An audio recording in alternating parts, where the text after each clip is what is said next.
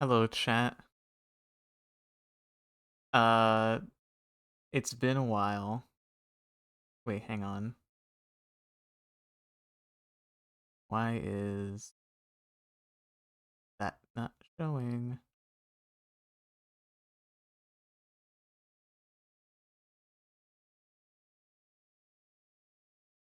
Oh, that's right. I made it disappear. That's right.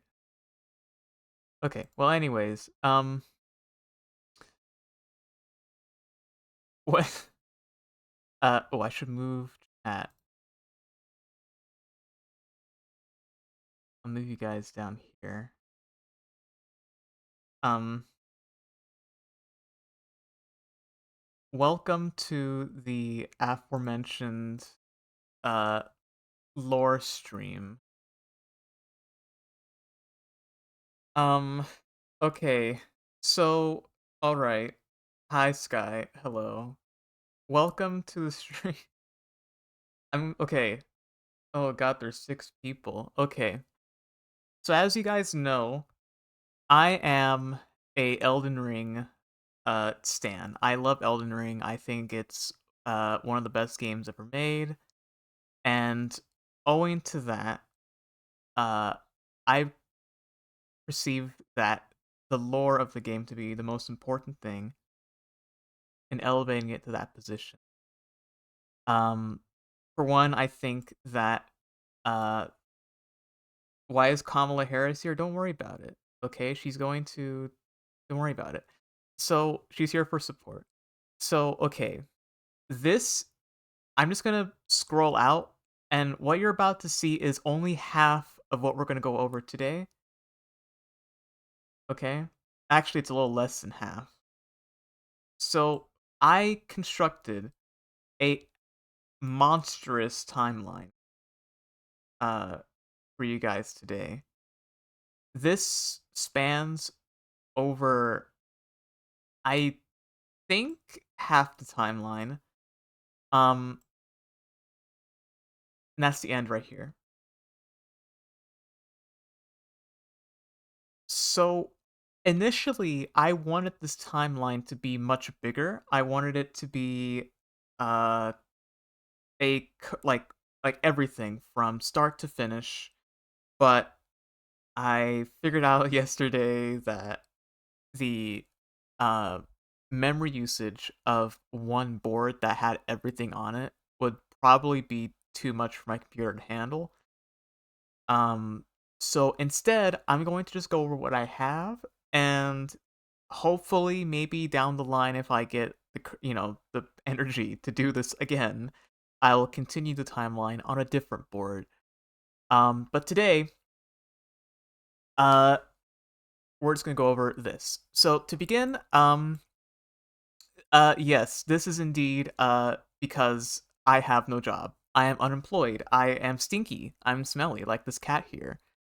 Um, So a note before we start. Oh, by the way, I wrote like things down. I'm gonna be reading, by the way, just so I could like keep my thoughts together. If I go like off script, it's fine. Uh, there's gonna be a lot of theories, lots of rambling. It's gonna be a joyous time. I should have some music going while we do this. I just realized. What should I put on? Oh, I know what to put on. Let's see, Elden Ring. Let's see, what are some Elden Ring ambient tracks? Let's see.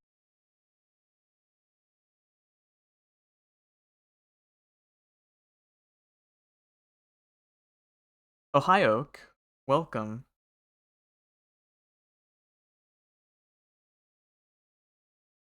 Let's see, finding some ambient track. Hopefully there will be no ads, or else I'll be very upset. Um,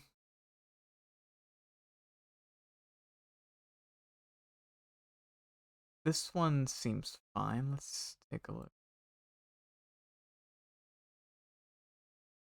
Oh, there's ads. Kill yourself. In Minecraft, I mean.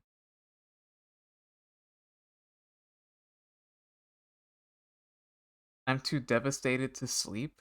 That's so true.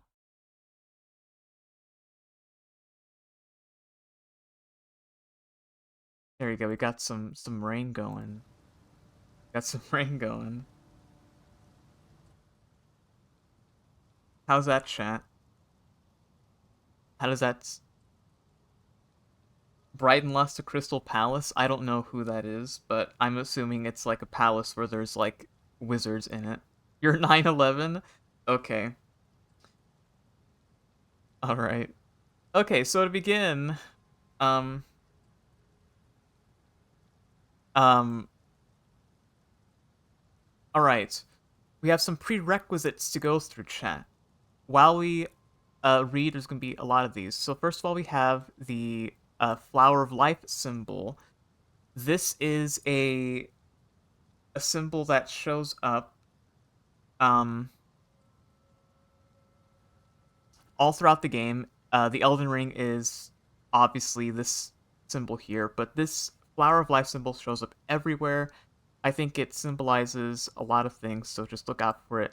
Another symbol is the flower of life or the tree of life symbol that you see mainly.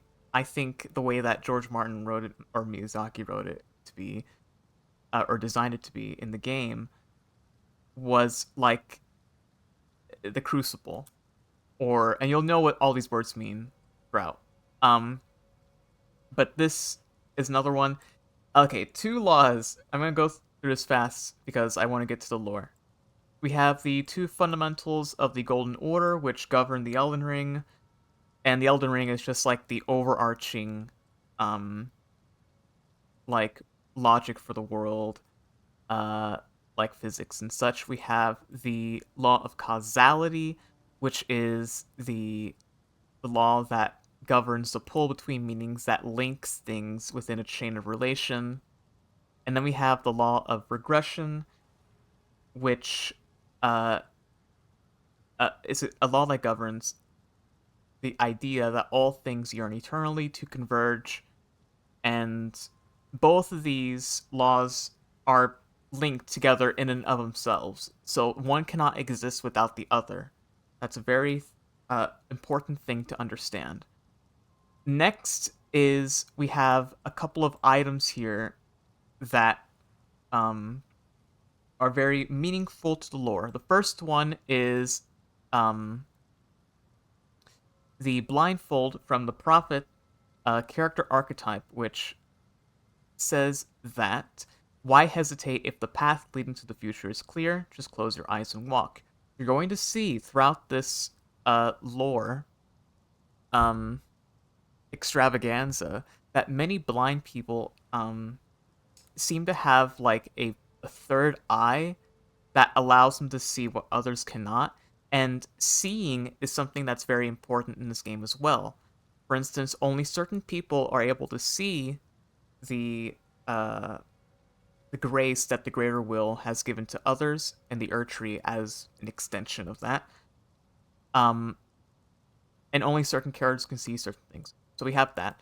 We also have the horn of the regal ancestor spirit, which has a very important line that says, "Thus does new life grow from death, and from death one obtains power." And what's also important is that this antler is growing buds, but specifically it's growing like a plant-like structure here, and we'll get into exactly why that is. But just know that there's going to be a an overarching theme of people taking control of death and using that to gain power, and that this power um, is going to be used to do different things, and they're all trying to govern the same like structures of like reality. And then we have the dried bouquet that you get in Belurat, which is in the DLC, and it says that the sorrow that flows from the untimely demise of a loved one is a tenderness shared by all, regardless of birthplace. You're going to see that a lot of different cultures in this game think of death differently, but they all share like the same like ultimate idea that death is something to be grieved, but it's also a ceremony that is out of love, not out of some like other emotion. But there are certainly characters out there that look at it differently. So okay, next we have a couple other things. The letter 8 will show up a lot. Has mean different things: the phases of the moon, the sun, snakes, etc. Which uh, is of course a callback to the flower of life, but we'll get into that. Um, and then we have just a thing that lots of things show up in pairs. Duality is a huge theme in the game. We have, of course, the law of regression and causality, and of course, the flower of life, which is symbolized by a double helix. And of course, the two beasts next to the tree of life, which is also important to remember. Okay, let's get into the timeline. Let's begin. Now, you might notice that some ideas might be a little bit janky, because I worked on this at different times throughout the month. I worked on this for like 2 months, I think. So just be aware of that. So let's begin with the greater will.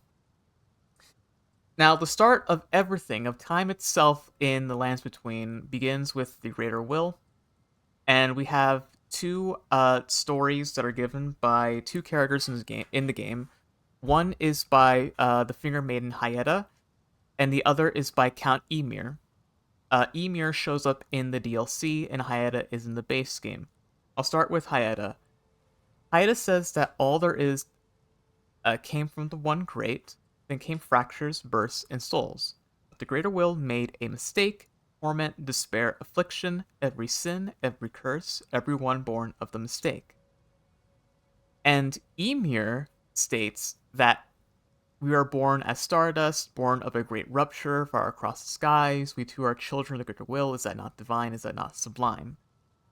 Now, what's interesting is that Emir is a glintstone sorcerer, and Hyetta follows the Flame of Frenzy, which is a flame that wishes to burn everything to become one again, to become the one great again. What Emir seems to attribute the beginning of the universe as a rupture, which to me sounds a lot like the Big Bang. Um, but Hayatta's seems more like a spiritual Big Bang that serves like one was the self, and then that self like had an idea to break apart, but that in doing so it also created sins and curses, a mistake. What's interesting is that the greater will is does have a symbol in the game, and that's represented by the lightless abyss that is represented by the empty space in Earmir's hat, which could mean different things. I've heard some people say that the lightless abyss itself is the greater will. I've heard that the greater will could be like everything in the world, like it's like a deity that spread across everything, kind of like how some people see God as like, oh, we're all part of the one being either way, whether we like it or not. We're part of his eminence. Um, we'll get into more theories, but what happened after that is the primeval current. Now, the primeval current is a very interesting phenomena. We have a couple of items here that talk about it. Um, and essentially, what the primeval current is this distant starry expanse. Think of how in our universe we have the acceleration of the expansion of the universe. It's something that if you glimpsed into it, it would honestly break your mind. It would be like looking into like God's soul essentially.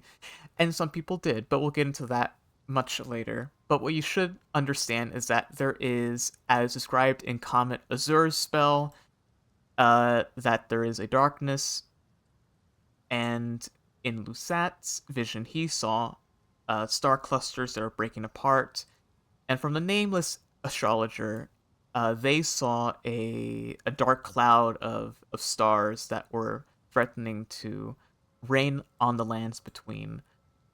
And so it does seem to be that, as Count Ymir stated, the greater will broke apart, ruptured, and then started expanding infinitely into the universe. Okay, so next we have the lands between itself. I believed this formed probably after this.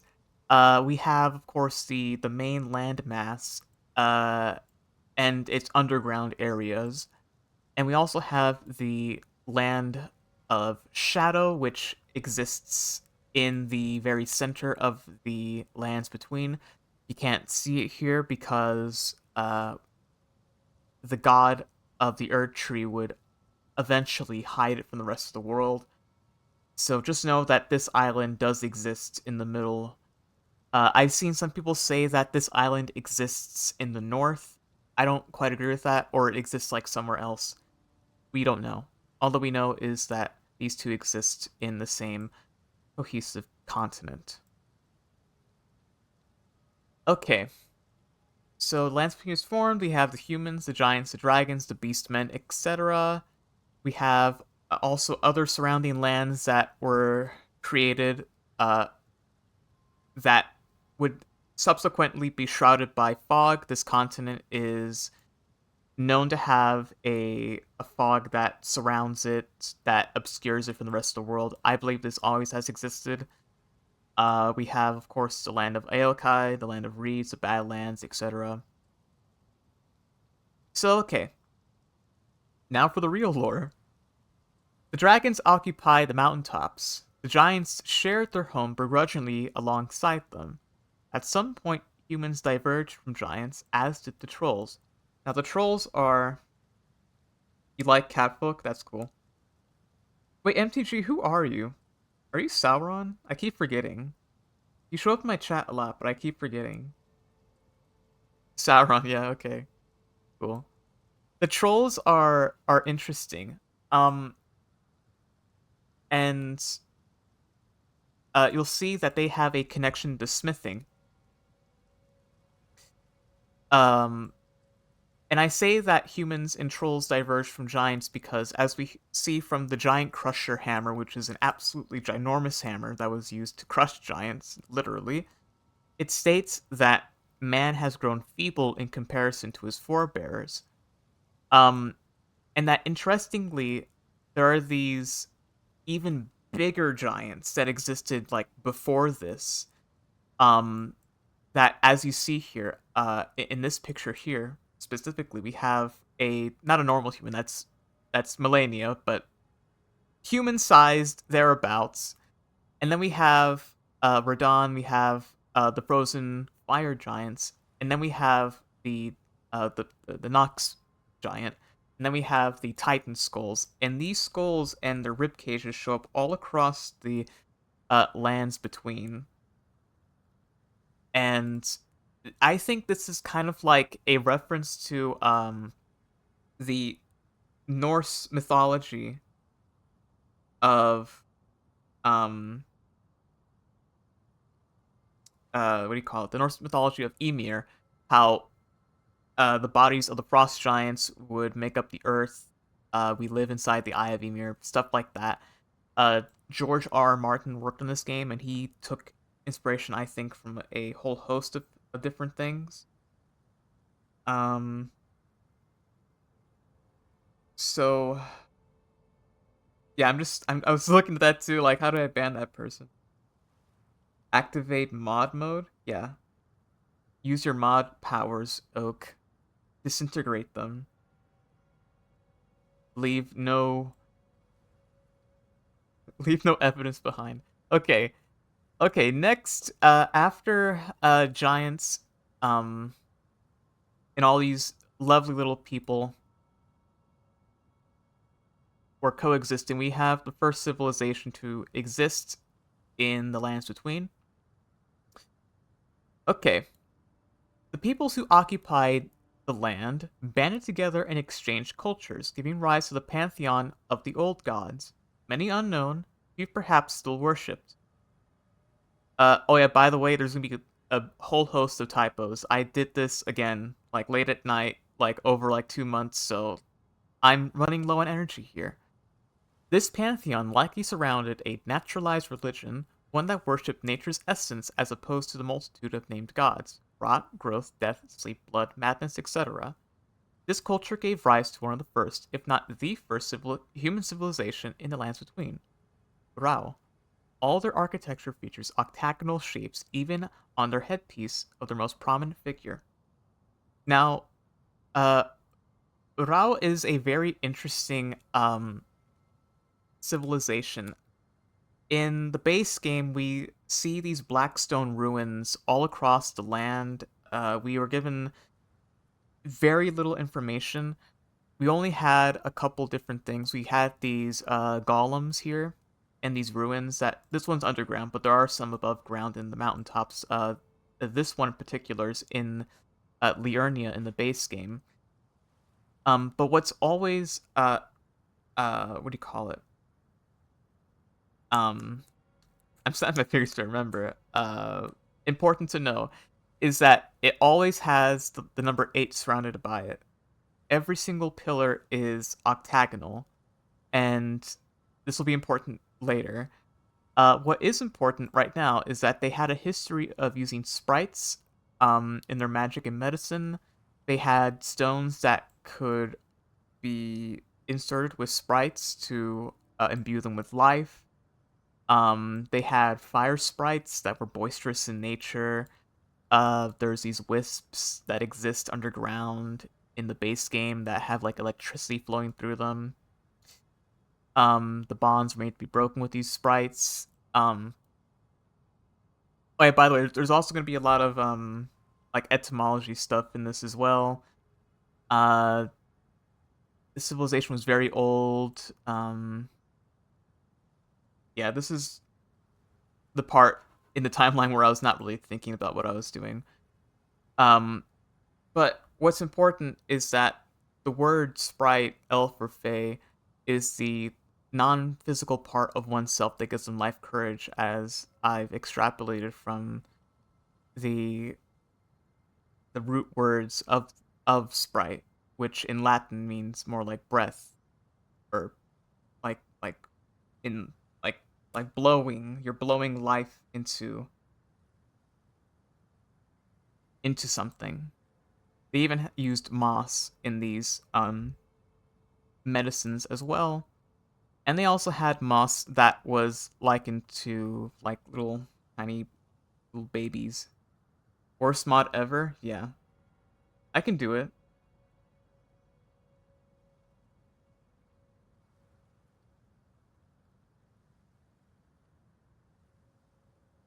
Oh, you did it. You did it.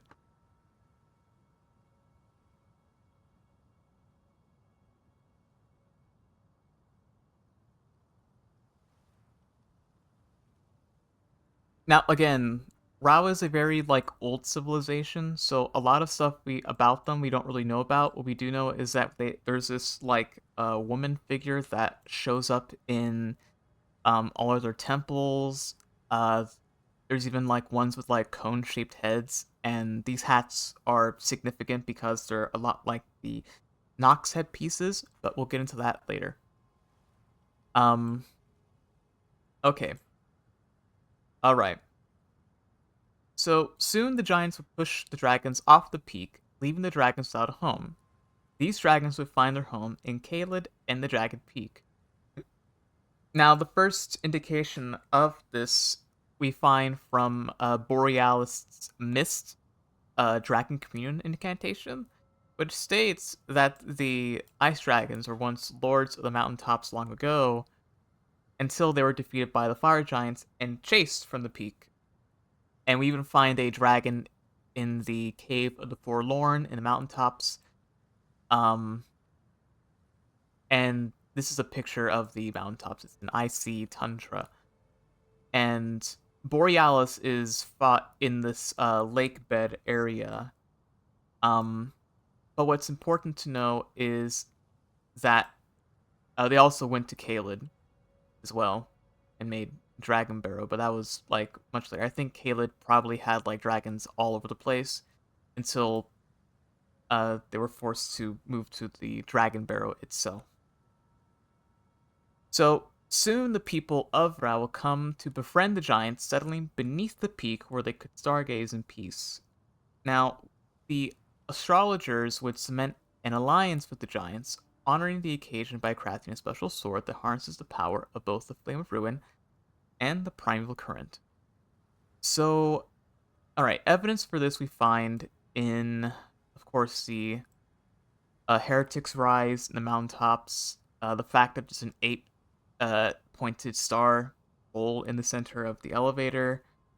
Uh, the Sword Knight in Flame itself is a sword that's like directly like linked to the Fire Giants. It says that the astrologers who preceded the sorcerers established themselves in mountaintops that nearly touched the sky and considered the Fire Giants their neighbors.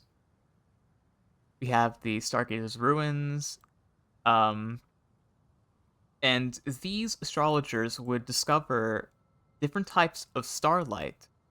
The first one I think they saw was probably the blue starlight. That's just like an extension of like the vitality of the stars, and other stars are also amber hued, and these command the fates of the gods. So by extension, so does the starlight of the paler blue stars, which govern the fates of people. So they found out that stars control fate. That's very cool, very neat. Okay, next, the Flame of Ruin stems from the Forge of the Giants, a colossal crucible of sorts that features the heads of dragons, the previous inhabitants of the mountaintops.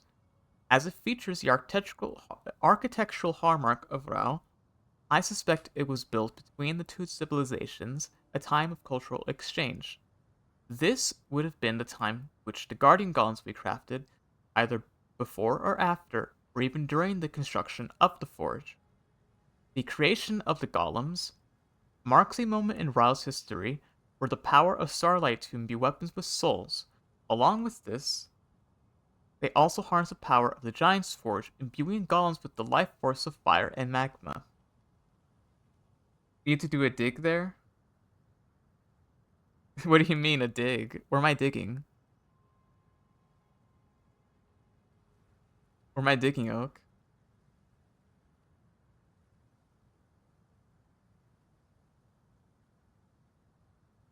Like archaeology? Well, you'll see that people do start digging and they find some very interesting things. But that's much later. So the Flame of Ruin is located within the Forge of the Giants. As described, it has dragons, or some would say serpents. Um, to be honest, I recommend digging after cataloging all octagonal sites. You have no idea how much I looked into this. There's literally like so much like so many places that have these ruins in it that it's like it's not even funny. I mean, for instance, yes, the pillars are in fact here. So Rao was here at some point, and it made up this forge with these snaky dragons on the forge. And within the forge, we have, of course, the Flame Ruin itself. Now, what the fire is, we know that the sparks from this peak would begin to bloom flowers in the soil. Uh, the the the frozen rawa fruit here is a food item that's eaten by like different animals in the mountaintops. In Breath of the Wild, their Tears to the Kingdom is in building a mysterious ancient civilization, and their opponent is Elden Ring. Yeah, pretty much.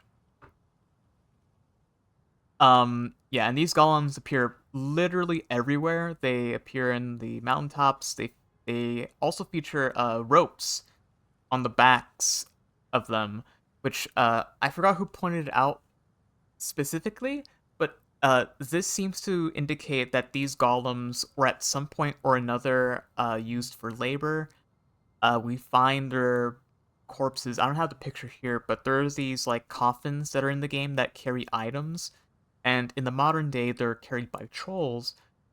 But there are coffins in this one place that has like all these golems, and they have these ropes in their backs. So it indicates, and this is concept art from the game, by the way.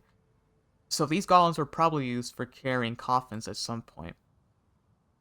What's interesting is that these guys are imbued with ancient magic and tempestuous winds. For example, the hefty golem arrow here is it says to have uh like tempestuous winds that like flow through it. So they're using like the powers of wind within their weapons.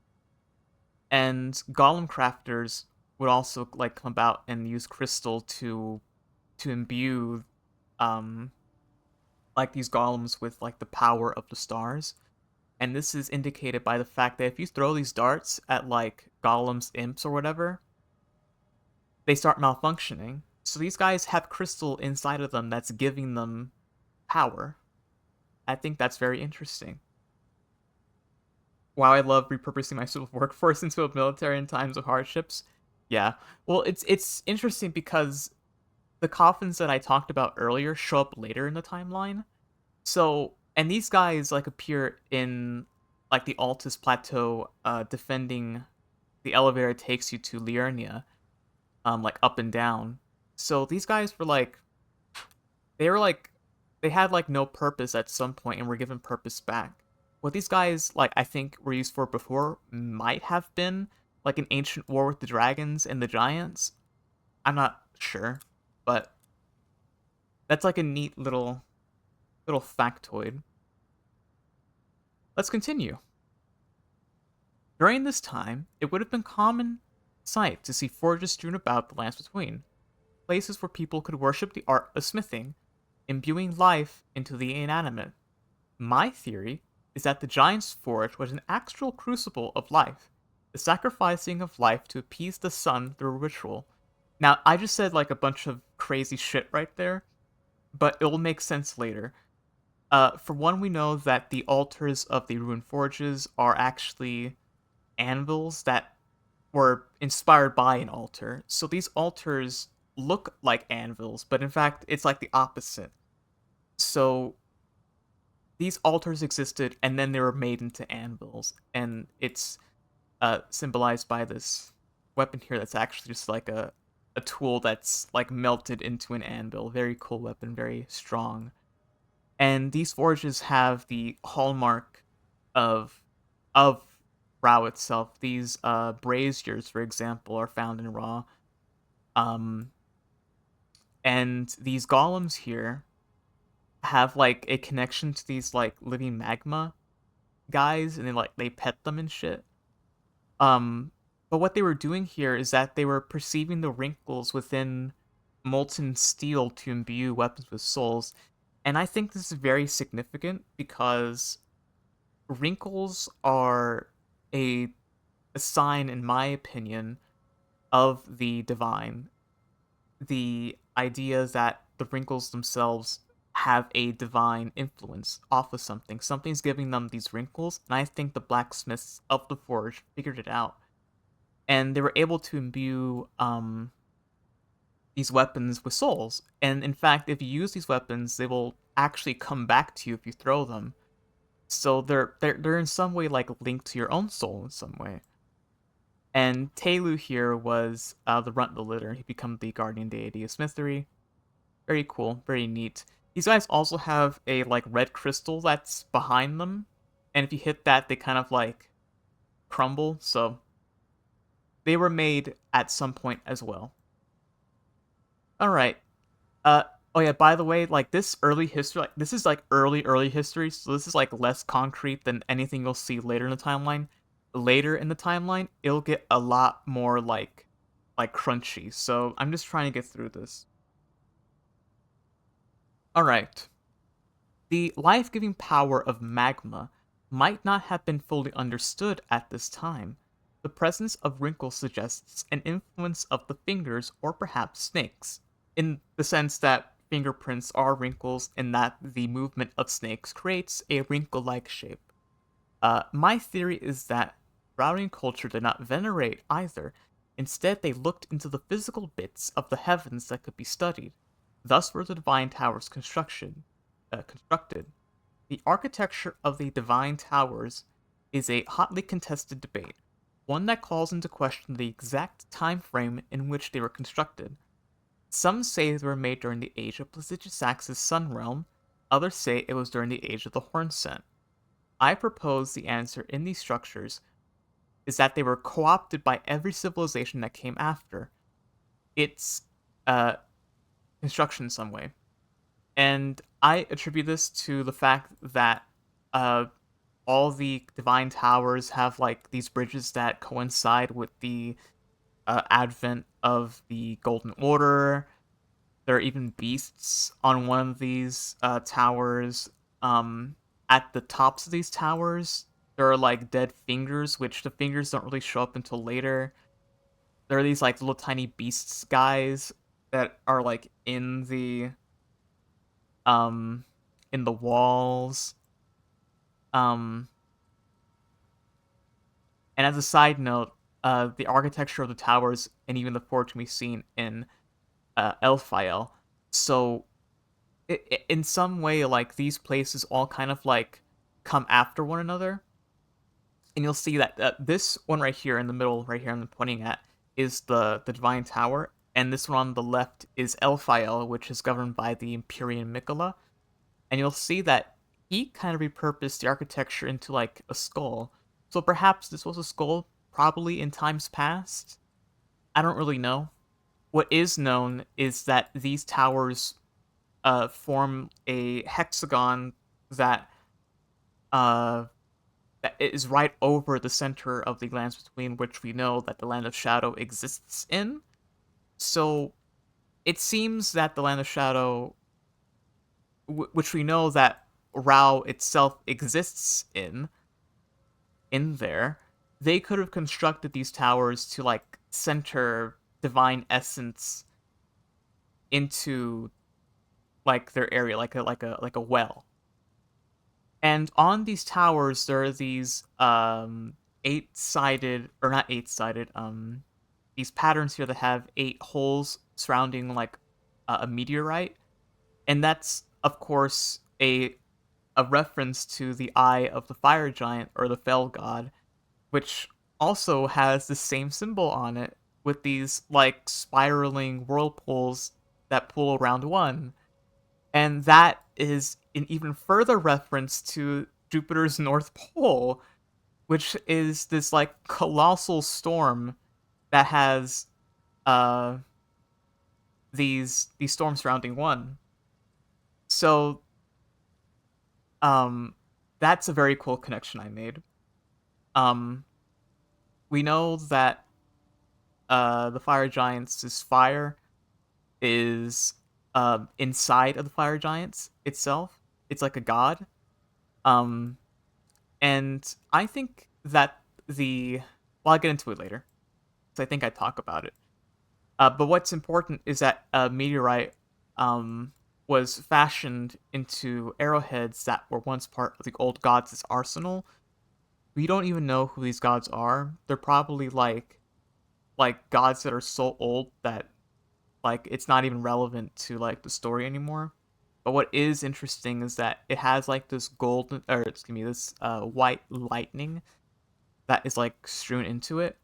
And I think that's kind of exactly why meteorite is shown here in like these divine towers. I think they were worshiping meteorites. Okay.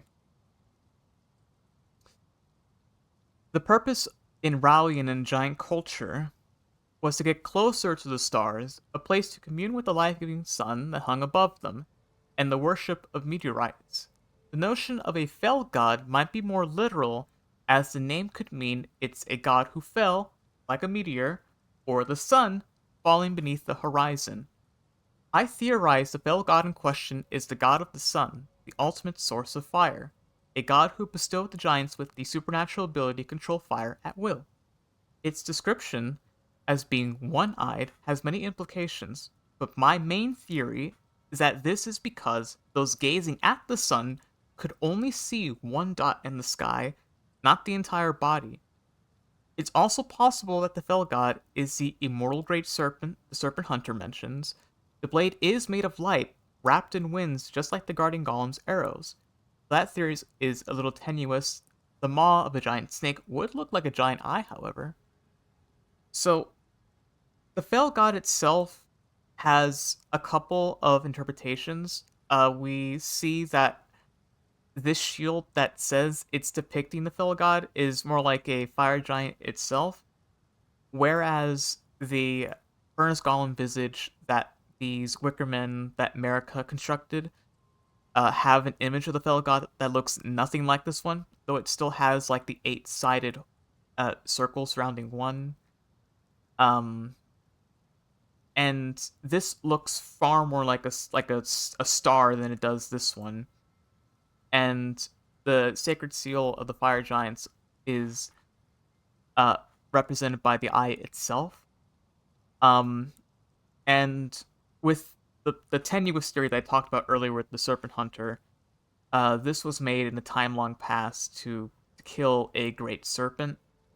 It could have been that the serpent itself, like, was like attacked at some point, like on these towers, and like somebody was like stabbing into the air to like kill the serpent, and they might have been successful, but who knows?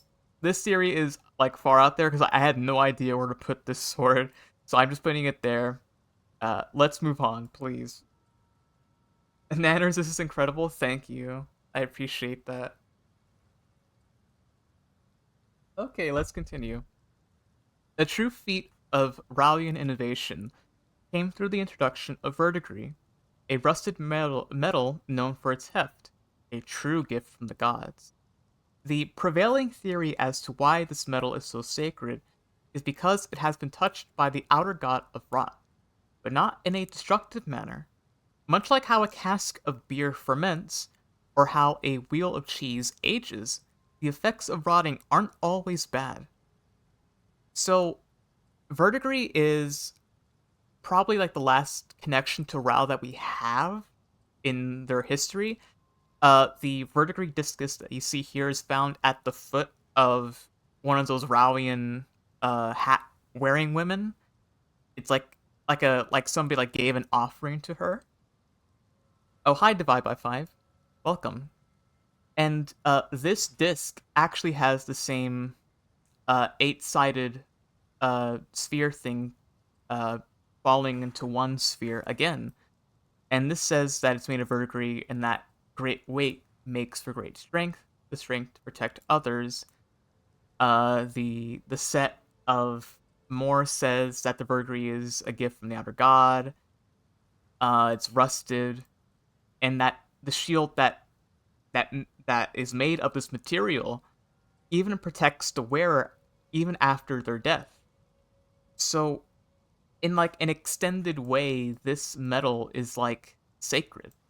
And in fact, I have a theory as well that this metal makes up the fire giant's disc that he holds, and he's actually a boss in the game as well. And he has like this little badge on his shoulder that also has like that same green hue as verdigris.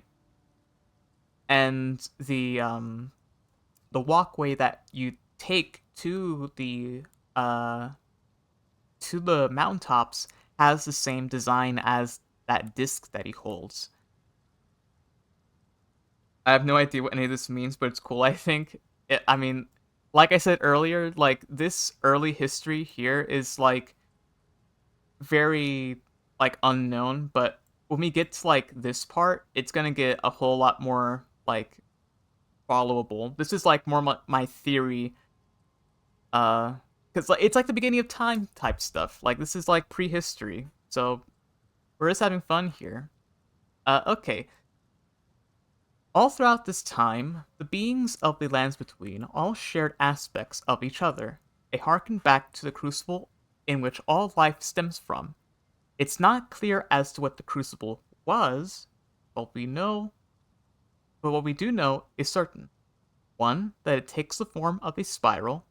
Two, all life was once blended together within it. 3. It is the primordial form of the Erd tree. 4. It has a red tinge to it. And 5. It is imbued with ancient holiness. Now, the first image of the crucible we get in the DLC, for real, is the Spira incantation, which states that the crucible is a normalized current that will one day stretch to the gods, and this spiral shows up in the Farum Azula or Elden Ring. If you take away the circles here in the middle and you just focus on the middle line, you can actually see the same spiral shape as this one here in the background.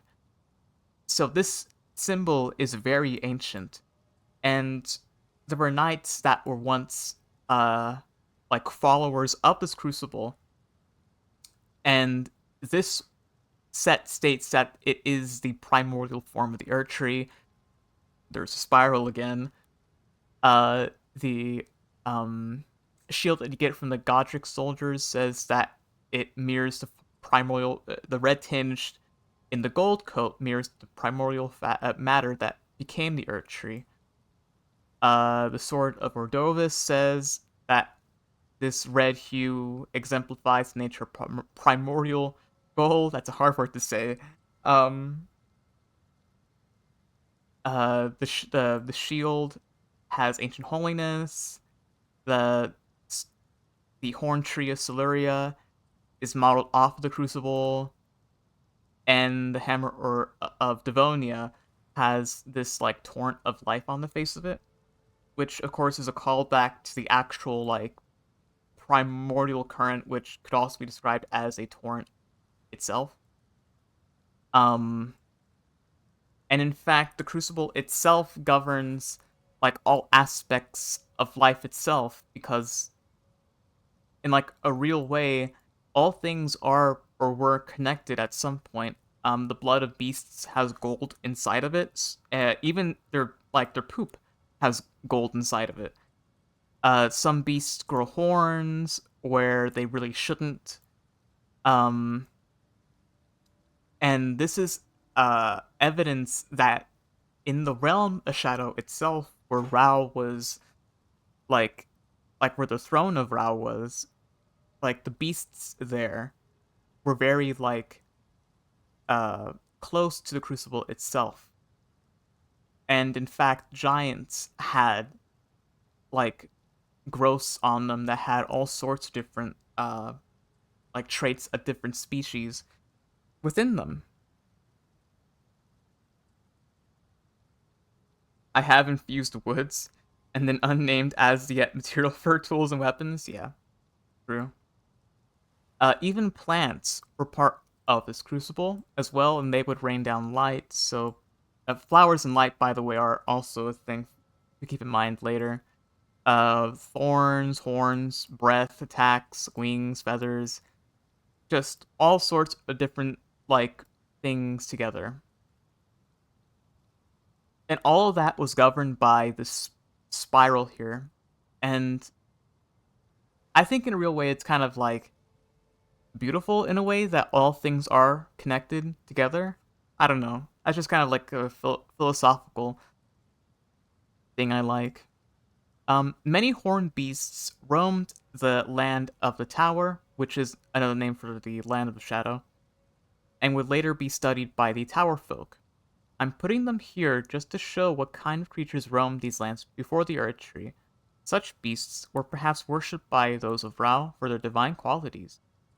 So we have here some beasts that are found in um the specimen storehouse in the Shadowkeep in the DLC, and these have uh like of course giants, and they're just as tall as the fire giants, and they all have horns on them and stuff.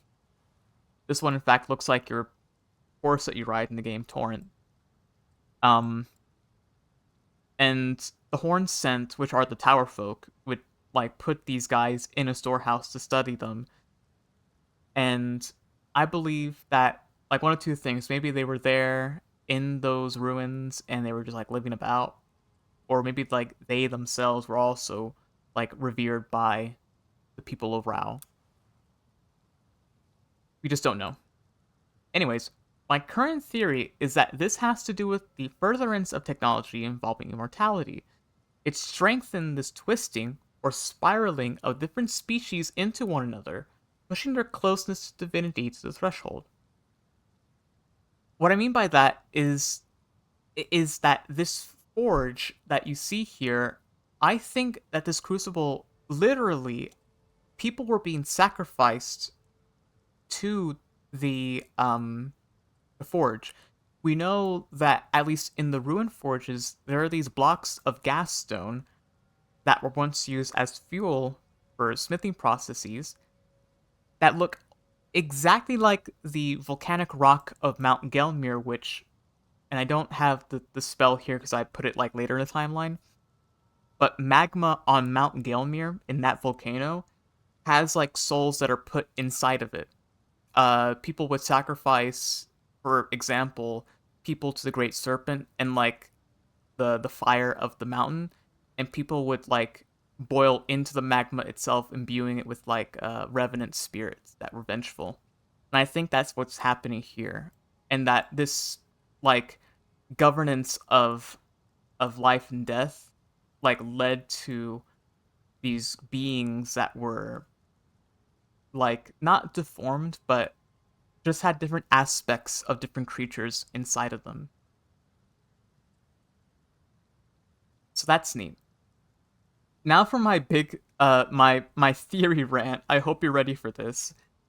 This all leads into a being called the Formless Mother or the Mother of Truth. So let's take a moment to talk about her. The Formless Mother seems to be this outer god associated with accursed blood, the sanctity of it, bestowing those with it great power. Though this is the case, I have a theory that her involvement goes much deeper. First time most people hear about the Mother of Truth is after their fight with Moog, who is this guy here. His remembrance items and others speak on a young Moog who stood before this eldritch deity in the dark sewers of Leyendale. And the dark is an important aspect of the outer gods, but simply to save time, blindness brings about a sort of revelation to the viewer.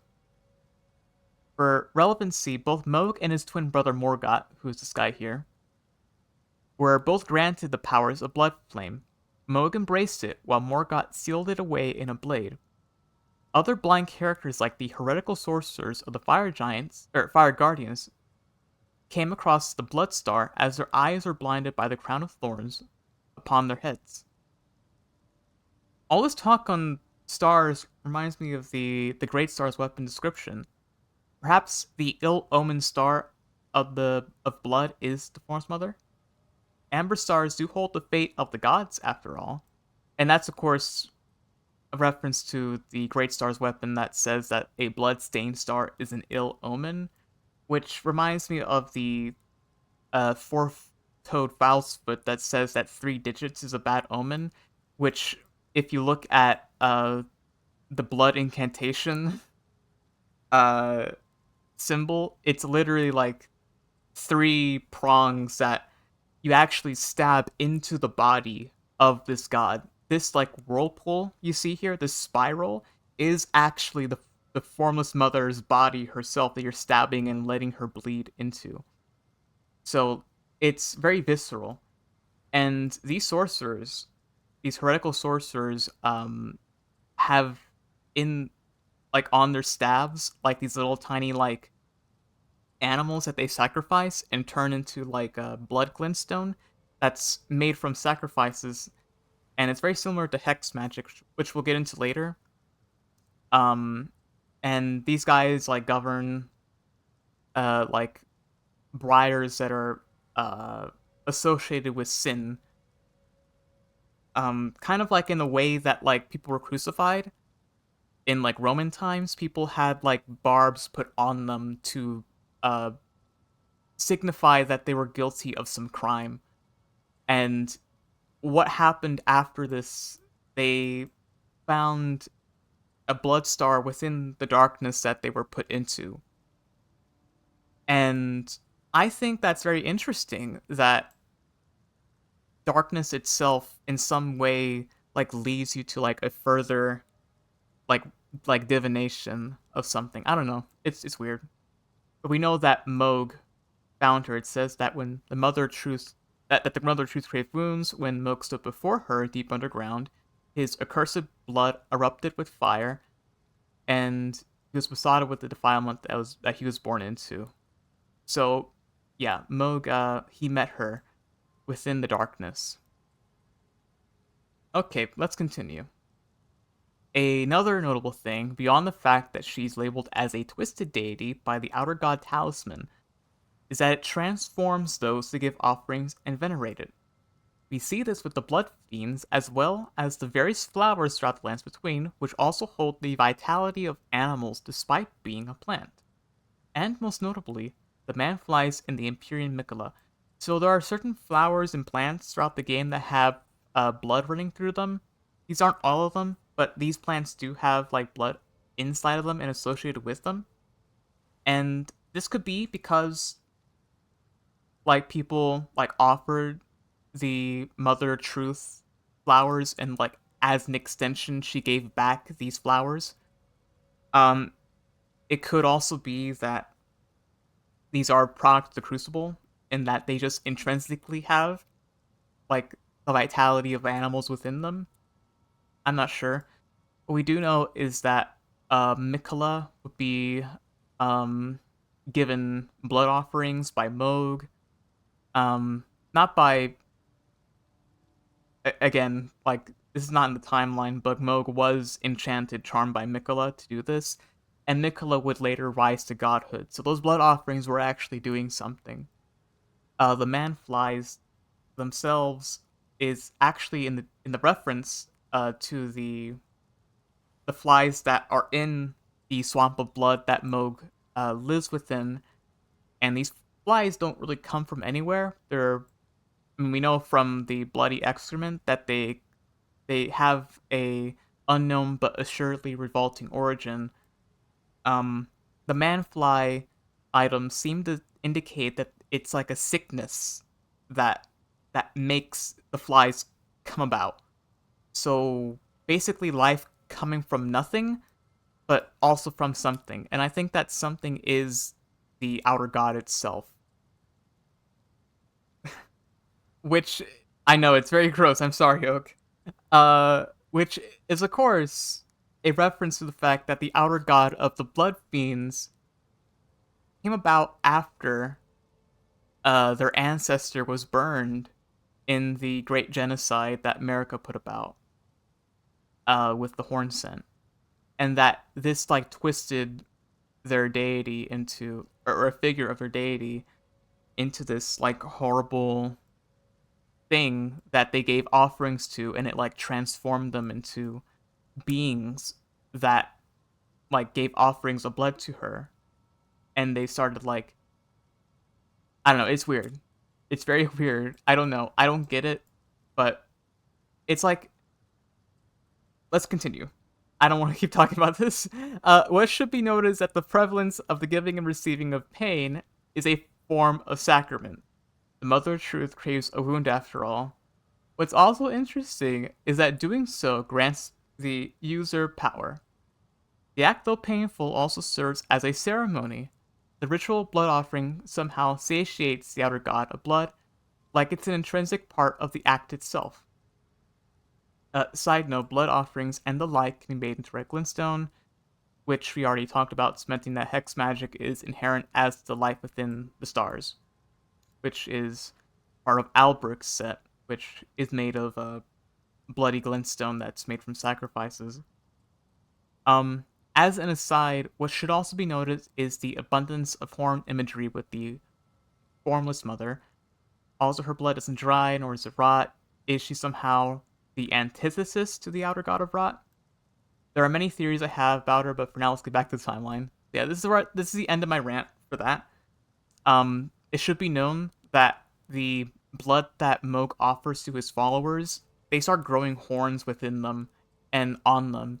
We know that the Albinorics, which are like a being of like silver, they take on like aspects of other things, and when they take on the aspects of Moog's blood, they start granting like or start growing rather horns on themselves.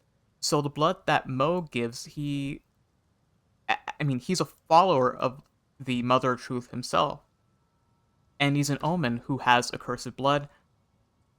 I don't know. It's a neat little theory that like the Mother of Truth like governs horns and blood itself. But I have like a theory down the line as to why that might be the case. But anyway, let me take a sip of water.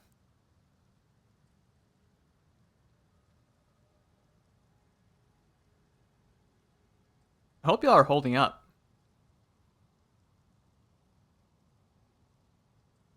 Hang on, let me change the music. Let me change the music chat. Let's get some different music up in here.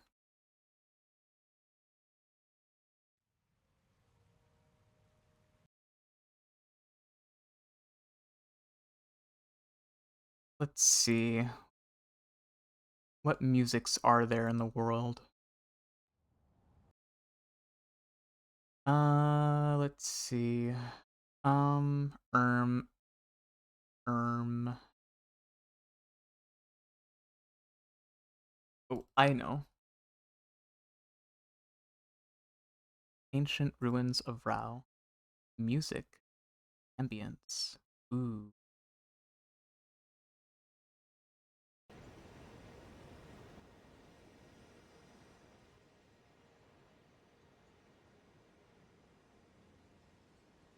You go back to Eep, sorry. Super cool though. It's okay, Oak.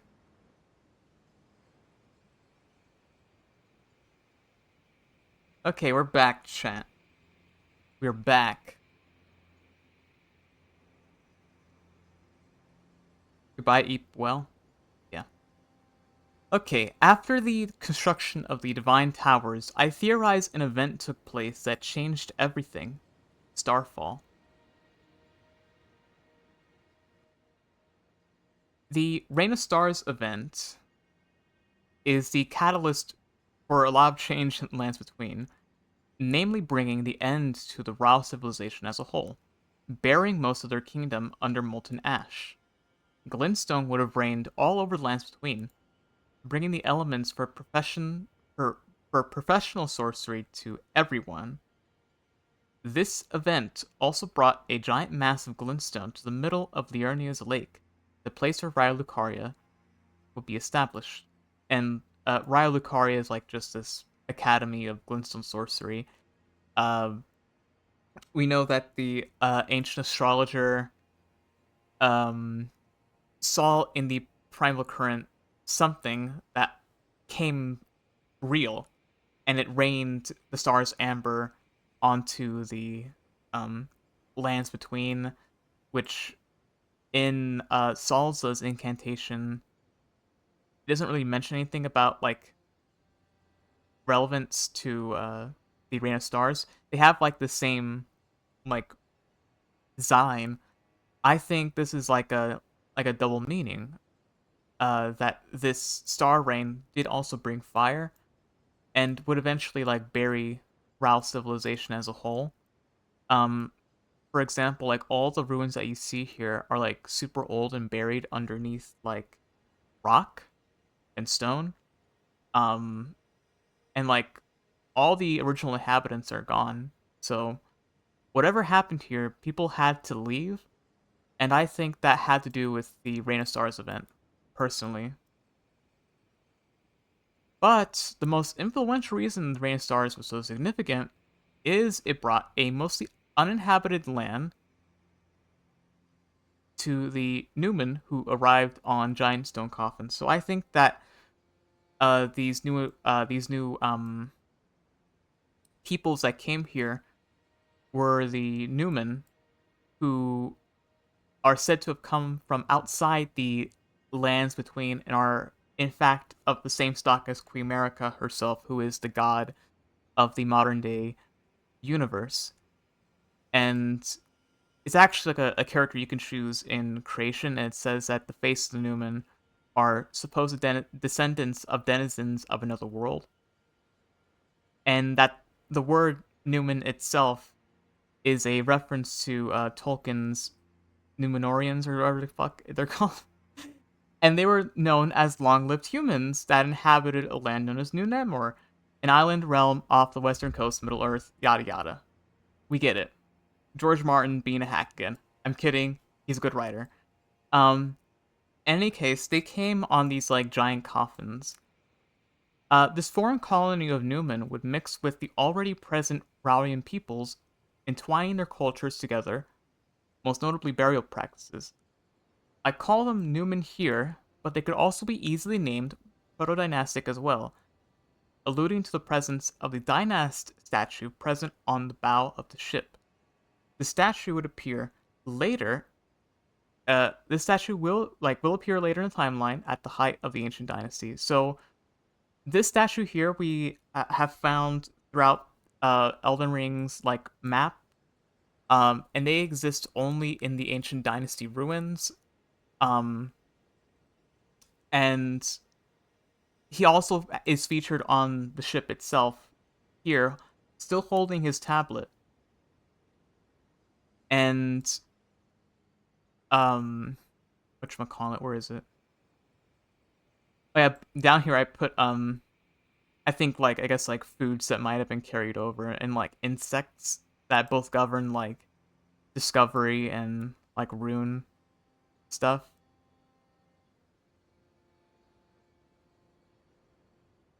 And on these ships, you will see that there are in fact images of birds, griffins, and most notably snakes and trees. Snake worship was practiced all over Mesopotamia, likening the shedding of skin to the rebirth or renewal of life into a being, i.e., mortality, though most of rune worship was practiced in cults. And, for example, like this Kadesha symbol of the god Nishka on this vase here, and this was worshipped in like a cult in Sumeria. Very cool. But in fact, yes, you do see the beasts here. You see people, you see bulls, you see griffins, and where are the snakes? Yeah, here we are, the snakes. There's snakes on these coffins, and they're very big. They're so big, in fact, they're actually like interiors to the coffins that you don't get to see in game, unfortunately. But it's very cool that they exist here. But why? Well, the main reason their arrival is so significant is because of the prophecy of the Dynast. At the foot of the Dynast is uh, the Imago Mundi, which is a Babylonian map of the known world that is in our own world. It's like an actual like artifact. Uh, Credit to Tarnish archaeologists on YouTube for that one. In his hands is a tablet depicting a tree, which is a symbol that appears um, in some of the dynastic remains. And yes, in fact, the tablet he does hold has like a tree on it. And what's interesting is about this artifact is um the Wikipedia page goes into it in far more detail, but there is a reference to like a creation story, or I think like either a creation story or a ending story to like the mythology, where like they construct a divine gate at some point of some sort, and like that's like connected to snakes. It's very neat. I don't know. Um, the obelisk shown here puts the entire story of the dynast together. In fact, we see the arrival of them at the top with the ships. These existed in the base game. We didn't really know what they meant until the DLC. We see them cultivating trees, and then down at the bottom we have like rituals and images that we don't really have like any like clue what they are, but interesting nonetheless. And these obelisks, in fact, are also like a reference to like an actual artifact in the known world as well. Um, and the Imago Mundi itself has is a map, of course, of Babylon with two rivers that you see here, and these dots are like cities, and these cones are mountains. And you might be thinking like two rivers. Well, of course, the Euphrates and the Tigris, but how does that relate to the lands between? Well, in the base game, you have the two rivers, the Shifra and the Ainsel, which are underground. And in the Land of Shadow, you have the Elec and the Scorpion rivers. So it could be either of those two rivers. I'm leaning towards the idea that these rivers that the Imago Mundi on the Dynast statues are a reference to is the Scorpion and the Elec rivers, because that's where they first landed in. And in fact, the word Elec is akin to the word ruler in Turkic, Old Turkic. And Scorpion is just talking about like the constellation Scorpio, and the Babylonians have like they called it the Scorpion because it's literally like talking about the creature with the burning sting, Scorpion, which in the lands between is a symbol of assassin. And we'll get into what the Sheetfer and the Iron Cell mean later, but if you read it, you read it, but we'll come back to that later. What can be understood is that once the Newman arrived, the culture surrounding death took on a new form. While cremation was common practice in Rao, many urns and pots can be found in the ruins, trust me, which I did take a picture of here, in fact. Um, the act of creation would almost become the de facto way of honoring the dead, thus springing forth the creation of both Ghost Flame and the catacombs. Catacombs offered a place to leave the ashen remains of the dead, stored away for future rituals or internment. The spirits are vengeful, after all. And yes, in fact, in the Ul Dynast ruins, you have these pots here that you also find in the catacombs, which both have the same beast head that are on the coffins in the Cerulean coast, which they arrived on, which links these three parts of the timeline together. And in fact, within the catacombs itself, you find like symbols that reminded me of Rao. You have these statues here. I think are like later in the timeline, so just ignore them. But you have candles that have ghost flame on it, which is a cold flame that is blue. Um, and all the catacombs have like the same like design here with the eight pointed star.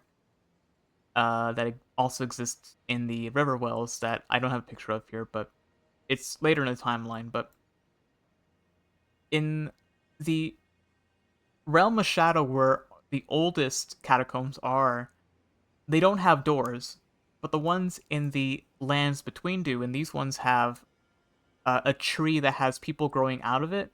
I think this one is probably like made by the Golden Order that America put in place. But they both feature this door frame that has people falling into like a skull or like a star. So there was like an idea that the dead were all leading to the same place at some point. And oh yeah, and there's also these like basilisks that I think people um like saw as like governors of death itself, that like if you look at them they would kill you, like you would die. Um that's pretty neat. In any case, the this culture of cremation was done in connected service to the twin bird, a so-called envoy to an outer god whose malevolence could only be attributed to its use of ghost flame, put a tired body to rest in an instant. Its children were the death birds, birds of blue and red feathers who raked the ashes of the dead in ghost flame kilns in the age before the Erd Tree. Their operation spanned the entire land itself, so much in fact that it led to rituals that honored and imitated their power and service.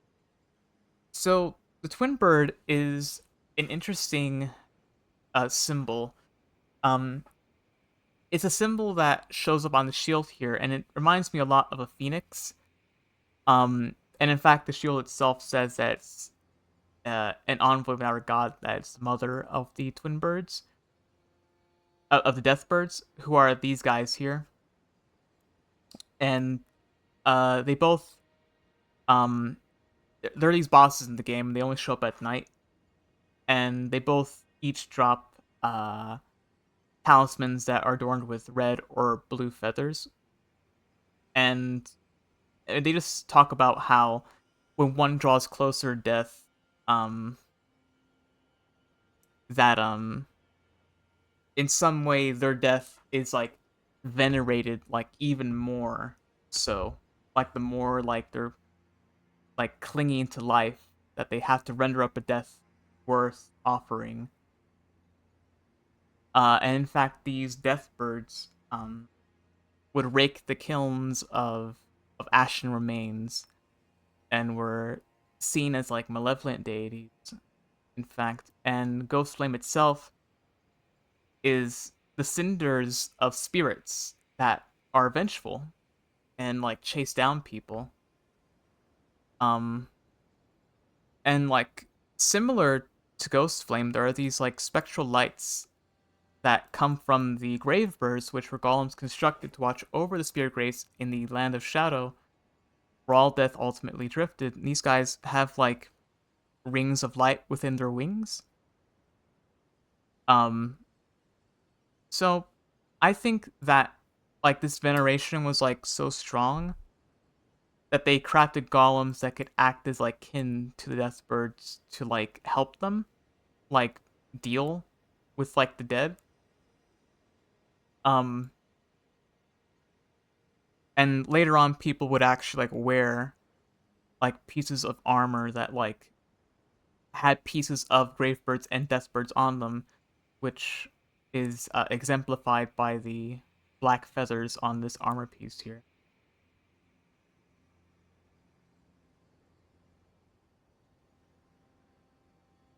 Okay, let's continue. And take a drink of water, actually.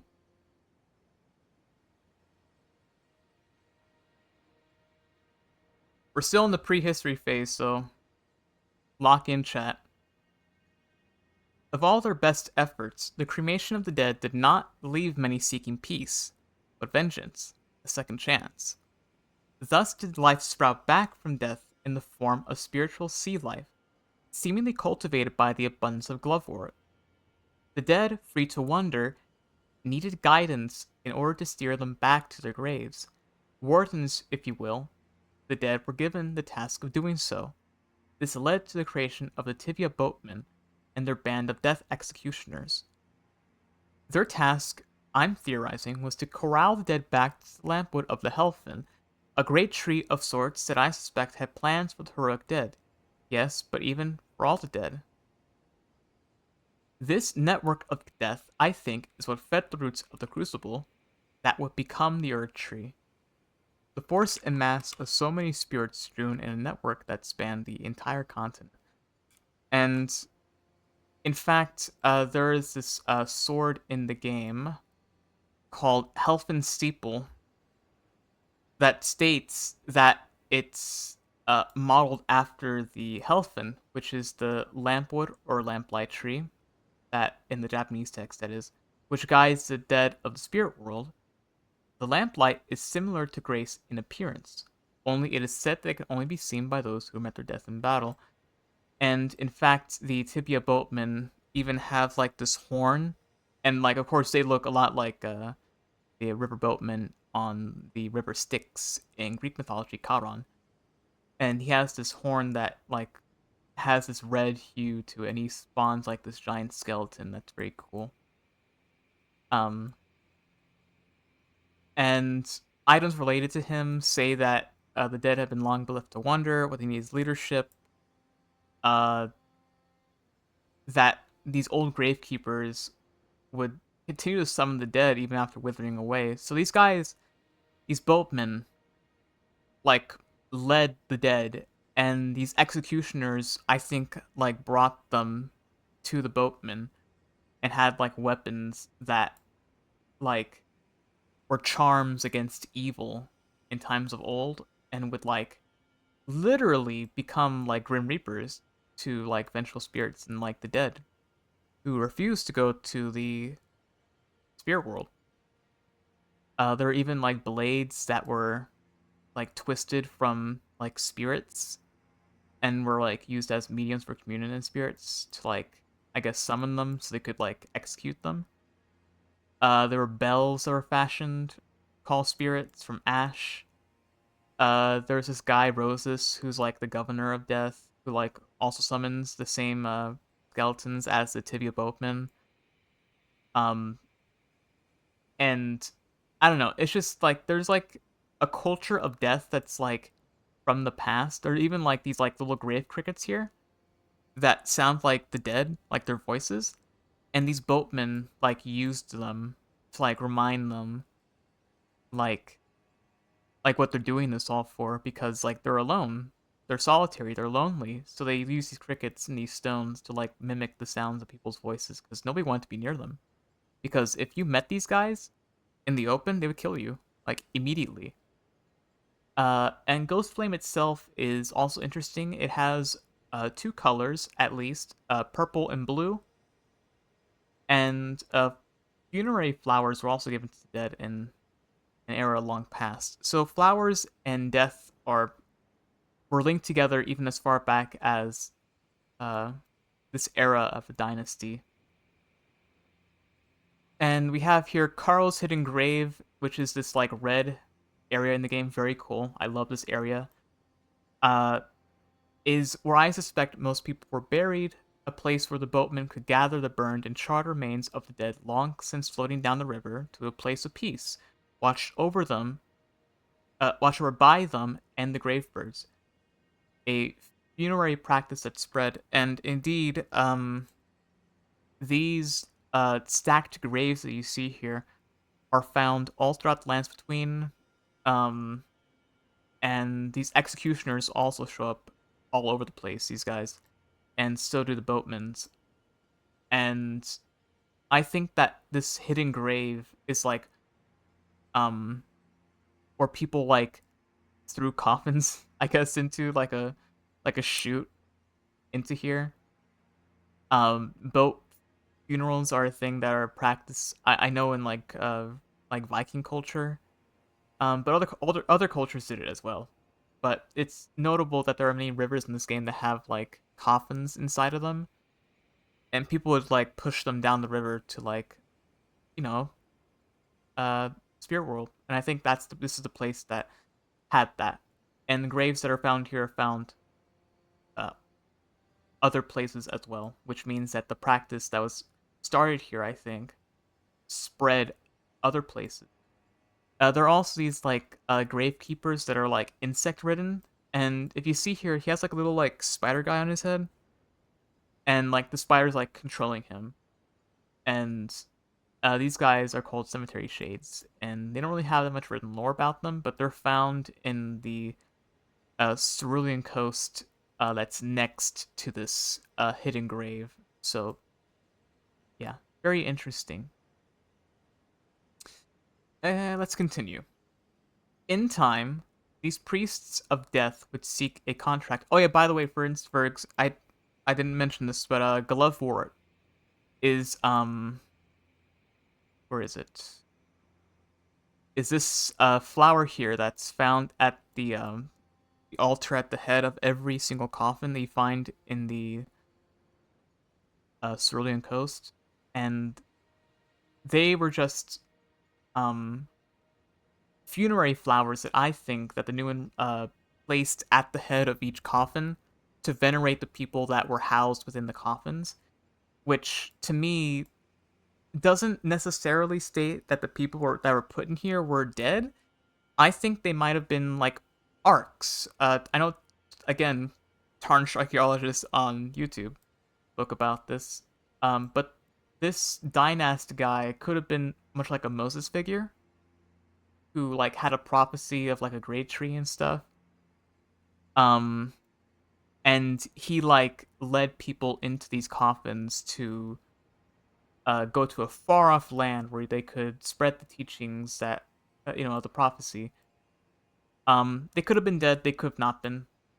Um, we know that at least for the bull that's at the head of every ship, the constellation itself um, states that the the bull's eye itself is like glaring menacingly at the hunter Orion in the sky. That's the myth of the constellation Orion and Taurus.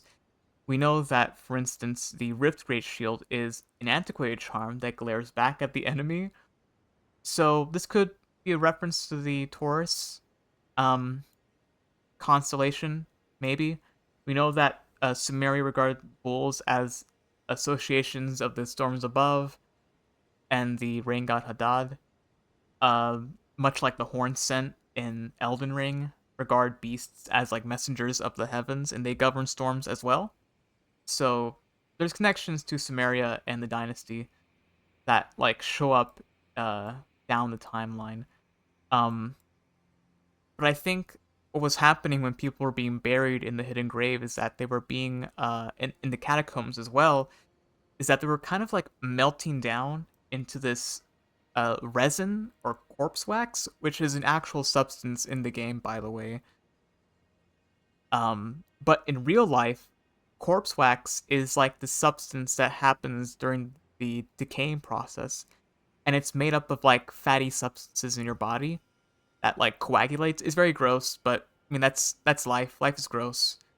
Um, but I think that's what's happening here, and in fact, the roots of the great tree are once linked to those of the Erd tree, or so they say, and it's for this reason that catacombs are built around great tree roots. Now, I know the word great tree in the Japanese text seems to indicate that they were mostly meaning like great roots, not great trees, but I'll get into it later. We know that resin was used for catalysts in sorceries and incantations, so this resin was useful at some point in spell work, at some point, I guess. Okay, let's continue.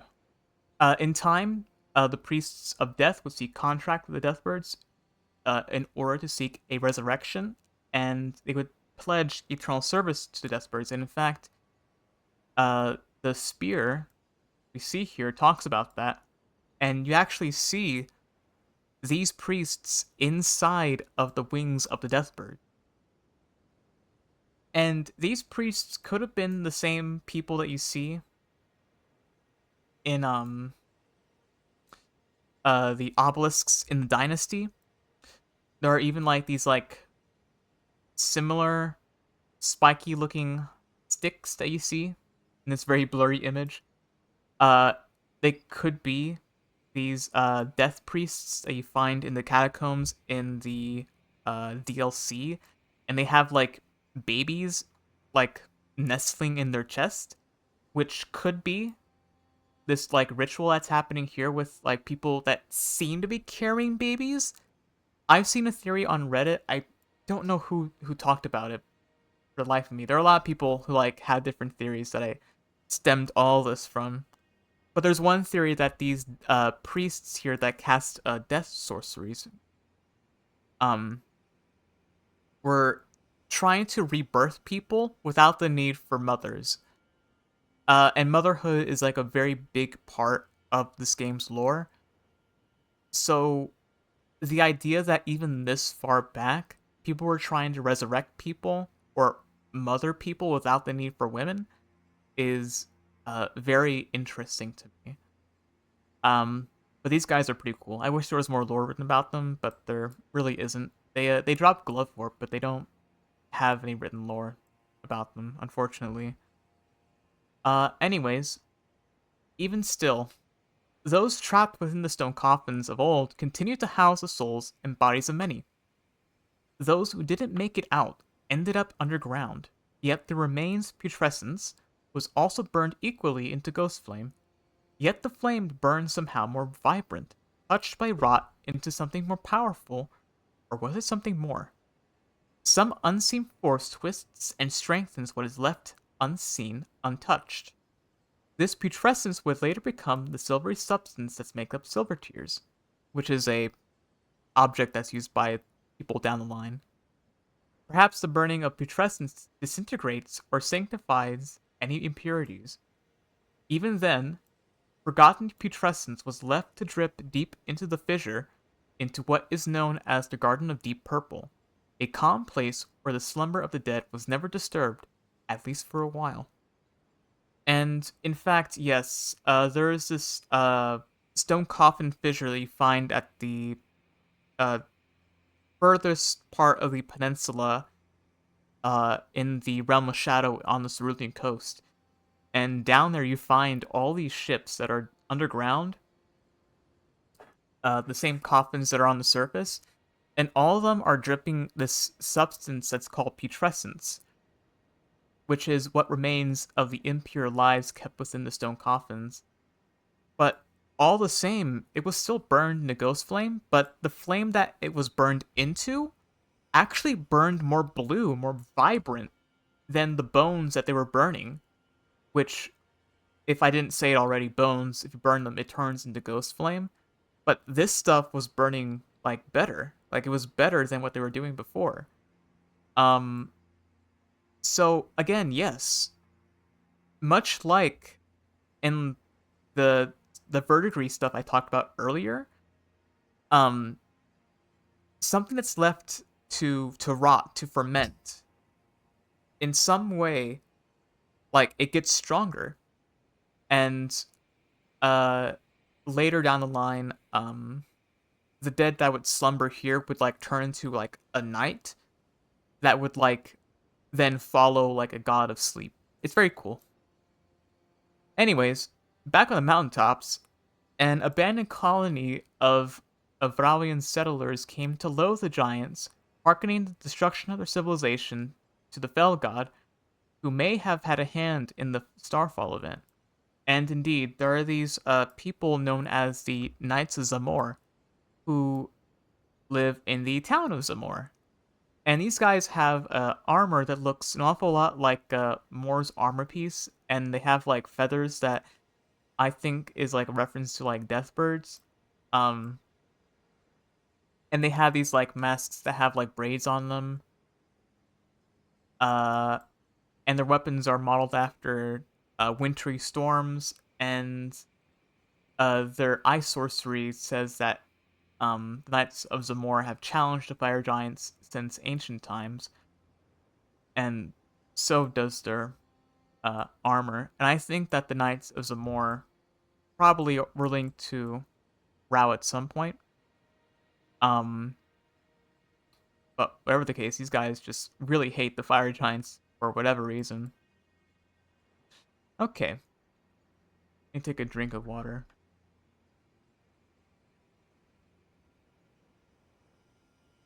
I hope you are holding up. This is a lot. Meanwhile, the Raoian survivors beneath the Altus Plateau make their trek to the top of Mount Gelmir. Here they discover the god-devouring serpent, the original sin in the flesh. This impossible creature allures them into worshipping it. Thus sprang forth the ancient snake cult, a prophecy fulfilled, it seems. These worshippers were likely perfumers who regarded the healing arts of aromatics to be a vector out of taming immortality. And yes, on Mount Gelmir and like the surrounding area of the mountain, you find these depraved perfumers who wear like uh, coats that have spiraling serpents on them, and they have like um, links to like heresy, and that heresy is imbibing physics that um, they were trying. Where's the depraved perfumer? I don't have him here, but there's a a perfumer you can summon in the game, and his story is that he was trying to find a physic, which is like a potion, um, to like rejuvenate his body into like eternal youth. And I think that's like connected to the idea of the snake cult itself. And it's the snake cult we learned from the curved sword that you in fact find in the Ruinstream precipice, which is a precipice that was created by the Rao civilization. And it says that there is a forgotten religion of a serpent deity. Um, and as a side note, um, on in the Runestream precipice, there is this image of a woman with a flower pot in front of her, next to some Rao pillars. Um, I don't really know exactly who this woman is. You find her image in all like places that seem to govern death. You find her in the hero graves, which were built by I think, the dynasty, in large catacombs. Um, this image was not made by me. There are some images that have like the same like Miro, which is the website I'm using, like sticky notes, but I took some images from Reddit as well to like put all this together, just for sake of brevity for myself. But all of them seem to have like cut off hands, which would be like hard work for people to like to do, like to deface all these statues in all these places. I think this woman always had like hands missing, as kind of like it could have been like a cultural thing. I don't know. Um, my theory is that she could have been like an early precursor to something called a deathbed companion, which in the game are these women that watch over the dead um as they pass, and they use like the life force that's draining from them to rebirth new life. And there's like a whole quest line that goes into like one such deathbed companion that's actually a tarnish like yourself. um and I say that this prophecy was part of the dynasty because and I couldn't find the picture that has this there's this obelisk in the game that's like this, but at the top there's this like other piece that I couldn't find. I was too lazy to do it like an in-game screenshot, but at the top of this obelisk is this image of the tree that somebody happily traced for me. And next to this tree are like two snakes um that are next to it. So there is connections between the dynasty and trees and snakes, which we talked about a little bit on their ships, because there are snakes that like travel across the ship. Which, if you don't know, snakes are like an image of immortality. For example, you might have seen like an Ouroboros, which is like an infinity symbol made of a snake, and that's like an ancient symbol that, again, is like a symbol of immortality. And in the game, there's this like giant serpent that wants to devour the gods, and it's like really fucking cool. I don't know.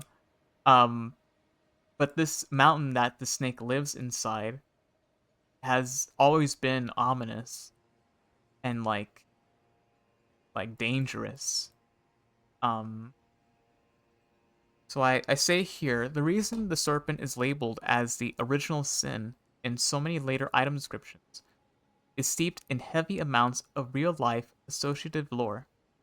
In short of it, the serpent is the embodiment of all the mistakes the greater will made upon creating the world, all the suffering, all the wrath. The only thing left is the gluttonous, all-consuming darkness, given the powers of the spiraling crucible of life, takes the natural form of a snake. On Gaelmere, the devoted would feed themselves with the serpent, and others would throw sacrifices into the volcano.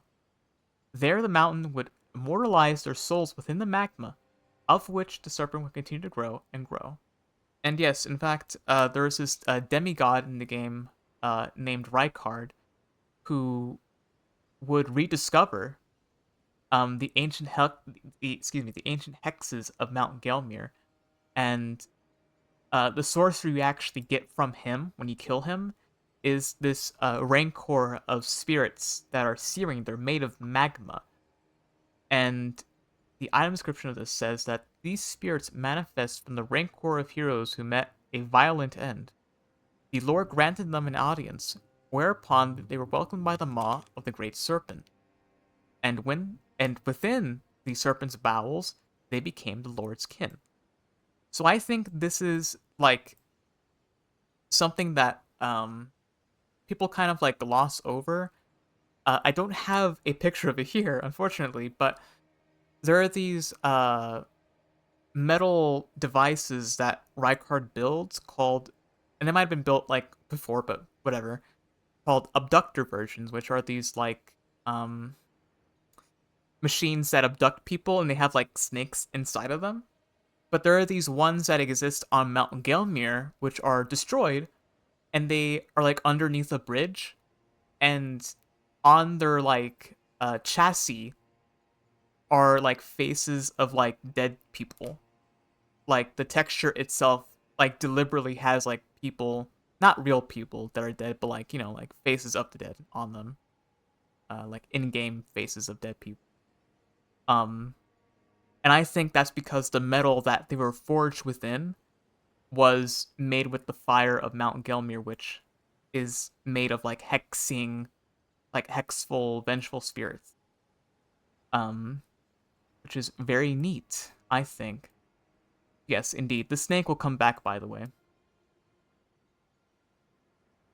If you want to know why this is the case, let's get into the ritual of light and dark. Excuse me. The ritual of light and dark was an ancient tradition, likely formulated at the end of the Raurian Age. The powers of each unique sword holds the powers of the light of the sun or gold in one, and the darkness of the spiraling crucible in the other. And yes, in fact, there are these what do you call it, altars that this one that you find in a catacomb dungeon has this sword that says it's a relic of a lost civilization from a time long past, said to have served a ritual purpose at altars of light and darkness. And you can actually raise the sword to two distinct um, altars, one that gives you the sword of darkness and one that gives you the sword of light. The one of darkness says that uh, the design has like wandering coils that coalesce and release their eddies, or is he's giving form to the dark blade. And you see here that those eddies are seen, these spirals. But on the sort of light, it's unswerving, it's rigid, it's intersecting, it's reflecting, it's made of silver, it's has gold within it. Um, which to me suggests like two opposites. And in fact, the two fingers, which are like worshippers to the, or not worshippers, but envoys to the greater will, like their children, I guess, or whatever the fuck. They govern light and darkness in their magic, and they would like give people this magic. Um, the reason why both swords are considered holy, despite one holding darkness within, and yes, in fact, both of these swords deal holy damage, which is interesting,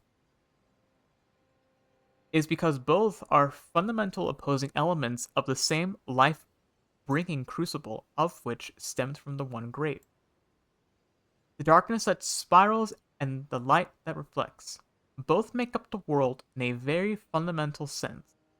For the serpent in particular, his darkness within this crucible gave form to something called the base serpent. Neither a deity nor a thing is a concept of life, a force of nature that gets stronger the more you feed it. Its effects are seen, its effects on creation itself shows up in everything, so it'll be covered in the future. The opposing force of nature to the serpent is, of course, the tree. It's unwavering, it's rigid, it absorbs, intersects, and reflects the light of the sun, which I believe is the greater will itself. Its branches of causality making up the basis of free will, or perhaps these branches are thorny briars imprisoning us with the weight of our sins. The tree, in a real way, makes up the bedrock, uh, the support for reality. And I just said like a whole bunch of like nothing there, but let me explain. So in Dark Souls, there's this place called the Ash Lake, which Dark Souls is made by the same people who made Elden Ring, by the way. And this Ash Lake is um kind of like an image of what the world looked like before the Age of Man in Dark Souls, which had like trees that were made of like rock. In Elden Ring, when you fight the final boss, there are these like uh Erd tree um trunks that like are all over the place, and they're all like reaching towards like the sky. And the Erd tree itself in the game is like this golden tree that like takes on like the powers of the sun. The base serpent that is found within Marika's son Mesmer, um as the horns that you fight him with, if you choose to at least, you'll say that Mesmer was the most base of them all, which to me, and he like says that they would call us savages, but he was the most base of them all. The savagery that the Hornsent is talking about, I don't think is like in the same sense like the savagery that like oh he was a savage. No, I think it's like literally like the most like animalistic, like actually um like the basis for reality. And there is this like cut um item in the game that you get or that you would have gotten from like a person on Mount Gelmir, and it has like the image of the snake uh coiling on the tree itself. And I just say here, just know these forces aren't mutually exclusive in their own most condensed form. The laws this game employs suggests everything ebbs and flows more than it stands unwaveringly, suggesting, ironically, darkness wins over the light more than you might think. Serpent never dies.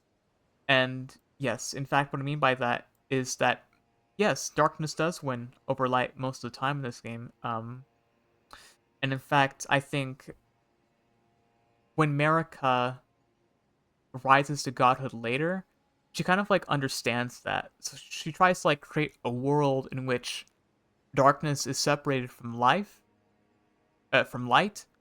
but when she does that, it kind of like continues to come back together, which is of course a reference to the laws of causality and regression that I talked about earlier in the timeline. So yeah, in a real way, like this causality um could be like a representation of the tree itself, and that regression is like serpent itself put into like the golden order itself. um I don't know, it's just a neat little thing that I thought of it with. A person who I guess made me realize this was a channel called Hawkshaw on YouTube, and he has like this giant iceberg that talks about serpents and how they relate to Elden Ring, and I just found that pretty cool. So let's talk about fingers, y'all. What do you think about fingers? The fingies. I like fingers.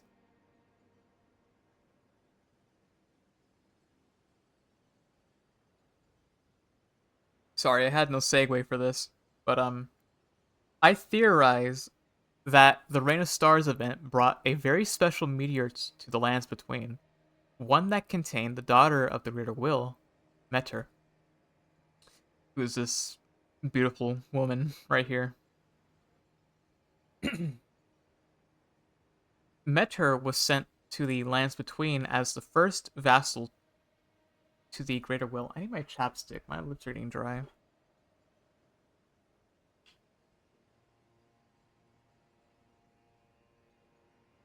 Okay.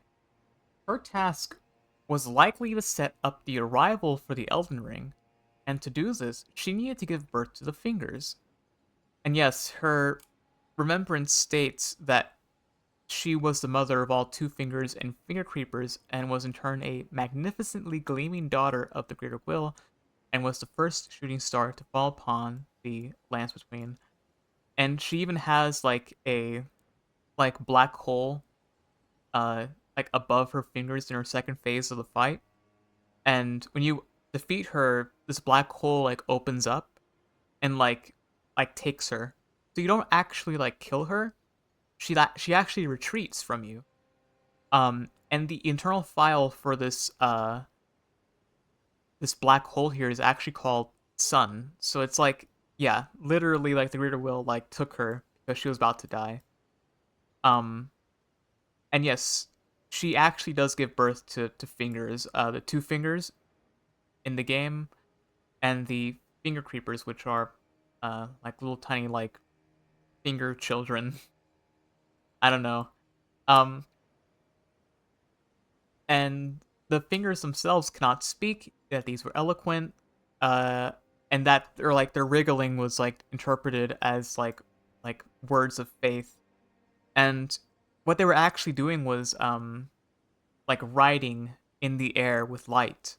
So these fingers actually have like magic intrinsically with inside of them, and they have like a language of themselves. Um, and like there would be maidens that would like use their incantations.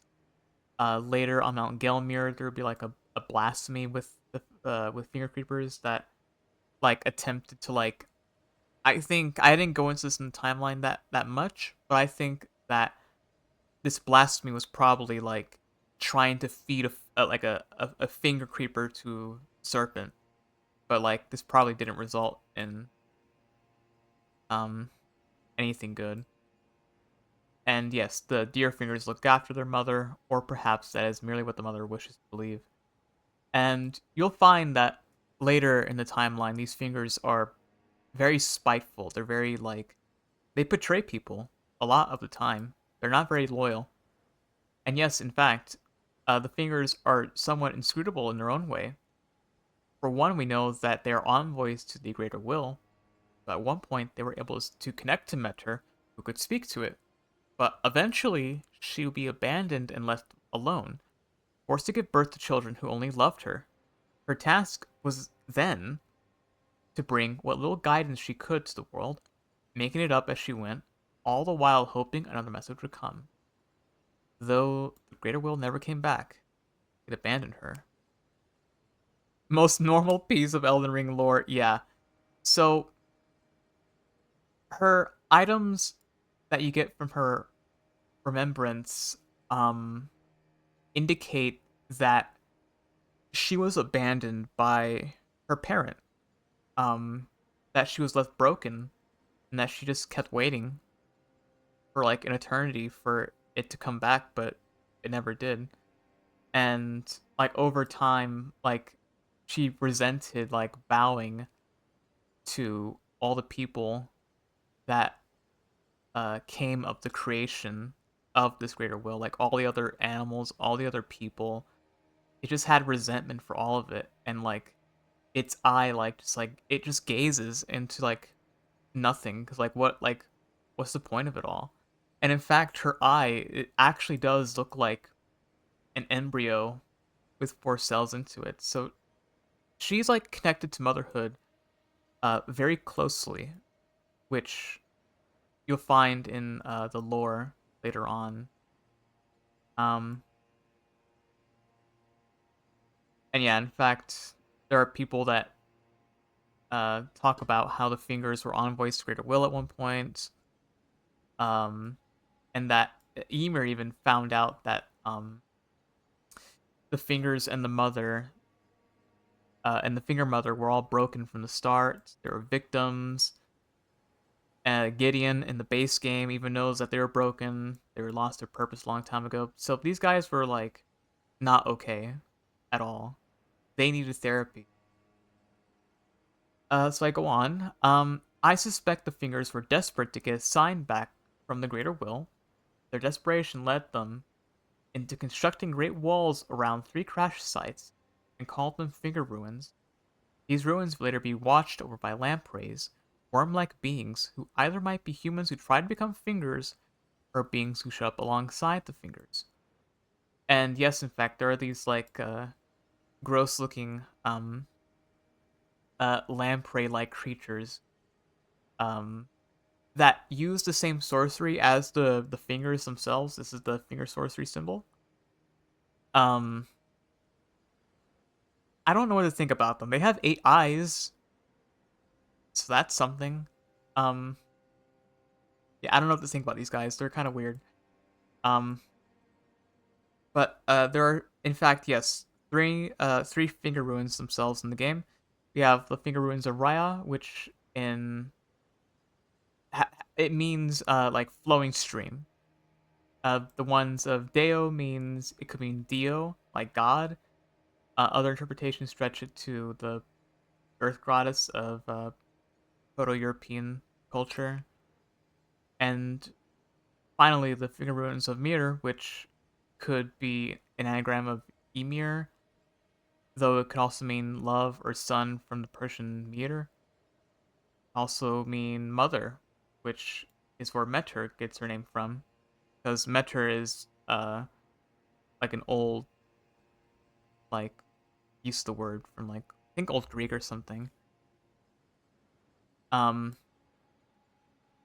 and in fact, underneath uh where Emir is, Count Emir, there's like this giant like chasm, and if you sound like the horn that's here, you get taken to this finger birthing ground where there are these like coral growths on the roof, and I think that these would allow Meter to like spread messages through or even receive messages because again she's like the only person that receives these things anymore because her parent is gone. um so it's quite sad. And yes, there are these giant walls that have kind of like the same similar structure to like the altars of light and darkness we talked about earlier, and these giant stone fingers that have like gold like flecks put into them, and these like round rock moon-like formations that I suspect are like a link maybe to the lampreys. Maybe they were like hatched from them. Maybe. What we do know is that giant bells we place here. Um, I theorized they're placed to try to reach the greater will, but no avail. Their purpose would later be used in a ritual of sorts that confirmed those worthy of being guided by the stars. And yes, in fact, Count Emir even gives you a necklace that allows you to sound the bell in these ruins. And it's a very interesting thing. He says that if you sound the bell here, you'll be guided by the stars. And interestingly, I have a theory that the finger maidens who can speak to the fingers in like later in the game's lore, uh, they might have done like a similar ritual of like sounding the bell and like getting like the blessing of the fingers. So I don't know. Um, just a theory, but I feel like those extra worthy were given a special burial, wherein they would be laid to rest, their body facing the stars, with the fingerless hands outstretched. A very disturbing sight, but one that would be later replicated in the Wandering Mausoleums. And yes, in fact, in the finger ruins of Ria and Deo, there are these like coffins with bodies that have like cut off fingers, and um, if you interact with this body, you can actually like replicate remembrances of of bosses, which remembrances are just like giant souls that allow you to like get more money or like items of importance, like weapons, whatever, from the boss that you kill. And there's a similar coffin structure in this thing called the Wandering Mausoleum, which is built later in the timeline. And those things um, have like the same function. So this practice of burial was also done back then as well, interestingly enough. But anyways, soon people would discover the finger ruins and begin to imitate the sorcery of the lamprey. I suggest this enlightened them and to begin further study of the world and the nature of the life within the cosmos. This is where professional glintstone sorcery began, I believe. So yes, indeed, people would start learning the sorcery of the lampreys. We know here in the glinting nailstone item that the lampreys guard the finger ruins that resemble fingers far more than do humans, and so the finger weavers imitated their sorcery. So yeah, in fact, uh, I think that the finger weavers were like the initial glintstone sorcerers that you find in the base game. This is like the earliest part of the timeline for that profession. As to what the fingers are exactly, well, we know the bodies of the two fingers on the divine towers and the ones on the round in the round table hold resemble wood and harbor a texture akin to that. It could be that their composition is probably a mix between flesh, mushroom, wood, and stone. And uh for instance, we know this from the um finger mimic mushroom that people call these the stillborn of the two fingers. It's a giant uh stone fingers that grow in the ruins actually like grow nails on them, and within the lamprey themselves, there's uh like pearlescent crystal within their bodies, which suggests that perhaps all these things are like within the fingers themselves, which allows them to like be conduits for sorcery. Um Over time, I theorize those who study the fingers try to become fingers themselves. While they may have been unsuccessful, the consumption of these nostrums, in my theory, which are these things here, erupted horns from their bodies of those who partook in this ritual. This gave rise to the art of horn calling.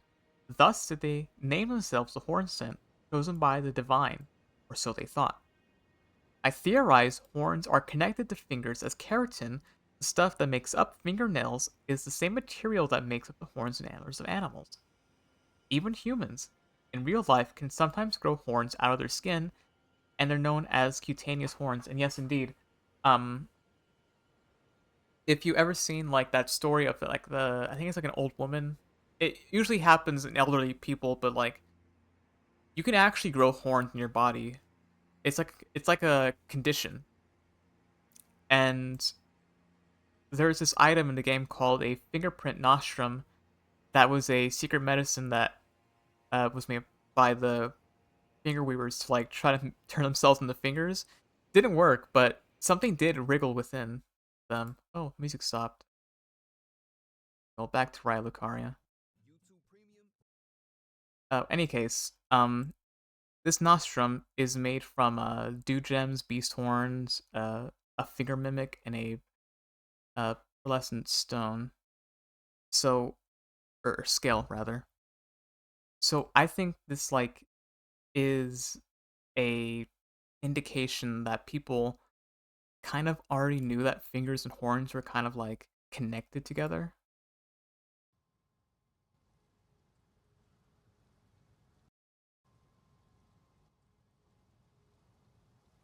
So I don't know. I found that interesting personally.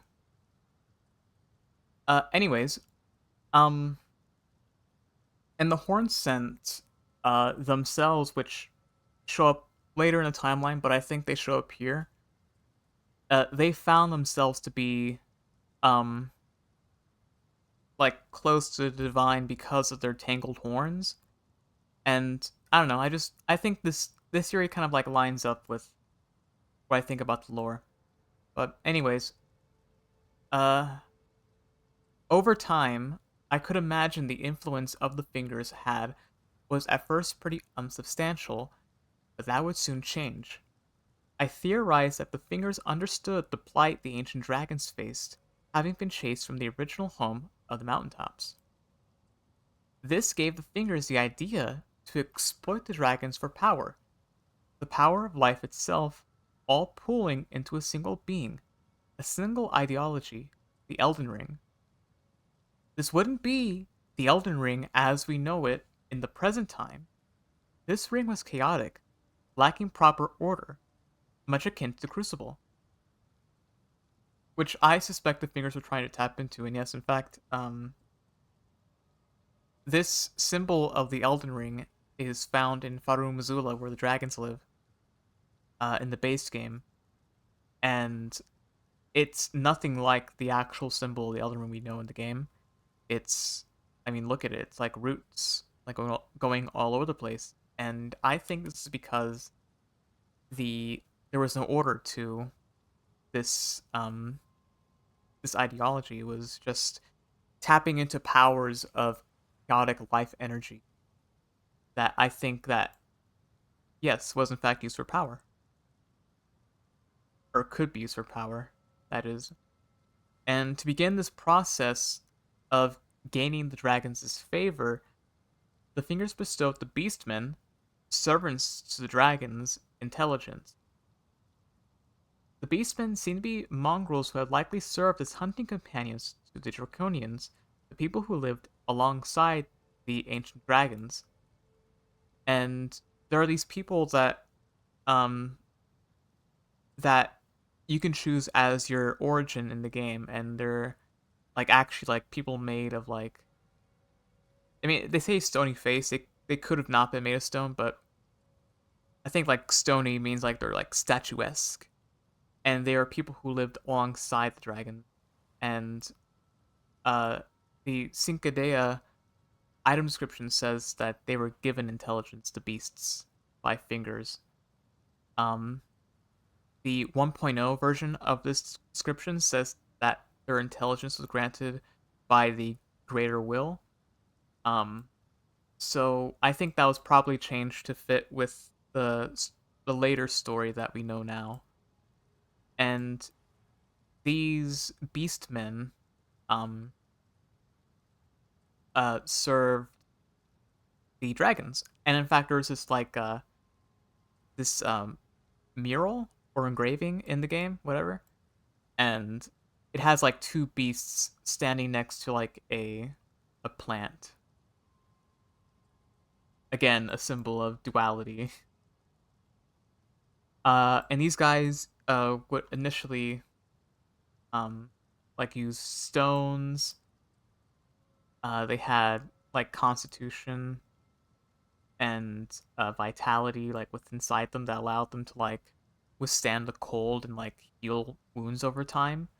But that having gained intelligence, the beasts must have felt their wildness slip away as civilization took hold. So these guys kind of like maybe resented their intelligence, but whatever the case, people who saw these beasts even created like special torches to like ward them off. And I suspect the perfumers were probably involved in that. Um, and even the ancient dragons began to like resent them a little bit and kind of racist towards them. For instance, the dragon priestess, who is a uh, ancient dragon turned into a human form, says that um, the act of waking her from her sleep was the act of a lowly beast. So, yes, these guys were not treated very nicely, but nevertheless, the beasts had a culture of smithing and even had a hierarchy of their own. A clergy and a lord of beasts would be founded. and indeed they had weapons that um made of like dull iron that the item description says that they had knowledge beyond human ken.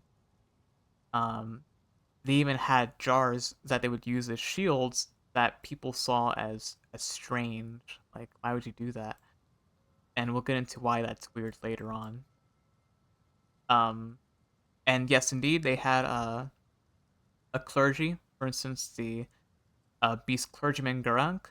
He wasn't the first clergyman, I don't think, but the seal of Garank has this uh 3 slash like monster energy drink design that I think is symbol of like how many fingers the beasts had before they were granted intelligence. Just a theory. And the Lord of Beasts, Sarash, um, would go on to become the counselor of the Golden Lineage later down the timeline. But he had a great hammer that um, which its striking end was modeled after the 5 claws that he was given. Um, and his symbol, in fact, is like symbol that says you shouldn't succumb to the arousal of battle, fight with a passion, but don't become his prisoner. So he had like an austere, very demure, very mindful uh view of like controlling one's own self. So he was kind of like the beastmen who like controlled the beastmen. Like tell them like don't feel so bad about losing your wildness. You can let this happen, you know? Uh and in fact in Farum Azula you see these like beastmen who wear like clergy robes next to a ancient dragon statue, which is very neat. Okay. The next step was to grant the dragons the gift of gold. This was given in the form of lightning. I believe the dragons are able to channel this lightning to the fingers on their head. And this could have been the way for the fingers, just as much as the beastmen, uh, but it doesn't really matter. The important thing why they chose dragons, well, they harbor the greatest strength of the crucible of them all. Tails, horns, fingers, etc. Soon enough, the fingers would incorporate the lamprey into future Farum Azula culture. And Farum Azula is a name meaning like sky temple, and if you take like the literal translation, it means more like lords of the far blue, which is important later. Um, and yeah, in Fanamuzul, you see this pattern of lamprey men that turn into birds. Um, this will also be important later, but just know that the lampreys were in fact here at some point, at least in like a cultural sense. And yes, each ancient dragon has like a crest or crown of fingers on their head, um, which I believe was able to like channel the powers of gold through lightning, as the Gravelstone seal states that lightning and the seal made of Gravelstone itself are imbued with gold. Um, and that the red lightning of the ancient dragons, um, well, actually, yeah, I'll get into what lightning is later. The red lightning itself. Soon enough, the fingers would spread their influence further, reaching the ears of the Newmen who arrived. They were promised everything: immortality, healing, prosperity, etc. The fingers constructed what was to be the next civilization to conjoin all peoples, like in the times of Rao, the Sun Realm. And the Sun Realm is a topic of great debate, again, in the lore, because it's only mentioned in one item in the game, the Sun Realm Shield, and it says that a shield of honor depicting a city crowned by the sun, It has seen better days. Much like the wear upon the shield, the seat of the sun is long faded away. And on this shield, you see a very notable castle that is uh, heralded by a halo of the sun. Um, and this sun has 10 points on it. If you take into account the hidden point that's behind the castle, it would be a 10-pointed star. The power of the sun, the radiant, the life giving, it lies at a higher sphere above all else. Its power is most certainly the power of the greater will. It must be, or so the fingers say. The peoples of the lands between and the beasts would swear their vow to the sun realm, a nation heralded by the dragon lord Placidusax, the great dragon in the sky. The sky temple Farum Azula sat above all the lands between. Its influence spread far and wide, reaching all corners of the land, including the lands of the tower. There would be a great tower built at the approximate center of the lands between. A tower that would cradle the sun at just the right time, perfect for performing rites of worship. And okay, let's go a little bit steps back here. So in Farum Azula, you find all over the place this I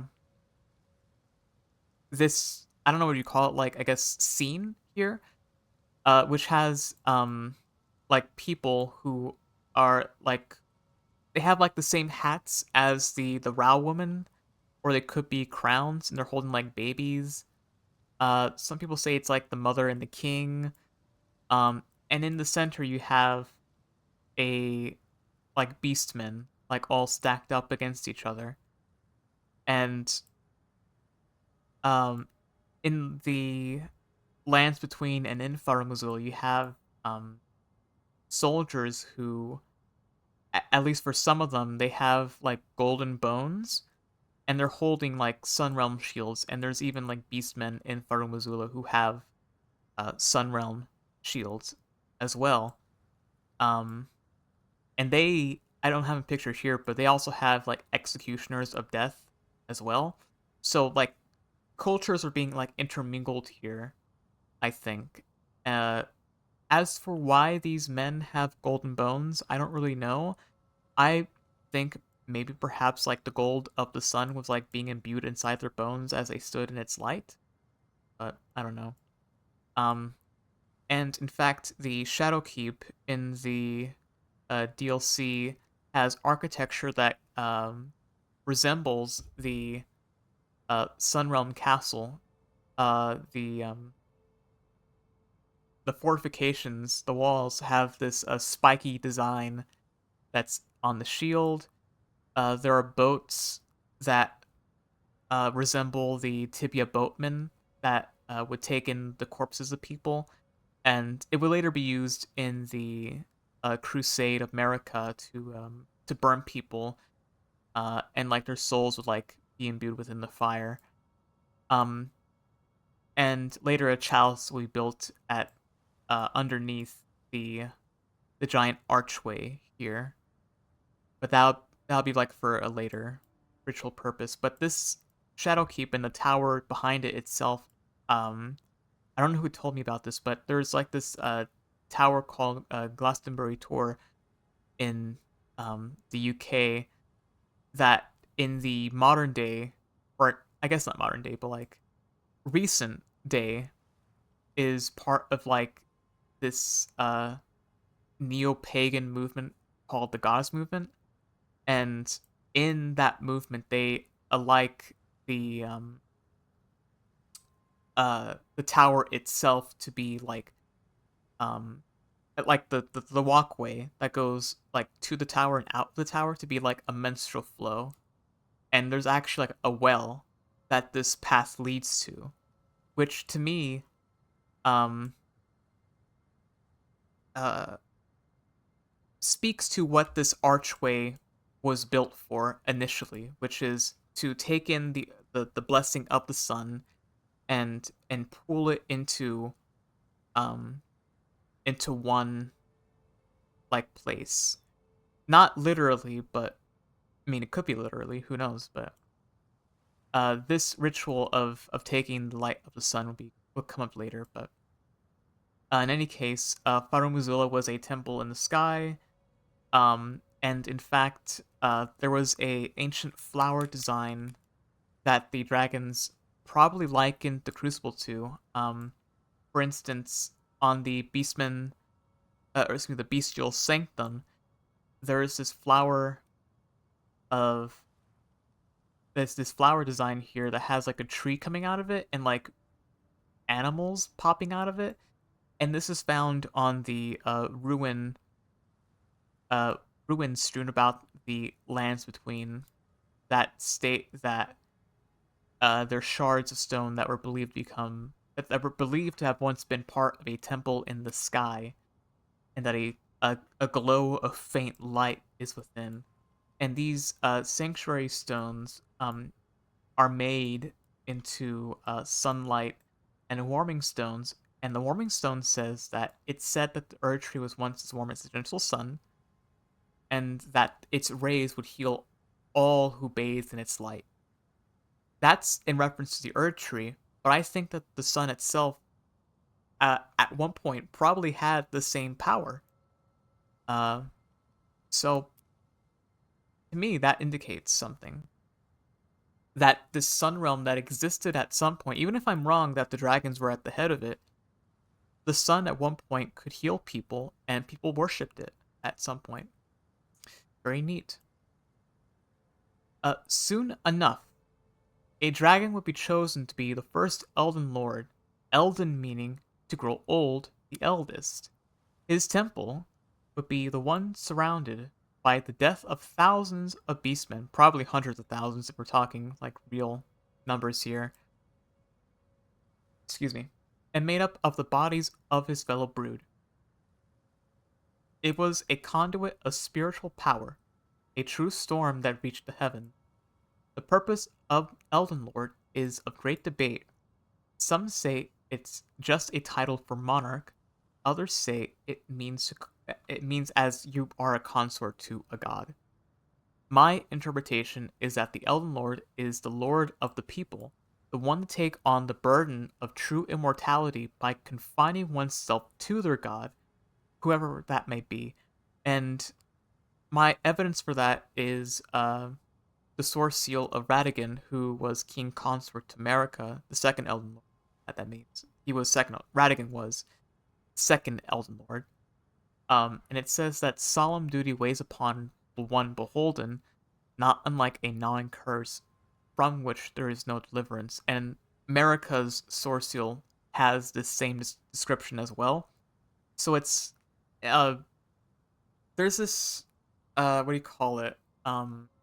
Notion in alchemy called the divine hermaphrodite or the divine rebus, which is a joining of the divine feminine and divine masculine, and this like in some way creates like a philosopher's stone or like a living philosopher's stone, like basically a god.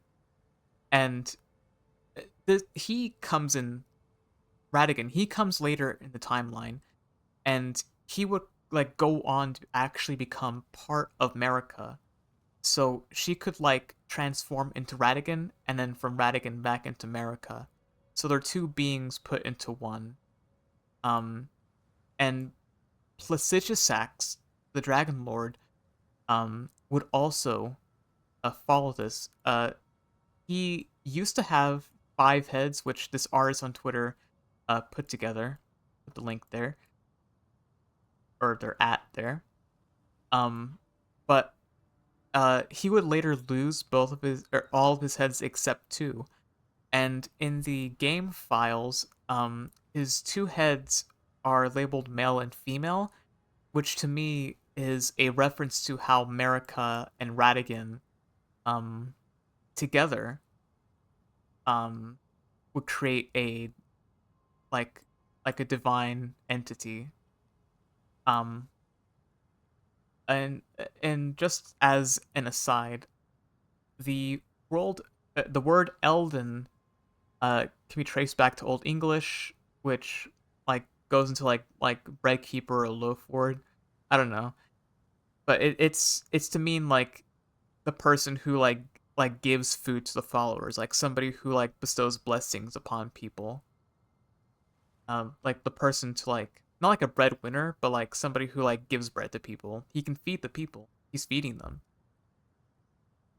And within Farum Azula, you have of course, the bodies of ancient dragons, and in fact, the dragons are like made of gold. There's this person on YouTube called uh, Scum Infa who took this dragon here, Fortisax, and like remodeled him to have like his golden scales back, which right now is being taken over by Deathblight, but he managed to like retexture him to have all gold again, like all ancient dragons are supposed to.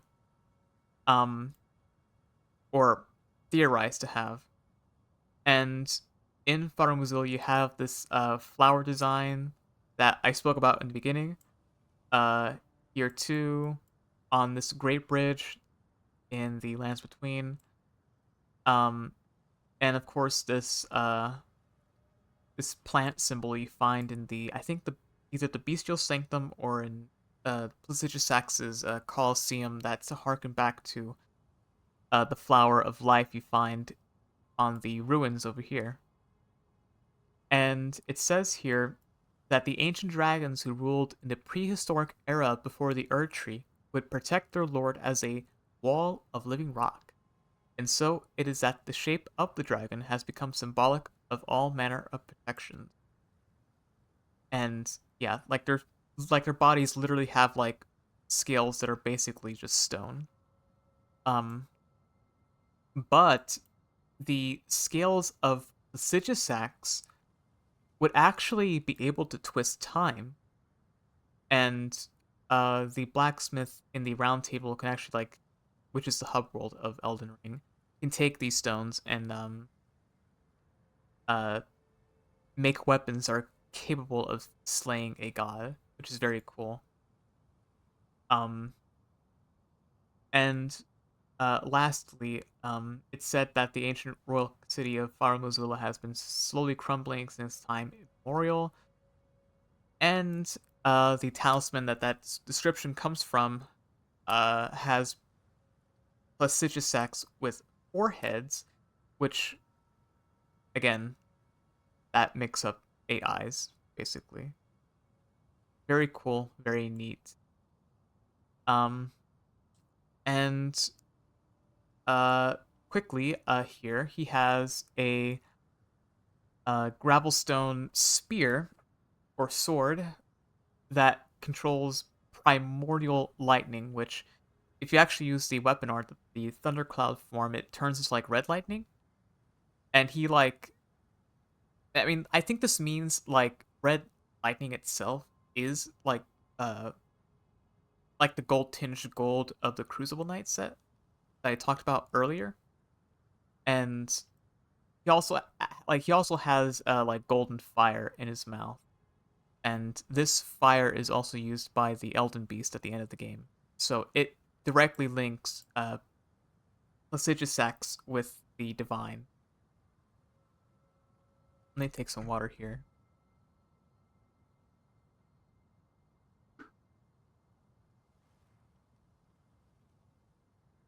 The Newmen would bring their culture of twin bird worship to Farum Azula, truly cementing a direct relationship between humans and dragons. And indeed, yes, you find a but well, this one's actually in front of the arena where you fight Malekith in Farum Azula, but you also find the symbol in the Bestial Sanctum where Garank is, and I think somewhere else too.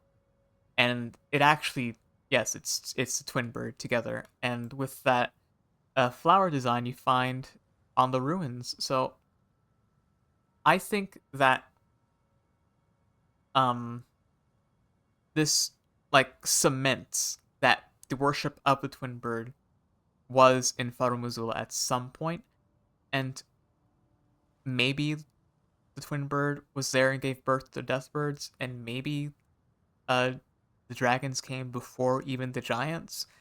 Much like how in Dark Souls the dragons were the progenitors of all life. I don't know, but this is my theory for now. Anyways, I imagine the powers of the Crucible being pulled into Farumazula was immense. Such mass death is something we will see being used in later instances for the purpose of gaining power, but this is the first example of the fingers having a hand in it, most likely to reach the Greater Will. Nonetheless, the dynasty at its height would build a pillar in the land of the power to exemplify their prowess over death. And in fact, this they call it the suppressing pillar, and at the top of it is a tombstone that says, if you interact with it, it says at the very center of the lands between, all manners of death wash up here, only to be suppressed. And to me, prowess might not have been like the right word. I wrote this like earlier in the timeline, but it could also mean this. A quote here could also mean that the people who built this tower, which if you find the architecture here, it's basically the dynasty, um, just like repurposed into like a tower. Um, it even has like the same pressure plate as the ones in the catacombs and hero graves.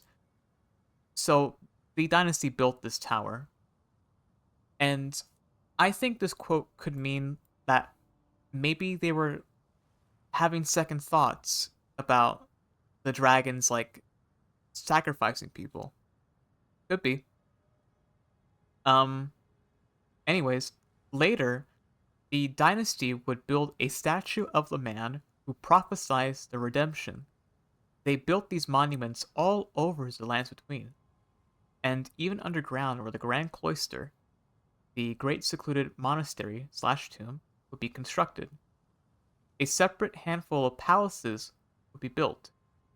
My theory is that these were more akin to mausoleums, and uh, that Dinah statue we saw earlier, which the community affectionately calls Elden John, I know, um, is also found in the Grand Cloister. It's a very large statue, and he's also found in the Moog Acropolis up here, in the I think this is the Shifa River here, and this one's in the Einzel River.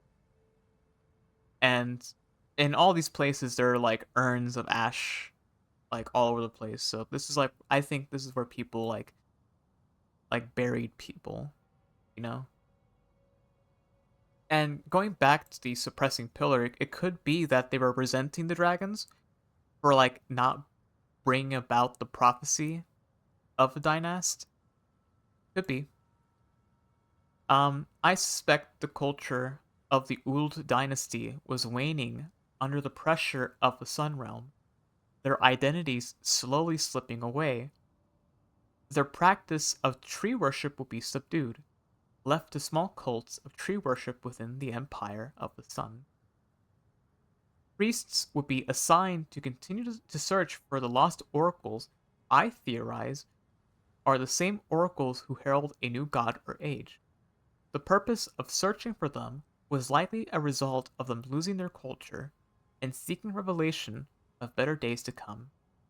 And indeed, these like last artifacts we find of the dynasty show to us that they were like reminiscing on days long past when they had like a culture of rejuvenation, of beasts, of tree worship. They came here to do all of that, but it didn't come to pass. And these priests who would become claymen even had like spears made of meteorite, uh, and they would like have bubbles um, that they would use to like search for lost oracles within, and these oracles like play their pipes to herald a new god or age, and in the base game right now, they blow golden bubbles, but uh, in earlier versions of the game, they used to blow blue bubbles like the Claymen. And the reason why these oracles are important is because they're found in Nicola's Halo tree to herald in his, I think, his ascension to godhood. And they're also found in Leyendell, which is the capital of the Erd Tree, to herald in your ascension to Elden Lord. There's just some concept art of the Wold Dynasty. Very neat. It would also be around this time that the remnants of the dynasty would finalize their construction of the imps and the watchdogs, guardians over the catacombs that held the ash of the brethren. So remember, they at this time they also back then would use crystal to imbue life into stone, and these watchdogs here, which aren't actually dogs, um, would guard over the catacombs. And if you look closely at their the crowns or collars around their neck, it reminds me of the Sunrealm castle on the shield. Very neat. And these imps here come in all sorts of different varieties: cats, demons, elders, wolves, lions, dragons. Their weapons we made of like lizards and dragons. They would be repurposed into like lock stones that needed swords to unlock. Um, and they even had like pots back then that could that of two things. These pots could have been made um like later, or they could have been a thing that were made like earlier or later in timeline. Did I say that already? I don't know. Uh, but in the base game, in like the modern lore, these pots are called faux sorceries because it's not actual sorcery. It's just like throwing magic at somebody like physically. Um, but whatever the case is, these imps, as in the Ash description of the two, say that they're fond of each other's company, so they get along with each other. They're friends. They're friends. Um. So yeah, that ends off the Sun Realm lore. Okay, now we get into the point in the Sun Realm lore that just talks about like the cultures that came like after its creation. I'm gonna take a 5 minute break before I get into this, so I'll be back.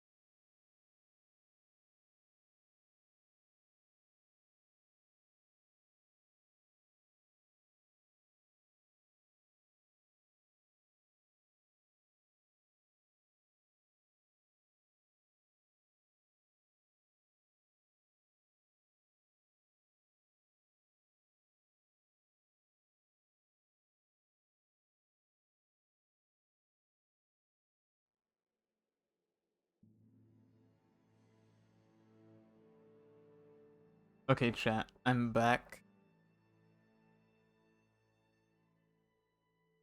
All right. Oh, sun's in my eyes. Okay. Okay. So, how are you doing, chat?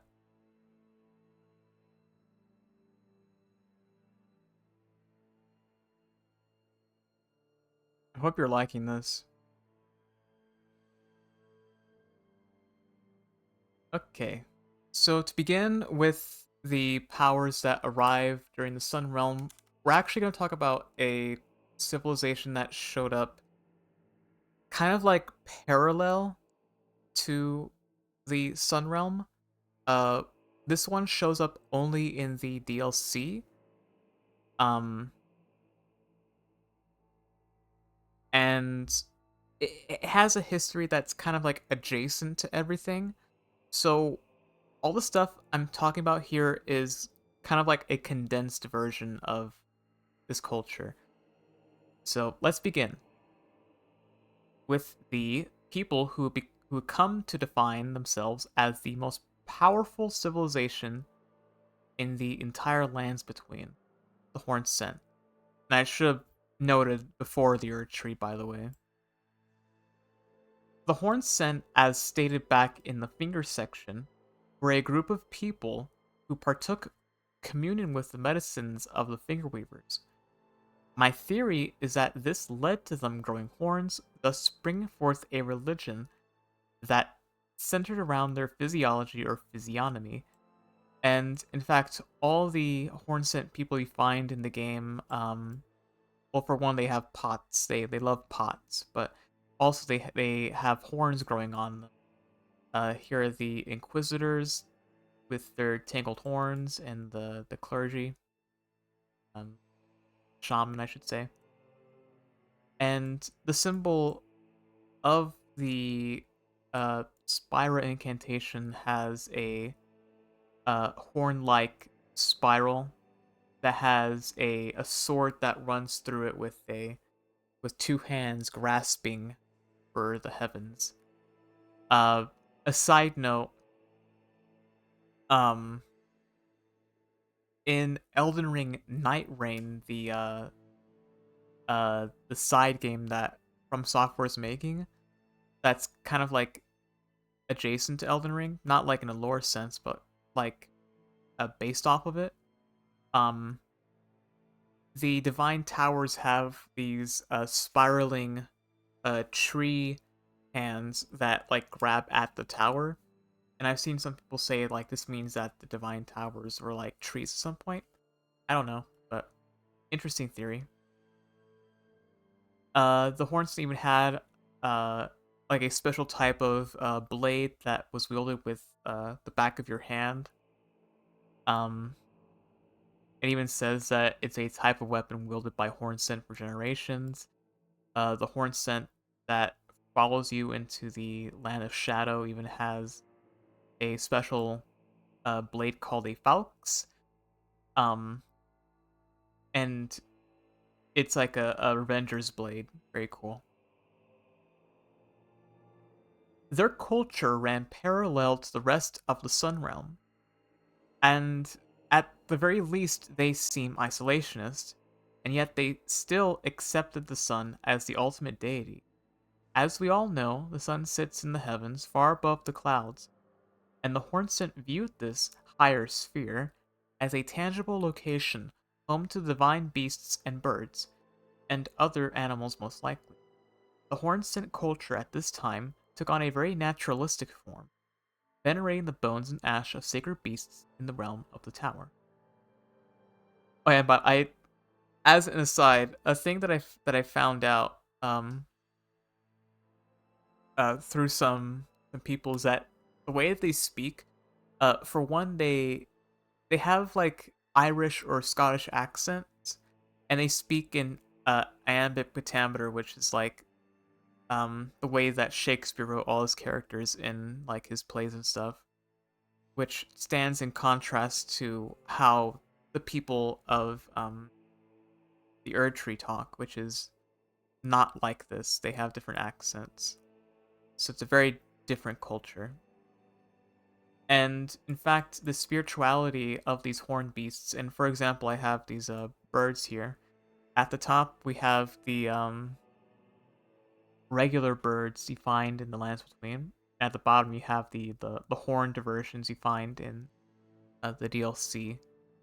And by killing these animals, you find a thing called a spirit calculus, which is a a calculus in a medical sense is like a kidney stone, and it has a particular spiritual potency um that of course Ra would use in their time for medicine, but the Hornsent viewed it as like evidence that they were like close to the divine.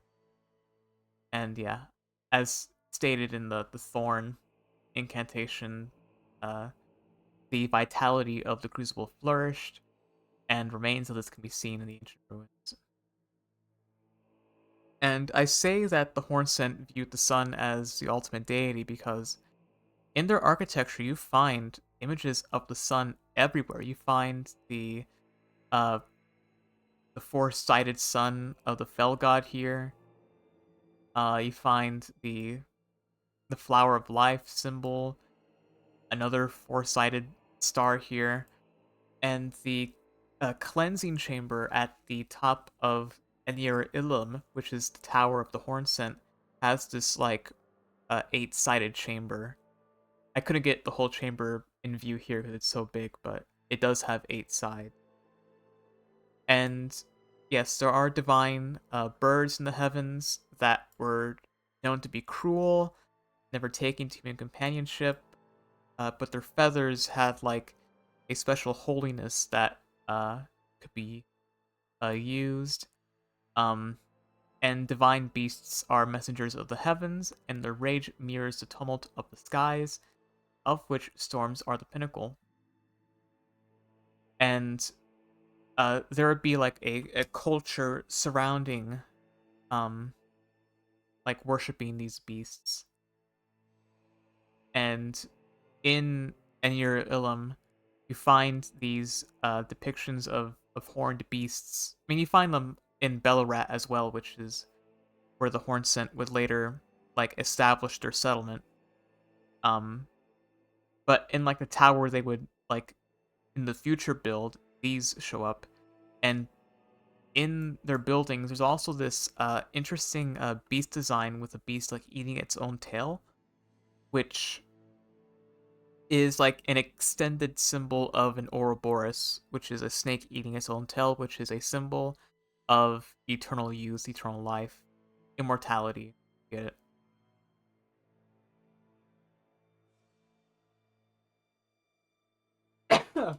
Excuse me. Wow. Okay. Let's continue. At the penultimate of the religion was the crucible, depicted as a normalized current that takes the form of a spiral. It's a symbol that you see all over their buildings and furniture. But there's a reason they found it to be a symbol of the divine, their horns.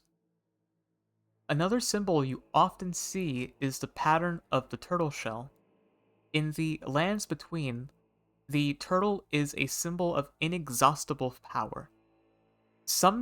Perhaps the Hornsent viewed this power, this primordial energy of the crucible, as part of their culture.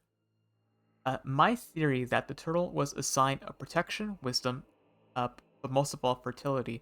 And I say fertility because um, the old description of the turtle meat item used to say that it used to boost virility, but none in the lands between seem to have much appetite for it these days. In the lands between, the urge to reproduce has waned long ago, which, in the context of America's age where people can't die, this makes sense, but as this description says, before that, people would eat this turtle meat as a way to, like, I guess get horny, but of course, like this description doesn't exist anymore because now it just says that it's a nutritious ingredient in the South. Uh, but as the pickled turtle meat item says, uh, it boils out endless power. The two-headed turtle is a subject of Need a few frames? sorry is a subject in the Land of the Tower due to its spiral shape. Um, what do you call it? And of course, this talisman here, which is found in the base game, says that eating turtle meat was seen as barbarous because, of course, this is in context to the Golden Order. Let me get back 1 second.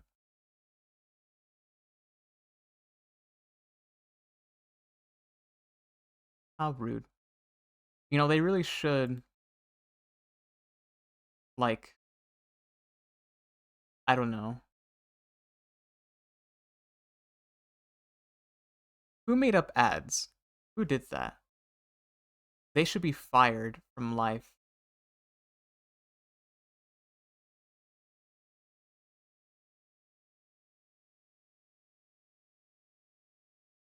Where is my ambience?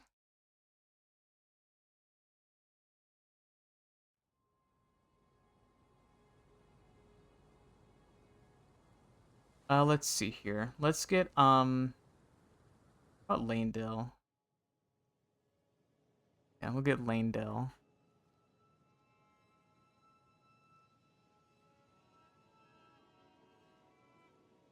Okay.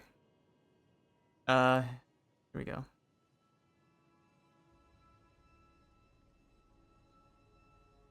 So I say that this symbol of the turtle is part of like the the crucible because even in this talisman it says that it's a primordial life energy that resides inside of this. Um, we see here that the symbol on this talisman is the same as the ones on these turtle talismans. Um, and as this relates to the horn scent, you see the symbol, that same symbol, in a more simplified form on their buildings in their windows, which I think is very interesting.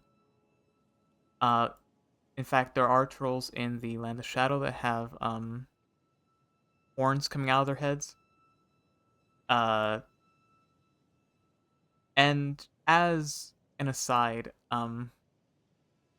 at their altars, um, they have offerings of apples and tomatoes, which are signs of fertility, knowledge, and life and love, which is basically kind of like a look see into what their religion was asking for, I guess.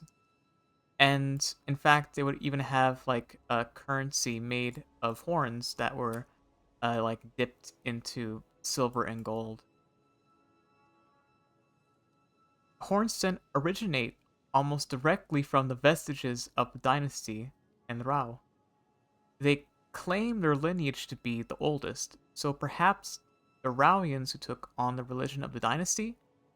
Whatever the case, their burial practices resemble that of both, along with a few unique aspects. And yes, the Hornsent Grandam, who is probably one of the oldest characters in the game, maybe alongside Enya, the Finger Reader, and Uriel, uh, probably more akin to Enya.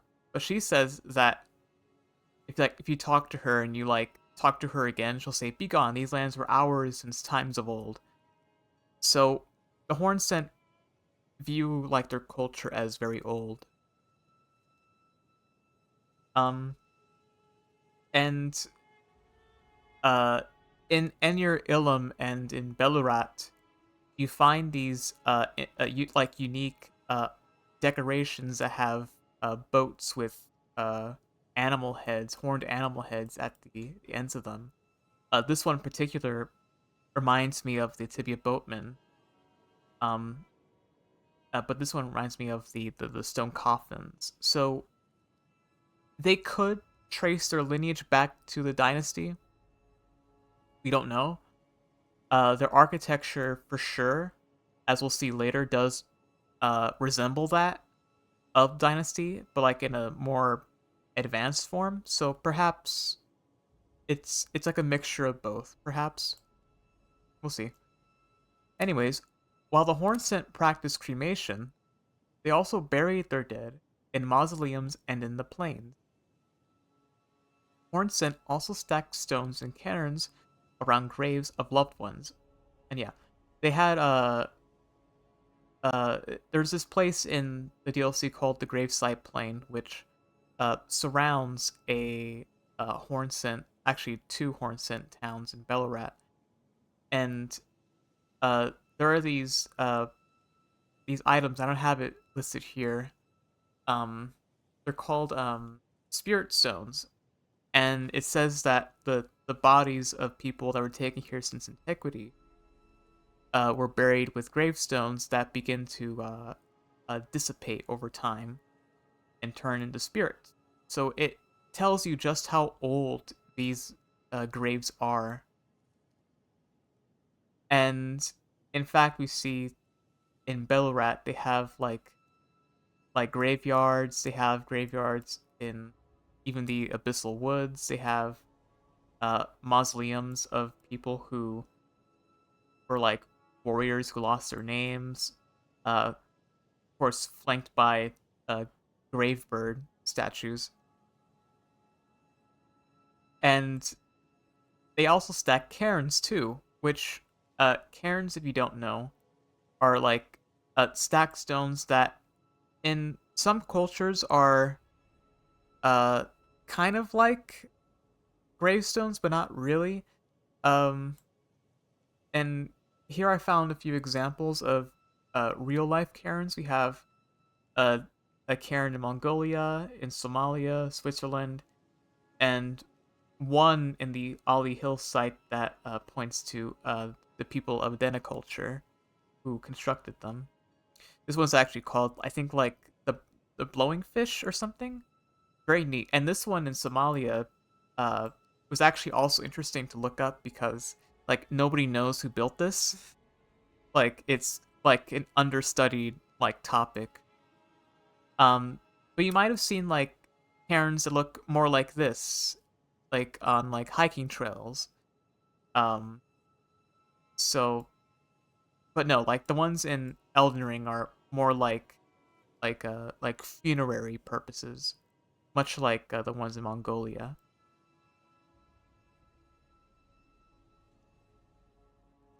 The Horns seem to have settlements only in the land of the tower, meaning that their culture was either isolationist or they had been trapped in the realm of shadow for some reason or another before the sealing of the land. Whatever the case may be, I put the first settlement of the Hornsent to be Belorat, the Tower Settlement. This city lies directly south of the ruins of Rao.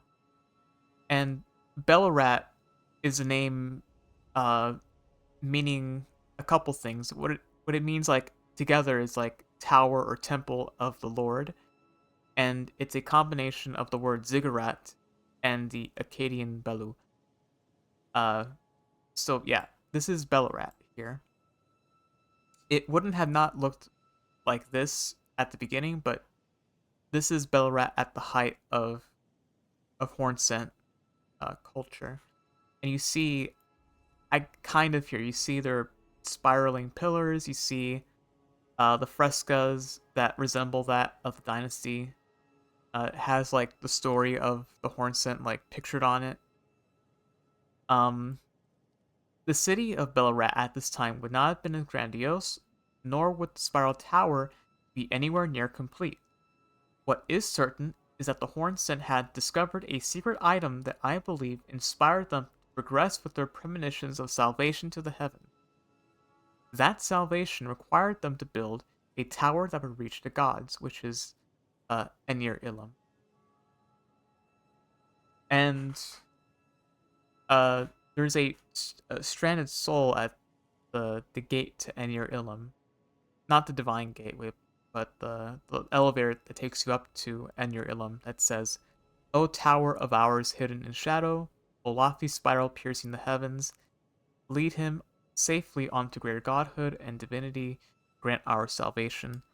And there he's speaking on the Empyrean Mikola who is ascending to godhood. But what he talks about the tower here is that it's one that is supposed to pierce the heavens and lead somebody into godhood. And uh these are just some pictures of Bellarat that I took in game. This one's my favorite right here, personally. Uh so what was that secret treasure I talked about? Well, I think it was a shoot or scion of a golden tree or plant, possibly from the crucible of life itself. We know that flowers were once part of this crucible. Why not trees? If that's the case, it lends credence to the idea that the Hornsent were sacred tree worshippers and were striving to build or grow a great tree. Seeing as what they would create later, I suggest that this weapon indicates the former. They were building one. So that treasure is this twin blade here called Euporia, which means something like wealth or abundance in ancient Greek. And it's a thing that's described as something built of from golden shoots, which are which is another word to mean like scion, which is these like buds that grow from trees, which um to me indicates that where they got this from could have been like a site of the crucible.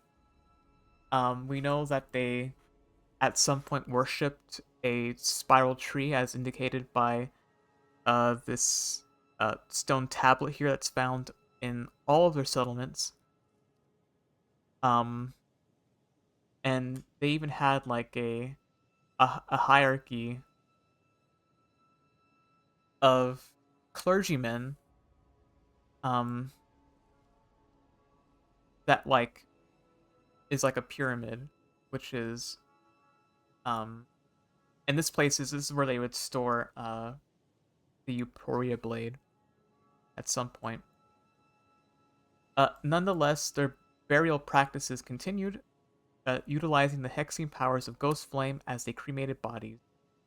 Interestingly, this gave them a taste for sacrificing people, an act usually reserved as a mercy killing for the sick or injured.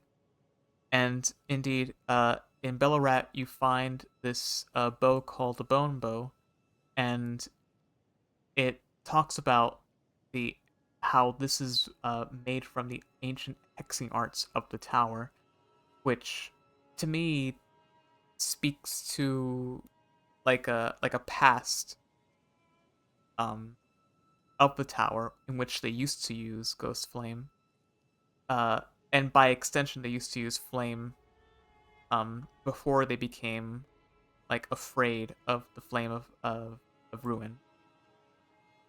um Spoiler alert. uh there's this dagger in the game defined that talks about how they would literally end the suffering of people, um and that over time it would like give the blade like an aura. And they even had like dolls made that would commemorate like the death of a baby, that if they grew like horns and like if these horns killed the baby, um it would be like a symbol of like spirituality. So they kind of like venerated death differently in that way, I think. um Anyways, over time the horn scent would start excavating the ruins of Rao and begin storing the specimens of great horned beasts and giants in massive storehouses located in the Tower of Shadow.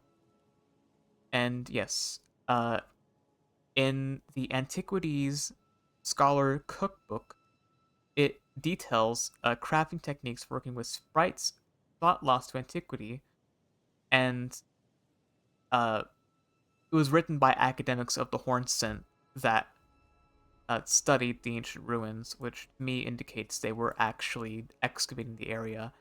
And in the storehouse, you find tablets all over the place, and bookshelves and places that show off um, bones and horns of people and animals they probably found in the ancient ruins.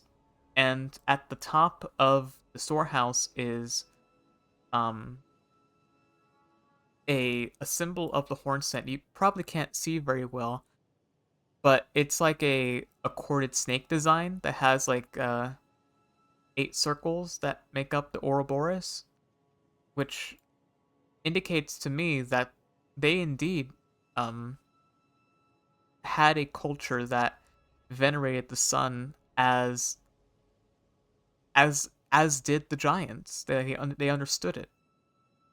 Um,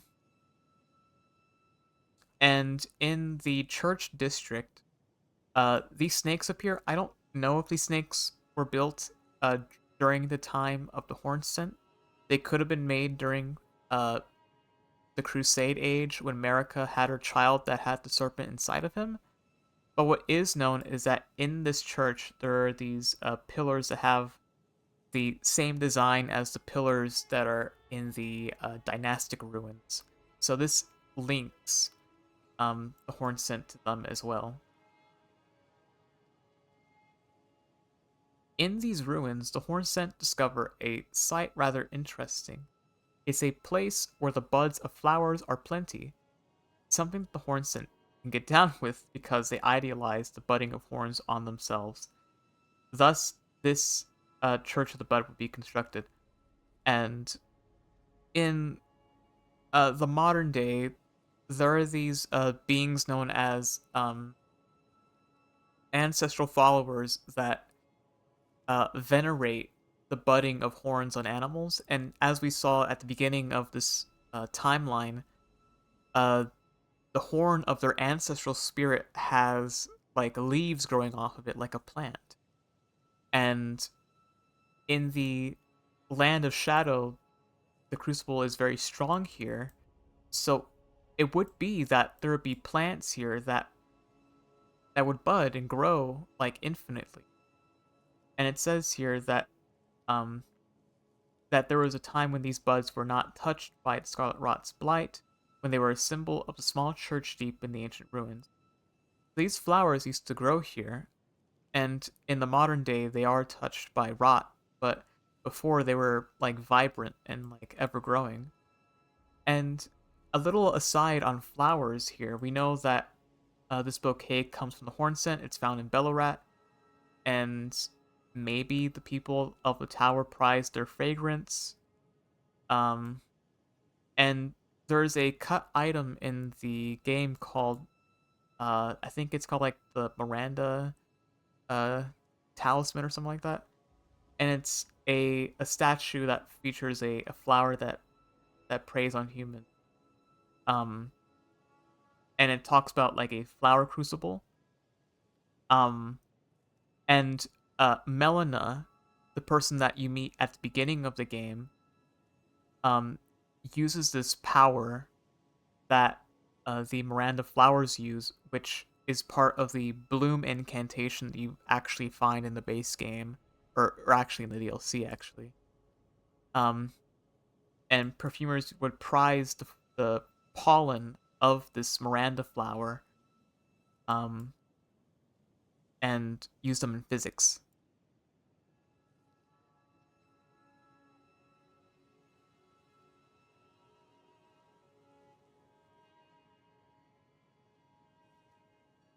Through these excavations, the Hornson scholars would uncover documents and writings detailing how to exactly reach the heaven they wished to ascend to. Within these artifacts, I'd expect the Horn Scent were inspired to strive even further towards their goals. One of the things I think they borrowed from Rao was the art of divine invocation. Divine invocation is essentially summoning or imbuing the divine into oneself. The Horn Scent would have understood this as a way to rouse the crowds of non believers. Within a temple in the Rao ruins lays a lone dancing lion. I believe it is here because the people of Rao were also invoking the divine in a similar way, invoking the sprites to do their bidding. I believe the first person to successfully evoke a divine animal was Ornis, who somehow tamed a divine bird. His legacy would go on to inspire the entire culture into turning the once ceremonial lion dance into something that actually invoked the sacred beast into the mortal plane. And we learned a little bit about divine invocation from the roar of Rugalea or Rugalia, which is this like giant red bear with horns, and it says that it's an incantation that's more akin to the divine invocation of the horn scent than it is to dragon community. Only through desperate battle with the feral wild can one discover a god unique to oneself. So that links like animals to this invocation art that the horn scent use. And here's that temple I described, and there's this dancing lion that's there. And the dancing lion dance itself is described as divine, it's furious, it's light footed, it's beautiful. Um, Elderly people would sing to it. There would be like spirits of a guard over the tower. Um, there were poems that were made about uh, um, like the thrashing rage of the sacred beast. Um, so like when somebody would imbue themselves with this spirit, it would like cause them to lose focus and start like not really knowing what's going on, like they were being possessed. And Ornis, I think was like one of the first people who did this, but he actually tamed a divine bird, and when he did, he flew through the sky, but he did eventually fall to earth and became a guardian of the temple quarter here, up in that little mausoleum. And as we know, the divine birds are very cruel and don't like people. But all the same, he actually like started this culture of invocation, and the first horned warriors were divine bird warriors, and they would invoke this divine bird uh, in the way that Ornis did. In time, the art of divine invocation would be formalized, and a hierarchy of warriors would be made to honor the sacred beasts and protect the tower settlement. And we see a few of them here. We have the regular horned warrior with the human face. We have the bird one, and then we have the lion faced one. And the fabric of the regular horned warrior set says that the ochre fabric is resembling that of the unclothed form of a hero from older times. I know Vati Vidya on YouTube said that this could be a reference to Horalu. I think it's probably a reference more probably to Ornis, who um who invoked the divine bird. Uh, but all the same, they would become vessels for spirits, and they would guard over the tower of Bellarat, and they'd be known as like the military of the Horn Scent. And you see here that in this hierarchy, you have like the regular horned warriors that would like call horns and stuff. And then you have the lion warriors, which uh have um weapons that have like tempestuous winds that are in like the swords. And then those who were like truly like like really invoking divine, like basically like not having any self whatsoever, would become sculpted keepers and perform the lion dance. And this lion dance also features frost as well, which is part of the storm. All the same, the culture grew. New settlements expanded out across the realm of shadow.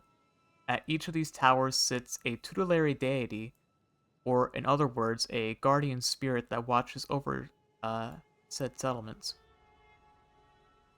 Um, the process for becoming a tutelary deity seems quite egregious. For one, it requires one to be highly disciplined and live a life of asceticism, something that basically costs the life of one performing the ritual. Those who didn't become deities became curse blades instead, dancing maniacs who were highly shunned in Hornsent society, even imprisoning them. And then I just talk about what they ate, which is really funny. But it's true, like the Hornsent were hardcore. They would actually eat scorpion meat and would actually find the uh, livers of scorpion spiders as a delicacy because it was spicy, it was numbing because of the toxins that were inside of it. They would even eat like pickled turtle meat, but like really fermented turtle meat. Um, and these spider scorpions were like native to the realm of shadow, so like that's what they lived off of. But these tutelary deities are interesting. If you ever seen like in like Buddhism, uh, like people who try to reach nirvana, you like see stories of people who like basically become like husks of themselves, or in some instances actually die from this asceticism. It's kind of like what's happening here, and these corpses would actually sit so still that this like special ash would pool in their hands, and the horn scent would use them in rituals. Um, and those wishing to become deities would um, of course become the curse blades if they failed, and it their blades actually talk about self-flagellating dances. So they were doing some hardcore stuff with all of this. Yeah, severe ascetic training. They are very devoted to their craft. Okay, it's within these jails that the Hornsent began to enact the rituals, sacrificing people to the Great Jar for the purpose of obtaining saints. And saints basically just means like divine people or people who have touched the heavens, basically, in this instance.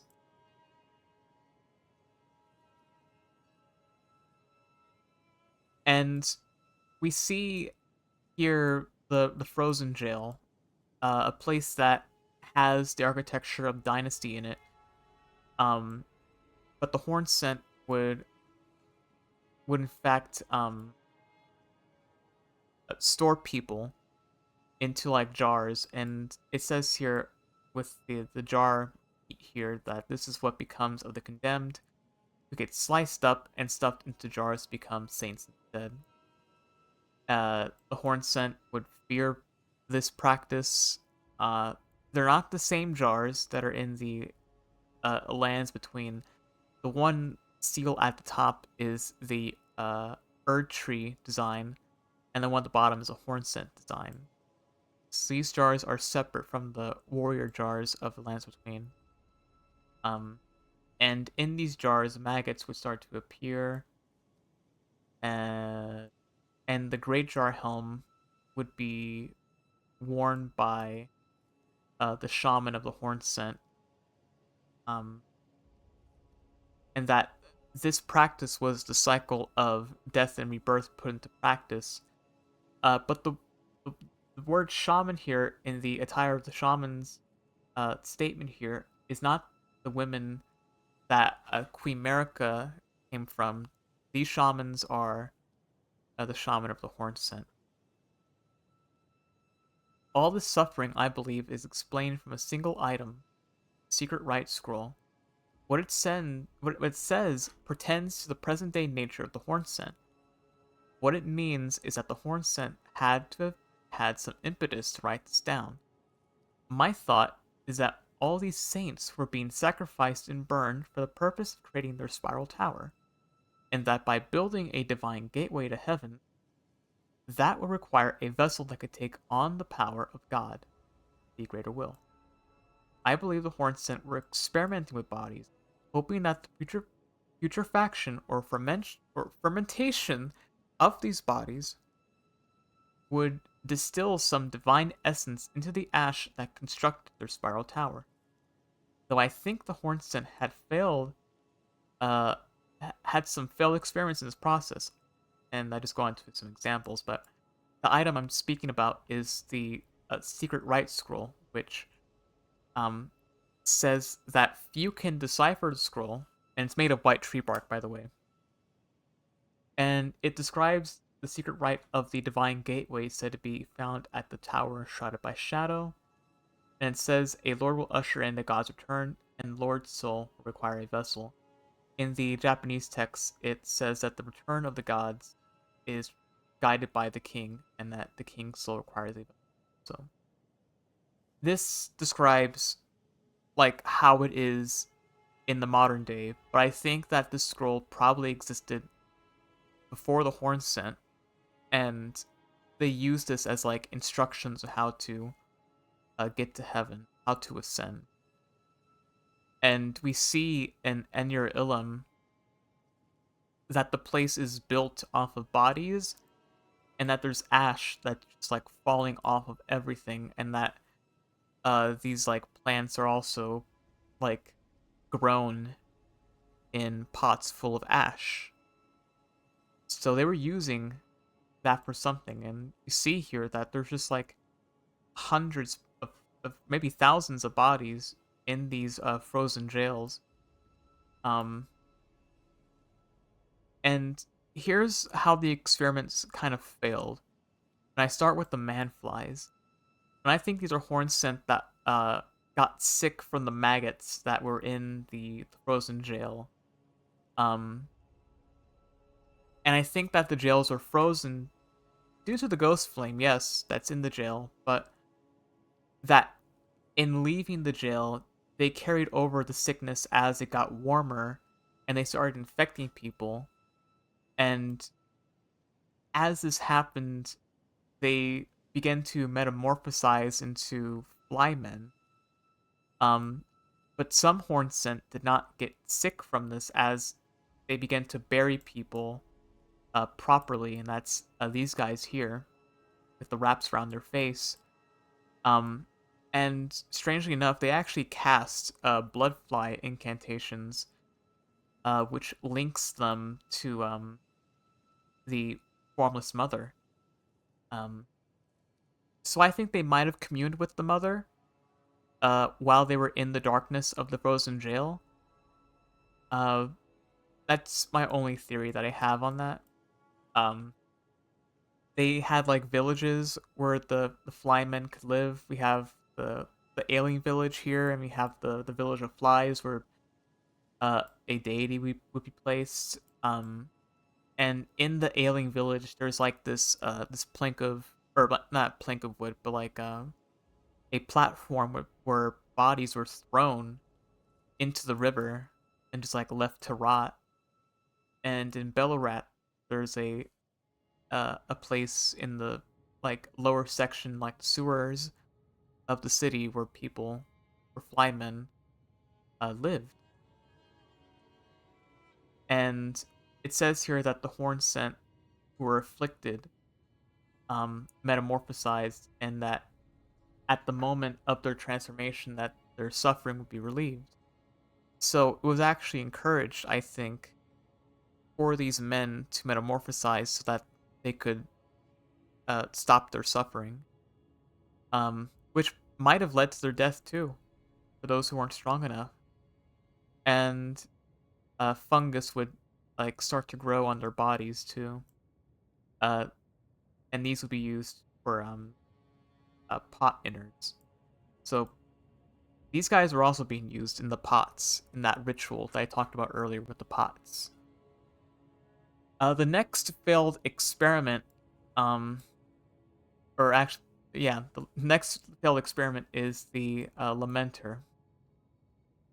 Now, the Lamenter is a boss that's in Carl's hidden grave in his own jail, uh, and I think this is a product of the Hornsent attempting to reach true enlightenment um, through the hexing arts that they practice, no doubt. We see on this guy's body, he has like horns all over him, but what we also find is tufts of red hair and the face of the fire giant on his back. And I think this is a callback to um, this talisman that says that giants used to grow this uh, crucible mass on their body like a tumor, or maybe uh, all over their body. And this guy seems to be just like that. He's also blind too. The horns are actually stabbing into his eyes. And in his boss fight, he actually like controls like darkness too. And what's important about him is that yes, he's blind, but also that he's lamenting, he's grieving. And I think it's because he probably saw heaven. I think he saw what divine is. And we learn this from uh, the item you get from defeating him. And it's a stone mask, and it says that it's twisted into an expression of rapturous grief, and that this transformation tallies with the state of a denizen of paradise. But the people of the tower denied and hid it from the world. In their foolishness, they viewed true bliss with deep fear. The Japanese translation says that this is the way of the people of paradise, but the people of the tower rejected it and hid it. They were foolish and feared happiness. Uh, the Lantern of Lamentation also says kind of like the same thing. It's unusual expression, imparts contentment. The um uh, a clay head item that in the main game there's like clay head items that you use to like make like a voice come through. It's like a social feature, but this one just like laments, it cries. And I think this guy might have saw a glimpse of heaven, and what he saw like made him do nothing more but to cry. It's a very like unusual, scary kind of like thing. Like what if you die and you go to heaven and you just find out that what you see is so like amazing or maybe even like terrible that you start crying forever. I don't know, it's weird. But in any case, they would hide this from the rest of the world and put him into jail, away from uh, everyone else. And soon enough, a hierarchy of inquisitors would be made. A fort would be constructed to take these people to, and they weren't like rehabilitating people; they were killing people in this fort. Which, in the context of America's crusade, there are bodies here, but I think bodies were always piled here. For this Inquisition had weapons that were used to coerce people during questioning, and they were called golden barbs. Um, And these inquisitors were all old people. For instance, the description of the Inquisitor Ash um, says that inquisitions often perplexed the minds of the uninitiated, and so seniority was viewed as an asset. The Japanese translation makes it more clear, and it says that responsibility sometimes leads young minds astray, so it was the role of old people, which brings us back to the Hornsent Grandam, who seems to have like a level of control on the Hornsent culture at least. As she says here, please I ask thee, allow thyself some rest. None of the tower would dare interfere, and if one should, I'll seize it on myself. So she might have been like the leader, and their um their candelabra here would be like later um represented as a prophecy of cardinal sin. So that's interesting. Um, and yes, I believe that this Inquisition resulted in a mass execution. Um, and Jory here, the uh, the Elder Inquisitor, and by the way, these are all women, by the way, just for like an FYI, they're women. Um, so I believe that when this Inquisition happened, excuse me, I think that the ritual of the Great Jar began to like ramp up. Like they began like cutting people up and putting them in jars, and they would do this at this village here. But they probably did this at other villages as well, and uh, they even had like special weapons that would like kind of like sanctify the act of doing this. Uh, and to be able to stuff people into these jars, um, they would have whips that were made of teeth that would like make them diseased and like inflamed and pus like. So like if you stuff people together in this jar, they would like turn to like a soupy mess. Um, and people who like were doing this had to make masks that were made of like caterpillars, um, to ward off thoughts of impurity and doubt. Because like my God, what you're doing is so wicked that is it actually divine to do this? Like, are you serious? I would question myself if I was doing this. But in time, the Inquisition would turn their eyes to a group of people that they would soon regret targeting, and we'll get to that later. Okay, let me take some water.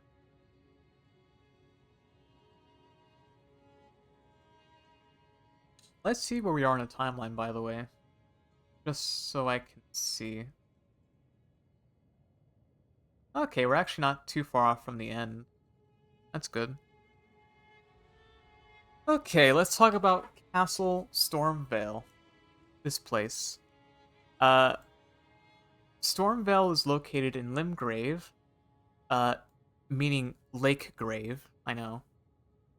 It's a big castle that's home to the Hawks. The Hawks are interesting. They whip storms using their wings, which of course is a reference to the divine bird. Um, it was once home to a Stormlord, which I believe is the Stormhawk King. Um, the power of the storm would not be ignored by the Sun Realm, and in time, Stormville would be assimilated into the seat of the sun.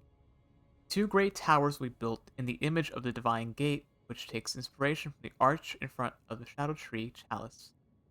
Last thing to mention is the sussy stuff happening under Stormville. I forgot I wrote that. There seems to be a mass grave of sorts under the castle, near towards the cadaver surrogate of the Prince of Death in the modern day.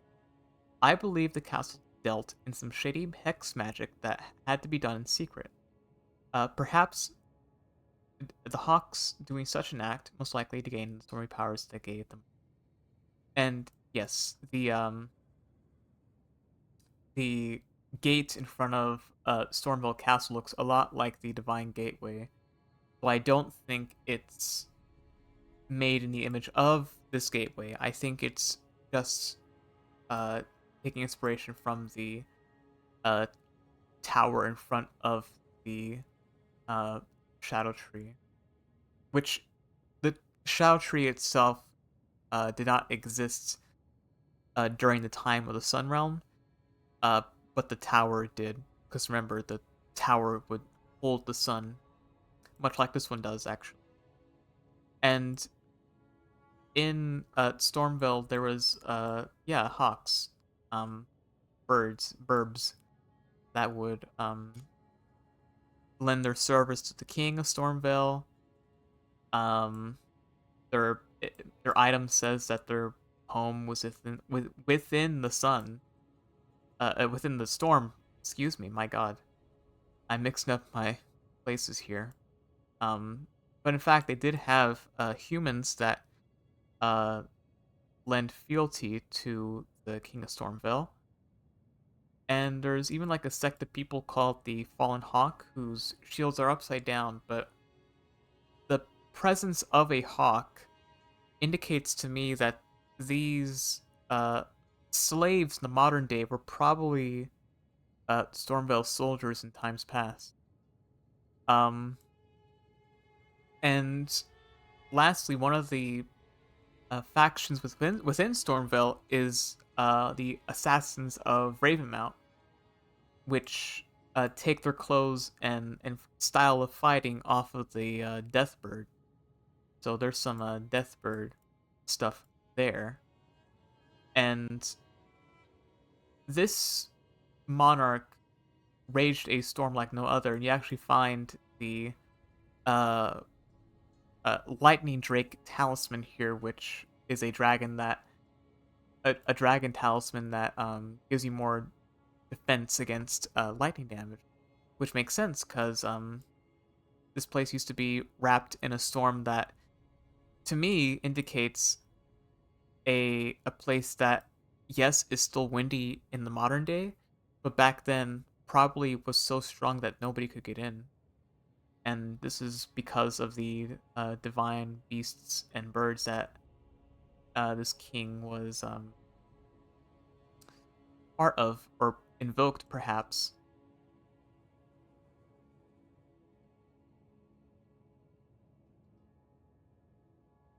Let me see if I can change the music. It's a new music in here. Let's see.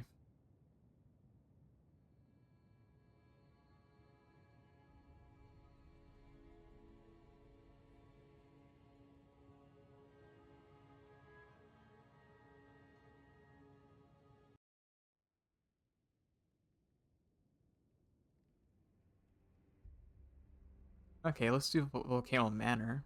Yeah. Okay. Next, let's talk about House Mirai of the Shaded Castle. They are one of the most important powers in story. Their influence in politics is widespread, evidenced by the abundance of Myraian items strewn about Langdale, Volcano Manor, Limgrave, and elsewhere. Um, their influence, I theorize, was lauded due to their decisiveness in enacting judgment on the prisoners, uh, namely executions. Such use of a clan like this would have been needed in an age when many were vying to upend the powers that be. And in fact, their storied sword is actually one used for executions. On the battlefield, it would have been common to see surgeons of House Mirai, due to the ruthless nature of their trade, and evidence of this is found in the dagger talisman in Volcano Manor, um, which we know that Mirai was part of. Mirai is known for their use of, or not use of, but their style of dress always has this coat and this mask. So coat and mask, that's what they do. That's what they have their business in. And this is much like how the surgeons that we're about to talk about um have their style of dress in. Um, these field surgeons were not surgeons; they were mercy killers that would spare them prolonged agony by uh just ending their life. And they were seen as men of compassion from afar, but if you actually would talk to them, they would actually most certainly kill you. Mercy killers. One thing about House Mirai is that they might have been snake worshippers. I lend this to the fact that the Shaded Castle is found in a poisonous swamp. Actually, the whole grounds is it's actually sinking into this swamp. Um, there's a portrait of one of House Mirai in the Shaded Castle. Uh, but a big evidence point to this is the serpent arrow, which in the version 1.0 text said that these arrows were used by the people of the Shady Castle, making them all more hated by their enemies. And in the the base game, the text says that these arrows are used by loyal minions of the formless serpents. Their fangs are daubed with deadly poison. So, and it also says that the bow that's associated with this arrowhead or arrows rather, um, is using pagan magic to do this. And again, with the spiral design, again, serpent spiral, this part of the crucible. Uh, so I think, yeah, I'm pretty sure that House Mirai was probably like part of the snake deity cult on Mount Gelmir at some point. And a side theory, I think that the Bloodhound Knights that you find in the um all over the place were probably trained here at uh Volcano Manor, probably in the prison town that's next to the manor. You find a Bloodhound Knight set in the hero's grave next to Mount Gelmir. You find actually in Mount Gelmir, by the way. Um, Yeah, that's just my theory. Personally, you actually find a Bloodhound Knight in the manor itself, in like the basement area next to the prison town. Um, all this together makes a power that is both influential and powerful in their own right. Their influence will later be seen in many statues that seem to be of Malaysian and perhaps Lenin. So what I mean by that is that many statues that are in House Mirai, and this is not where they're found uh, uh, exclusively. They're all found throughout the manor. You find statues just strewn about. Um, these statues are found all over the place. For instance, this one here is found in the road leading up to the Altus Plateau elevator. Uh, a gigantic one's found in Lanedale, and these hooded maiden statues are found all across inside catacombs and uh, in like chapels stuff. And here are some others that are found too. And linens because a lot of their dress seems to be like that like of House Mirai. For instance, the official attire says that it's a blue robe worn by uh magistral officials to carry out their grim tasks, surveillance, execution, gruesome rituals. The darkest duties drive the wheels of mankind. And this robe is actually found on uh, Malay Marai, who is the current head of House Marai, and his is just an official's attire with like this special, uh, I guess, collar piece, and it says that all the boys of House Mirai are sickly born, and uh, he would later on go to worship Rot as like his personal god. Um, yeah, a lot of shitty things happening in high places.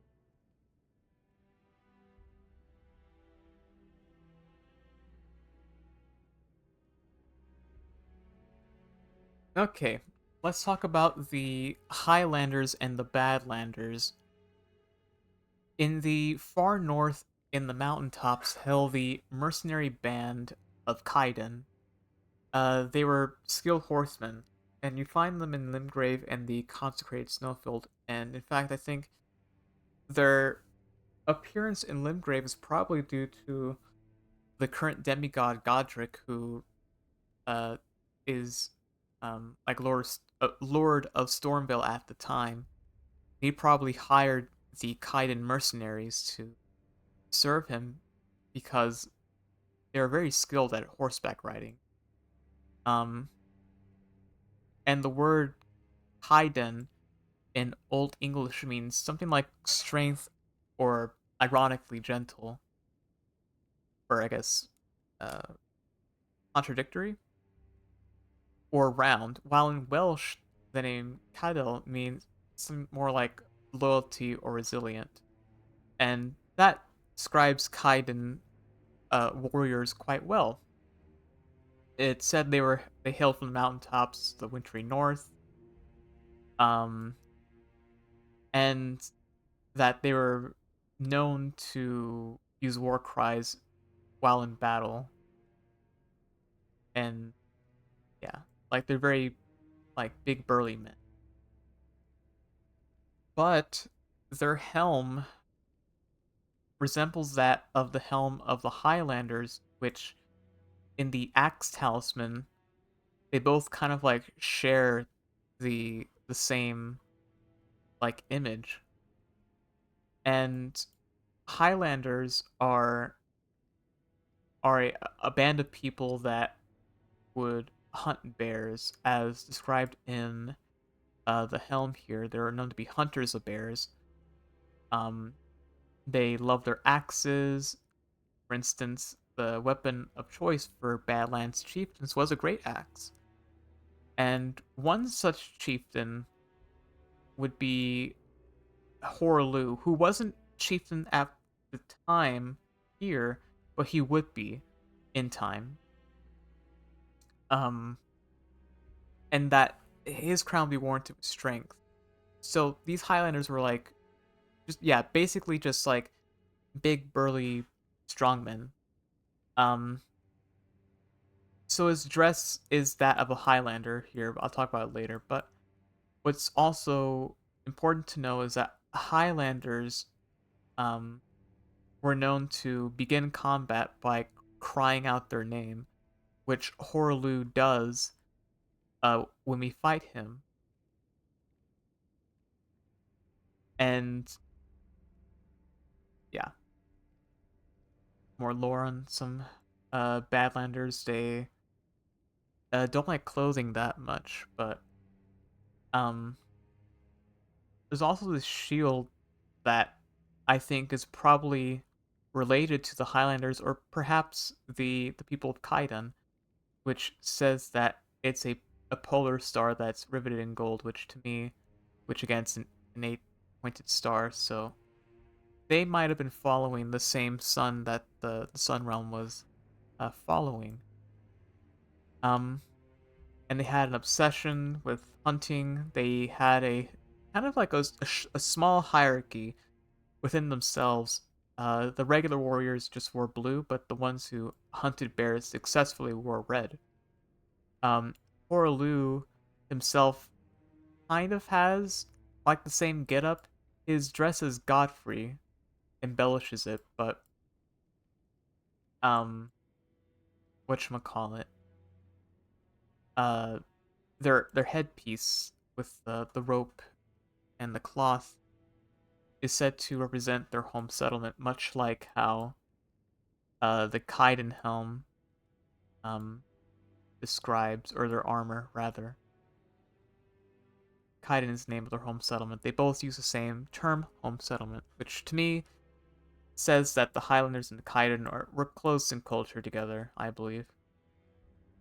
They also enjoyed spicy food, which indicates to me they're probably not from the mainland. For instance, the exalted flesh was a delicacy that was mainly eaten by heroes. There's this land that exists next to Miquella's Haligtree. You can't see it from the map, or really anywhere else on the map except for the Haligtree. And it's like this rugged place covered in fog and mountainous terrain, which is a lot like frozen Badlands in real life, or Badlands in Minecraft, if you will. And I think the Horn Scent would take stories of this bear slaying and shouting and assimilate it into their culture, which to me, yeah, sounds like the Highlanders are welcome in their lands because uh, the act of like roaring and shouting was something that was a lot like divine invocation. And I put the Greaves here again to say that it might have been Horolu that inspired this divine invocation, but I don't think he did. I just think that Horolu uh, would have been like welcome in the culture of the Horn Scent, which would allow him to get close to Marika when she ascended to godhood later on. Uh, anyways,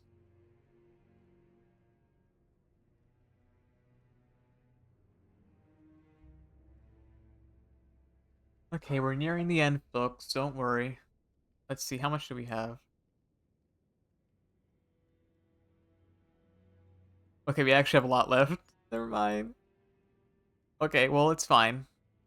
It's fine. Now let's talk about the Nox and the Eternal Cities. The Nox are one of the most mysterious peoples in the entire game. Uh, Most of their history is buried. They hold lineage with America, and their place in the timeline is at first unclear. To start off, let's go back to the moment when the people of Rao had to resettle after the Rain of Stars event. I suggested earlier that a clan of Rao inhabitants ventured into the mountaintops to seek refuge, becoming the people of Zamor. Well, I theorized that a migration of Raoians had moved westward from the mountaintops down to the snowfields below, far from the giants and close to a source of water. I imagine at some point a clan of Newmen migrated north, or they could have even made the journey to the snowfields alongside the others. What is certain is that these night folk, so called due to their home being shrouded in thick freezing fog away from the sun, came to found the town of Ordina. And the Night Folk are a people you can actually choose in the game, and it's said that they were to bleed silver uh, long ago, and they had weapons that were metal-like, but they could like be formed whips. And this is the town of Ordina here, and I say they're connected to um what do you call it um God, I have a brain fart. What happened? Yeah, part of the Newman because the sorcery of uh, the Nox, which they would become, and the Dynasty both have the same symbol here. Uh, Especially with the chair design, which the pattern of the chair is found in Ordina here, which is found in the crypt chair, and the Nox would have the same cone head design as the Ra women here. Um,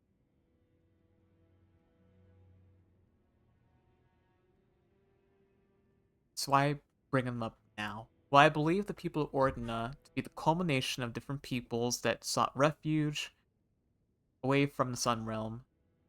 Uh, I think the Ordinians looked to the cosmos for guidance. Uh, their fate was guided by the stars that were beyond the sun. And I think this town would naturally attract a clan of ancient astrologers who would uh, begin like a further study of sorcery, and with this gave rise with fascination to an object from the sky called the Black.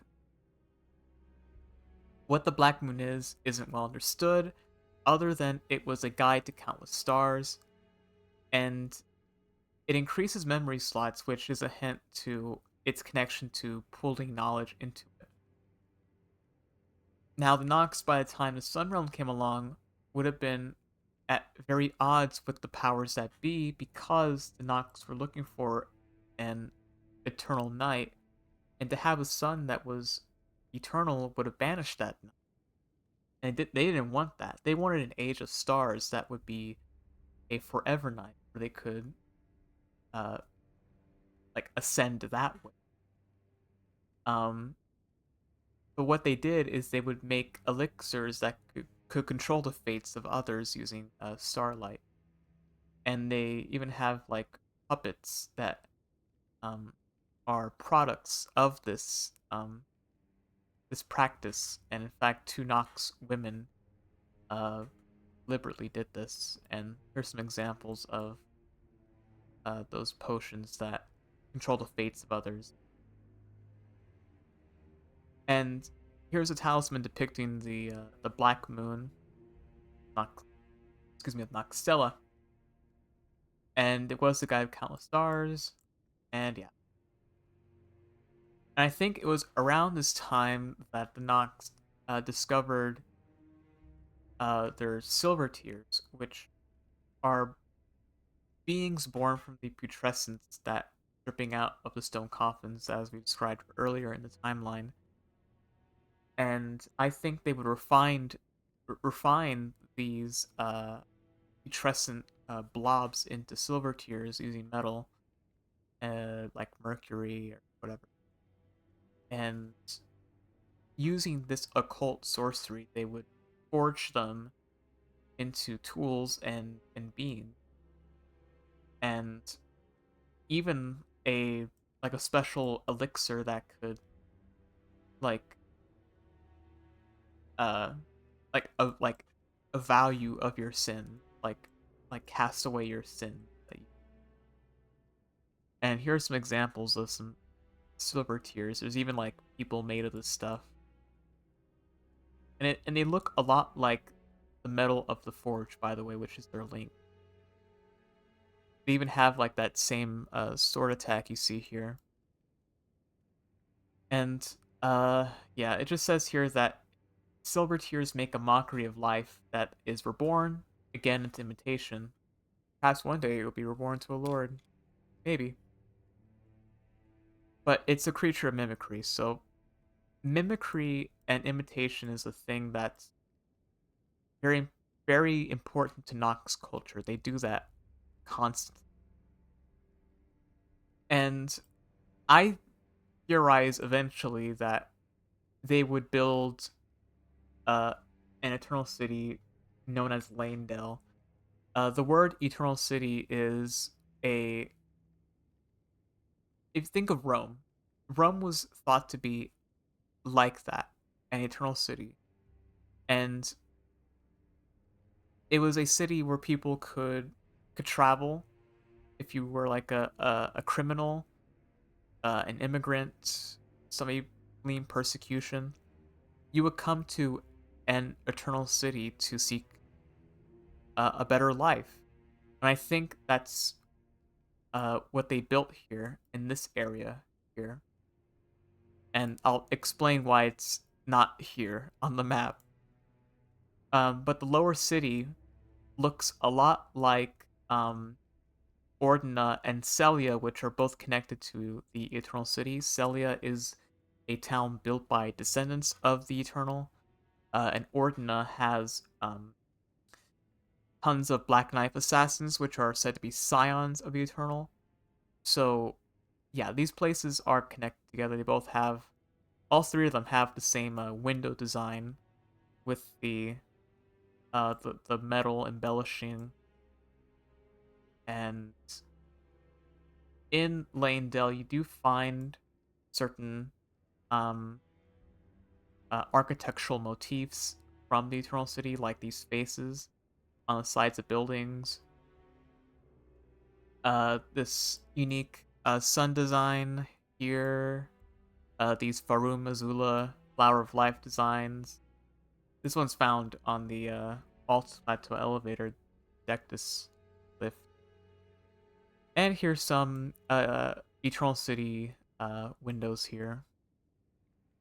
And this symbol found in one of the Eternal Cities, I think it's Akron. You find this symbol within um, a building in Lanedale. And I think that within Lanedale, in the lower city, there was a church, a small church to the sacred tree. Again, here we have Tarnished archaeologist with um, some lore crafting.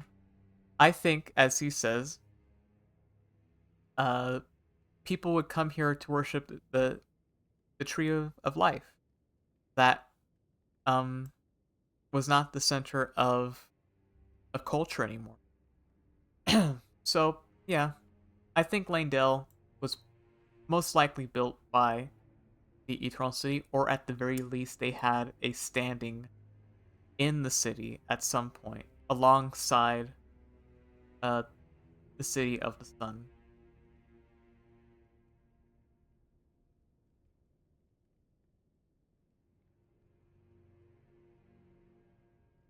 Okay.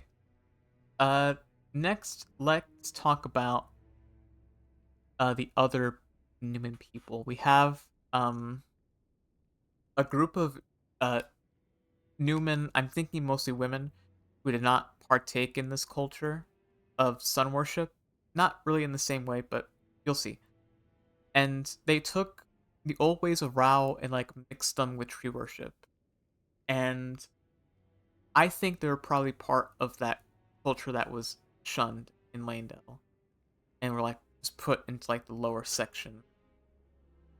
They would settle in the hinterlands, which is a place in the DLC next to the Shadowkeep, but the word hinterland just means like outskirts, like the forest settlement area. Um, and in fact, this is one of the shaman village here, and shaman, uh, in the Japanese text means is a word that it seems to point to the term miko, which is like a shrine maiden, which is like a thing in Shintoism. Um, and the implication of that's kind of like points to them being like finger maidens, but like eh, of the past. Uh, the windmill village Dominula could have been one place. The hermit village could have been, and maybe even Bonnie village could have been a place um uh of shaman origin. Uh, the Dominula name of this village is a name that means little mistress, or the uh, female equivalent to lord, but kind of like um like an insult, or like. And Bonnie is a name that just means like attractive or beautiful. And I think that their tradition was very unique. They worship a figure named the grandmother, which is a practice like motherly worship is a practice that's done all over the place in the world. But I think that it could be a link to the figure shown in Rao, which is that uh, woman with the headpiece we talked about earlier. And I think that this culture would be persecuted by um, the horn scent for their supernatural abilities, but that's later in the timeline. But what the shaman women do is they have this festival that is kind of like hinted at through a lot of different items. Um, and it seems to me, and I'm just gonna go off here on kind of like a tangent to explain it. So there's this festival that's done in Dominula, which these women are like theorized to like eat the skin of men. There's this spirit outside that talks about not wanting to be skinned. And these are called celebrant women, which celebrant is a person who performs a rite, and it's mostly linked to the whole Eucharist in Christian uh, religion. So I think they could have been eating the skin of men as like a Eucharist. All their weapons give you runes, like if you hit people with them, and they're all made of like different parts of the body, like bones. Um, they have coats that have the image of the Godskin faction, which are men that skin gods, and they have like connections to the ancient um, serpent religion on Mount Gelmir. You actually find a Godskin noble uh, inside the Temple of Igle, where the skin of the Great Serpent is found, and these women have that same pattern on their coats. The other ones have a Erdtree design that's not the Erdtree, but it's something that's different. It's like an early design of like maybe the heavens, I'm theorizing. But they have a fascination with flowers. In Dominula, they have a fascination with pink flowers, which the color pink is just essentially like just like one of like love, of happiness. But the festive grease in the DLC points to the festival as delightful. It points to it as an old tradition that's so old that the Erd Tree actually still tolerates it. To make this grease, you actually need uh, bone fragments that are strewn with gold, and these were touched by the gold of the Shadow Tree, which um, it's blessed, and these bones can be made into um, sun warmth stones, which are connected to the warming stone, which talks about the sun. Um, and remember, golden light, as said by the golden firefly, is said to invite runes. And oh, this is a picture of the grandmother, by the way, a tree woman. And these Dominula women drop Golden Rune 3, which talks about how runes are imbued with the power of life itself. And and just as an aside, much like how the grandmother is embedded into a tree, it's a lot like how uh, Odin put himself on Yggdrasil to like gain the knowledge of like the whole world, and that's like connected to like Marika, Queen Marika, who is the god of the modern day, who was a shaman woman in the past, and she is housed within the Erd Tree as a prisoner. And to me, this whole like festival tradition that was done here, I think links runes to being like a part of like gold and light itself. I've heard this theory by a channel called Nameless Singer on YouTube, and she states that runes are kind of like a little tiny sun within yourself, and how it's linked to like memories and stuff, which is like if you think of like Game of Thrones with Bren, who becomes that guy who like sees everything. It's kind of like that. Like you kind of like runes are knowledge. They're experience, like actually like memories. So I think these women were inviting like like free experience into themselves, like XP grinding in Minecraft. That's what they were doing. But it was a blessing from the sun itself. So they were sun worshippers, but kind of like in a different way.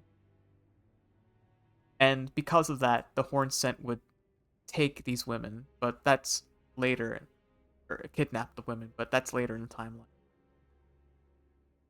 And here I just talk about how in Lanedale, this place called the Round Table Hold would be built, in which the fingers would have champions gather around, and the fingers would spread their teachings to the people,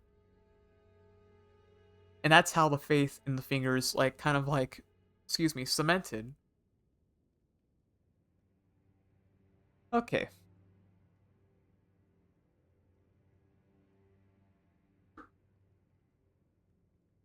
now let's talk about the academy, one of my favorite places in the game.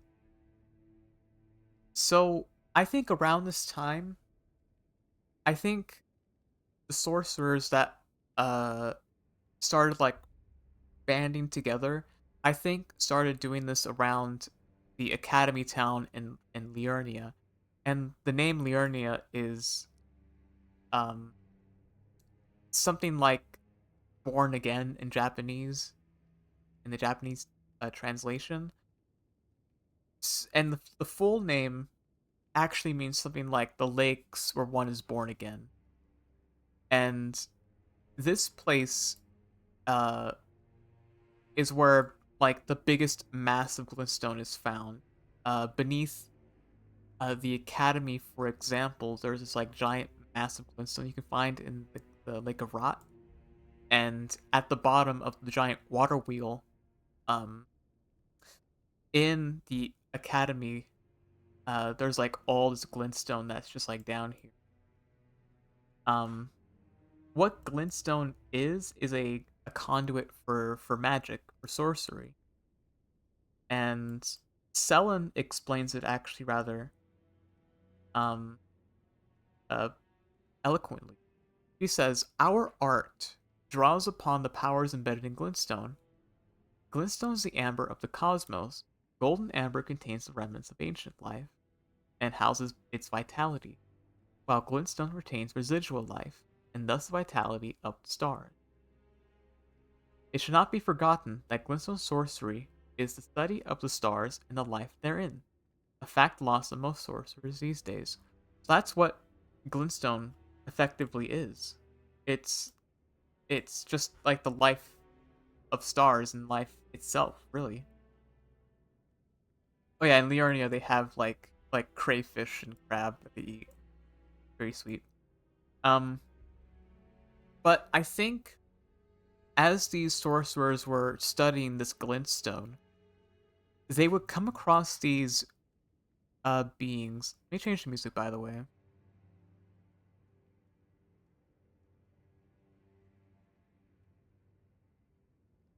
me change the music.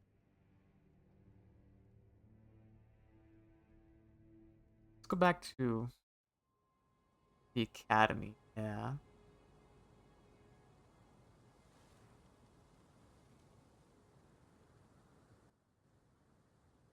Yeah. Okay.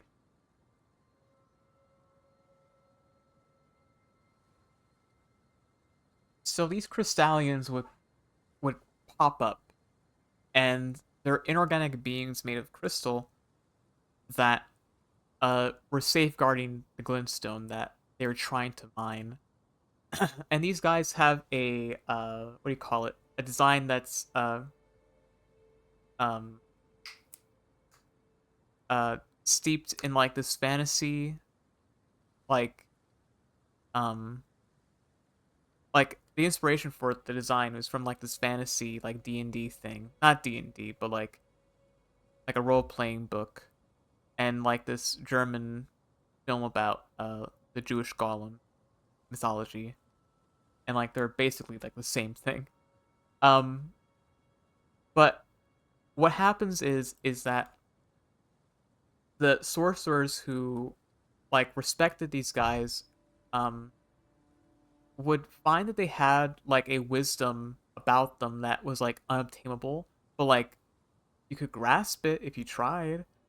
And so they would form like a secret society known as the Crystal Cadre, uh, that like formalized crystal, um, like I guess worship, I guess. And this was dubbed the Wisdom of Stone, which is that faint cogitation with the crystallian. You need to be big brained to know about that. One such guy who did was a guy named Azur, who I believe um looked to meteors for this this wisdom he was looking for. And I say that because the school of magic he governs, or not he governs, but that would later create, would be formalized by a guy named Carlos who studies comets. And from that, Azor looked into the primal current. And what he found was that there was a darkness, and he got bewitched by it, but he also was fearful of that abyss. And after that, it like broke his brain, but like elevated him to like a higher state of being. And Glintstone would start growing on his body and would eventually replace his brain. And this is a thing that Glintstone kind of does. We see this in certain plants. We see it in fireflies. Um, and later we'll find in glintstone miners that they start like like they become corroded by a glintstone. So it's very destructive. But soon enough, yes, the academy would um like be connected to the dynasty. My God, the eternal city, and these way gates we made, and these sorcerer rises, these towers we made that had the design of the Nox and the sorcerer's powers of the primal current that could transport you to all sorts of places without ever having to like worry about travel time. And of these waygates would stand the four belfries um, on the western coast of Liurnia, and these featured the dynast again in like a memorialized form, like a form in which that could be like remembered. And within Raya Lucaria, or I guess the Academy as it would be found now, because Raya Lucaria is the modern day name. The Academy would have been just like the name of it back then. It probably had a different name back then. Um, but the Academy had uh, images of the sun here, here, even this one, yeah, has a four-sided star or eight-sided star on the inside. Pardon me. Um, in the Grand Library, there's the picture of the lamprey again, as in Faramuzula, and the flower of life again. So they were close to Farum culture, but kind of like tangentially. And this incantation just talks about how starlight is never far from a sorcerer. Like it's always there.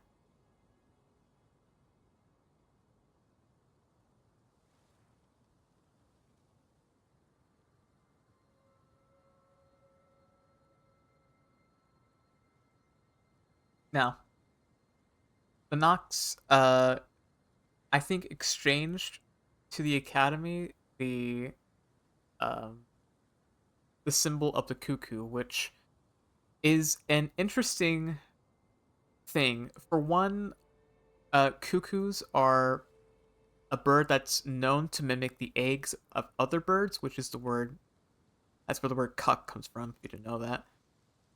Um, and there's this uh old Lithuanian tale called um Eagle, Queen of Serpents, and in that story there's um a cuckoo bird who warns the serpent um that the humans are trying to trick him into like marrying like an animal when he wants to marry like a woman, and like vice versa. The cuckoo will warn the people that the snake is sending its children after them. So it's like a double sided, like a double agent, you know. Um, and within the academy, the cuckoo would be a symbol that, as the sword coat says, it knows its insignificance, and that's because the cuckoo, uh, I don't have it here, but um, the cuckoo knight shield says that it glares into a massive glintstone, which to me that it's kind of like watching over the glintstone to like prevent it from like getting too big. And in fact, if you go back to the Moon of Nocstella talisman, you actually see two birds on the side of this talisman. So in fact, yeah, they did actually like know about this thing. It could be a reference to the twin bird, in fact, from way back when. Um, and of course, failed sorcerers would become glintstone miners to be sent to the mines. Minecraft. They yearn for it, actually. Um, they would have daggers built out of crystal. But interestingly, these laborers kind of like the animation that I saw here is that he takes the crystal out of his back and he like looks it over and like puts it back on him. Very interesting. And these miners are just like they mine all sorts of things. They mine smithing stones, and glintstone together. But of course, this would cause them to corrode, which is not good at all. So why do this if you just could like make them into soldiers for yourself to like protect you? Well, make some chapstick.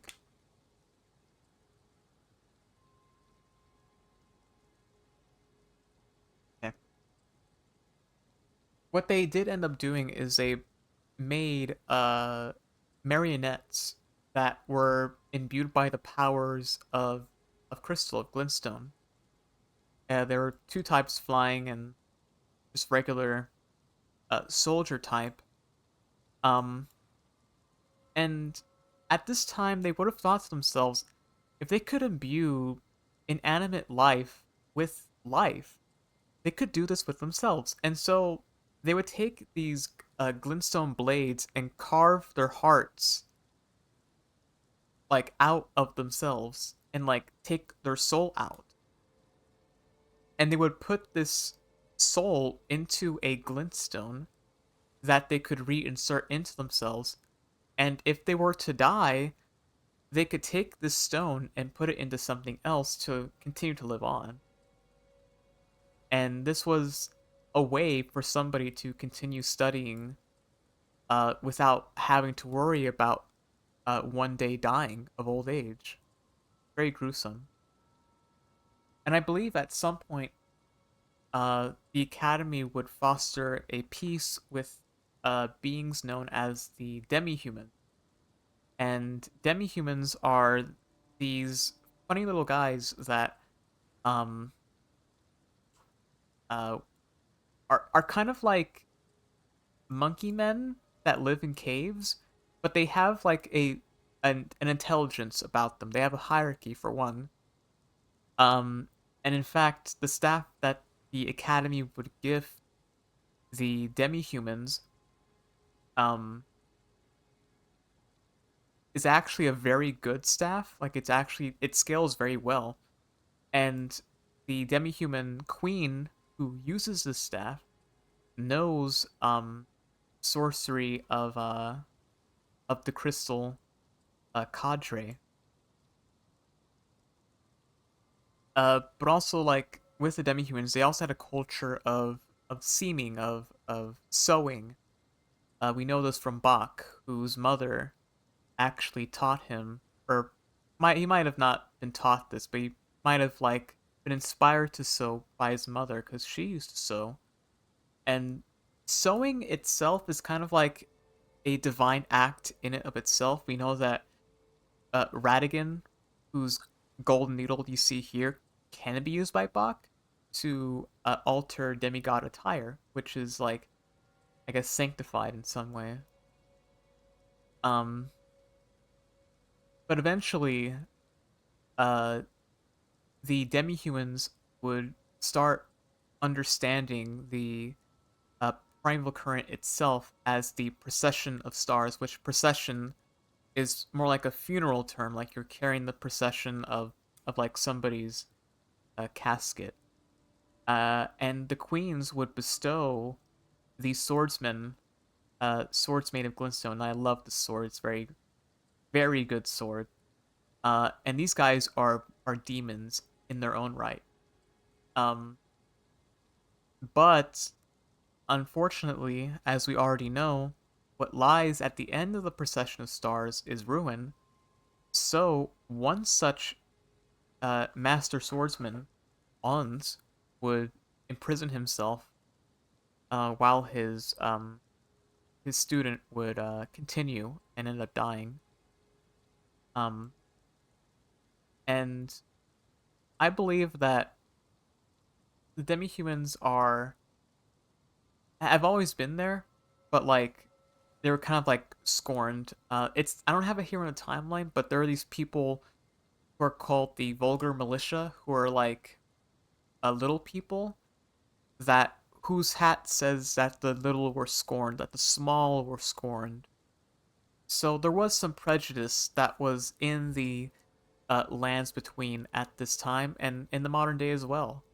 And I just like having these stories of like people who were ostracized find a place um, within like the world that hates them, a place to actually change it. And that's what the demi-humans did.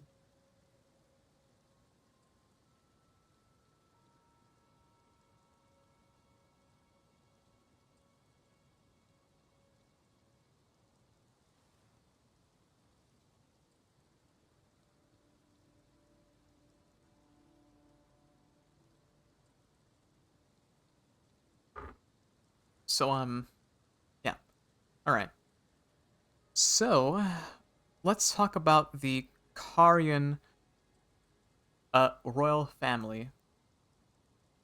So they're a very old family. They trace their lineage to the astrologers. You find the sword of night and flame in their manor, which is this big old thing. Um, and they seem to have like an association with the dynasty in some way, enough for the Nox and the Academy to build belfries, the four belfries on their land, which we learn from this map that the western region of Liurnia has always been associated with this family. And Karya, the name itself, is a name that's associated with Kar, who was the old ruler of Karya, which is like an actual place in Anatolia, which is modern day Turkey, which I think is very neat. Um, and in fact, another belfry is also found near Castle Ensis, which is a place in the Land of Shadow, which is also a castle of Karian origin. So, yeah, these belfries were built um, probably with the help of Karya or something. Um, and I think the people of Karya likely settled at this manor first, I think. And I think they're probably half Newman, or at the very least, they're probably night folk, considering you find the Urumi, which is a night folk weapon, at Karya Manor in like this location over here. So I think they have like some connections with those people in some way. And in fact, the belfries that you see here need to be opened with special rich blue magic, which can only be part of Karya or the Academy. And the Karyans, um, their covenant is tied to the moon and wolves. Um, wolves howl at the moon. Um, and we find in Farum Azula a scene. This is the concept art version, and this one is the regular in-game version. And I don't think this is a Karian woman. I think this woman is most likely the god of Plagiasax, or perhaps Queen Merica as like in like her youthful form. I don't really know, but the idea of beasts connected to wolves is something you'll see like in later in the timeline, but that's not here that we're talking about that. Um, but what is known is that the family is guided by the stars, as said by their blacksmith.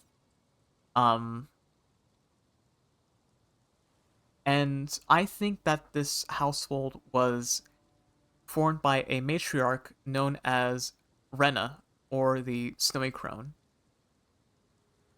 Now, Rena Rena is somebody that we don't see her in the game. She is uh she is an old woman that Ronnie will will take after in the future, and Ronnie is a princess of Karya. Um but I think that this Snowy Crone in the past probably met the Dark Moon here, which is the moon that Ronnie uh is connected to. But as it's said in the sorcery here, the Snowy Crone taught the young Ronnie to fear the Dark Moon. So she knew about it. She knew about it enough to warn Ronnie that it had like occult mystery veiled around it.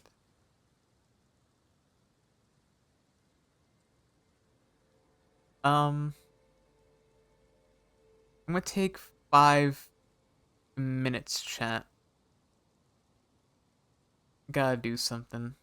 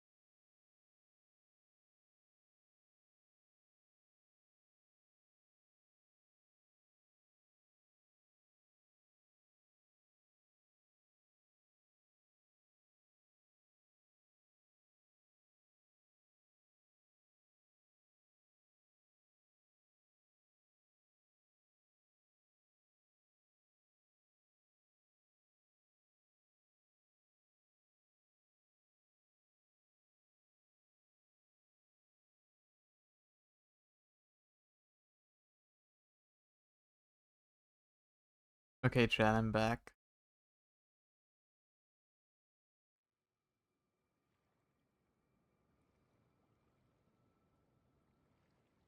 Okay, let's continue. So yeah, I think that Rena is associated with the Dark Moon very closely indeed. Um, okay, so the sorcery that you find, the sorcery specifically I'm talking about is this one here. The Ronnie's Dark Moon uh sorcery scroll is found in Liurnia at the Moonlight Altar. And on this plateau, there's these ruins called the Moonfolk ruins, um, that sit there. And in these ruins, you find these guys that are found all throughout Liurnia, but they're called revenants, um, who are like four-armed. Well, at least the followers are. The big guy with the crown isn't. He's like a spider guy. Um, and sorry, I was texting. And interestingly, the doll that Ronnie is housed in, who whose doll is modeled after the Snowy Crone, has four arms, much like the Revenants. And these Revenants, they drop uh uh uh these flowers that are of the hue of ghost flame that are blooming in graveyards. We know that ghost flame is a cold flame, much like how the Snowy Crone was a cold sorcerer. They also have bells that can call spirits, and Ronnie also gives you a bell in which you can call spirits. And to get to this place, you need to go through a river well that has a, a symbol that looks an awful lot like the catacomb symbol elevator thingy. And in these places, you have like places where, like, you ever been to like a church and like you're like getting holy water and like putting it on your like on your forehead or whatever, kind of like that. Um, and yeah, I believe that these were constructed at the tail end of Dynasty. Um, so Rena might have been a a Revenant follower. Um, we know for one that Revenants get harmed by curses. They take damage from herbs. They get harmed by curses. They are cursed. They get harmed by healing magic, um, which could be a connection with Rena specifically, that she falls under the moon. She doesn't like the sun. Wants to stay cold. I don't know. Just a theory that I had uh, to explain who the matriarch of the Karian family could have been. And next we have the two sisters, Renala and Rolana. Uh, these two sisters would um, meet two moons in their youth. Renala beheld the full moon.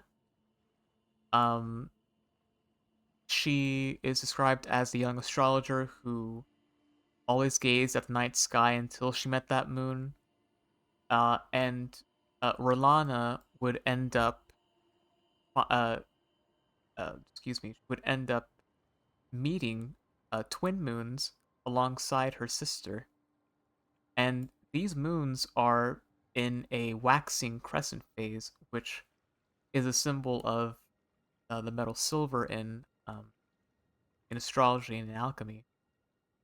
And I'll tell you what that's connected to in a moment. But they also had preceptors that I believe taught Rolana and Renala their sorcery.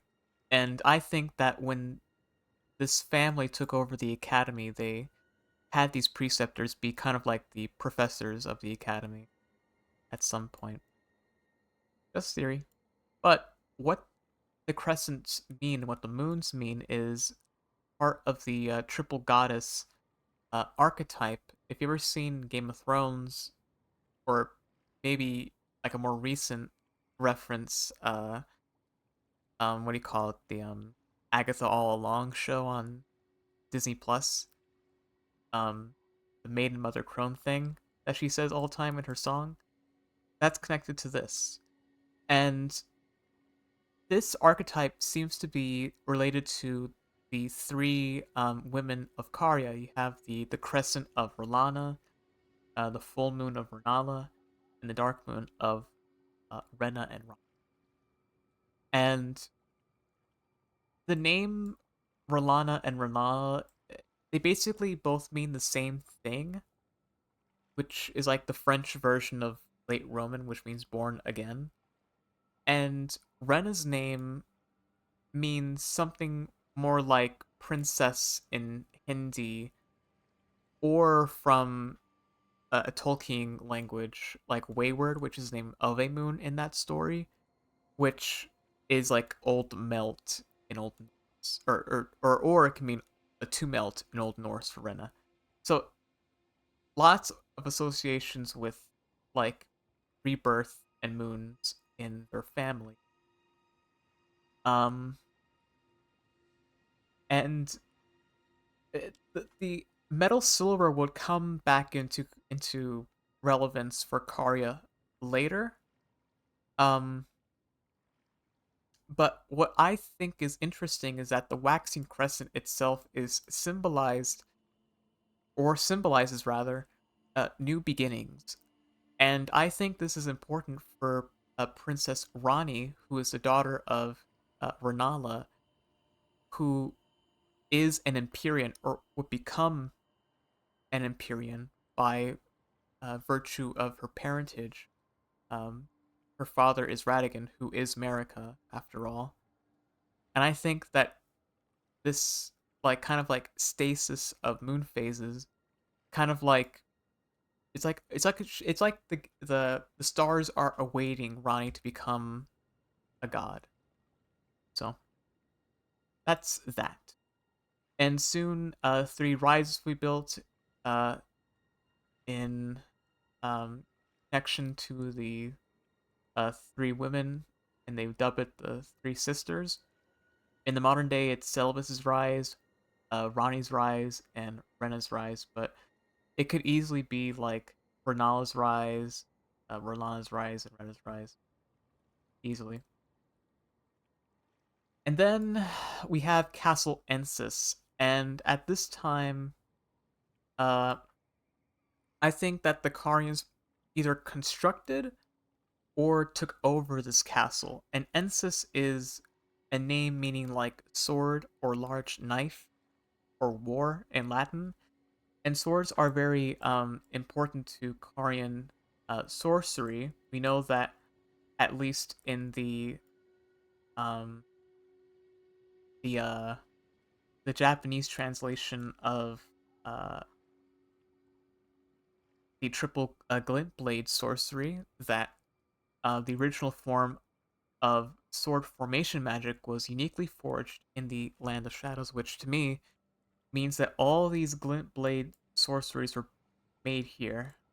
They would even at some point forge a alliance with the giants and the Crystallians, as indicated by the spell here, which is said to have been taught by the Crystallians to mark the swearing of the old conquered. Um, their knights would be awarded with various honors of Karya. They would never waver. They were anointed by Renala. They had different battle art sorceries that made them ferocious warriors in battles. In fact, the knights of old even had swords that could be wielded as conduits for sorcery. Um, and they even had like like magical grease that would anoint these knights as well. Um, and at this time as well, Rolana was also making a name for herself as well.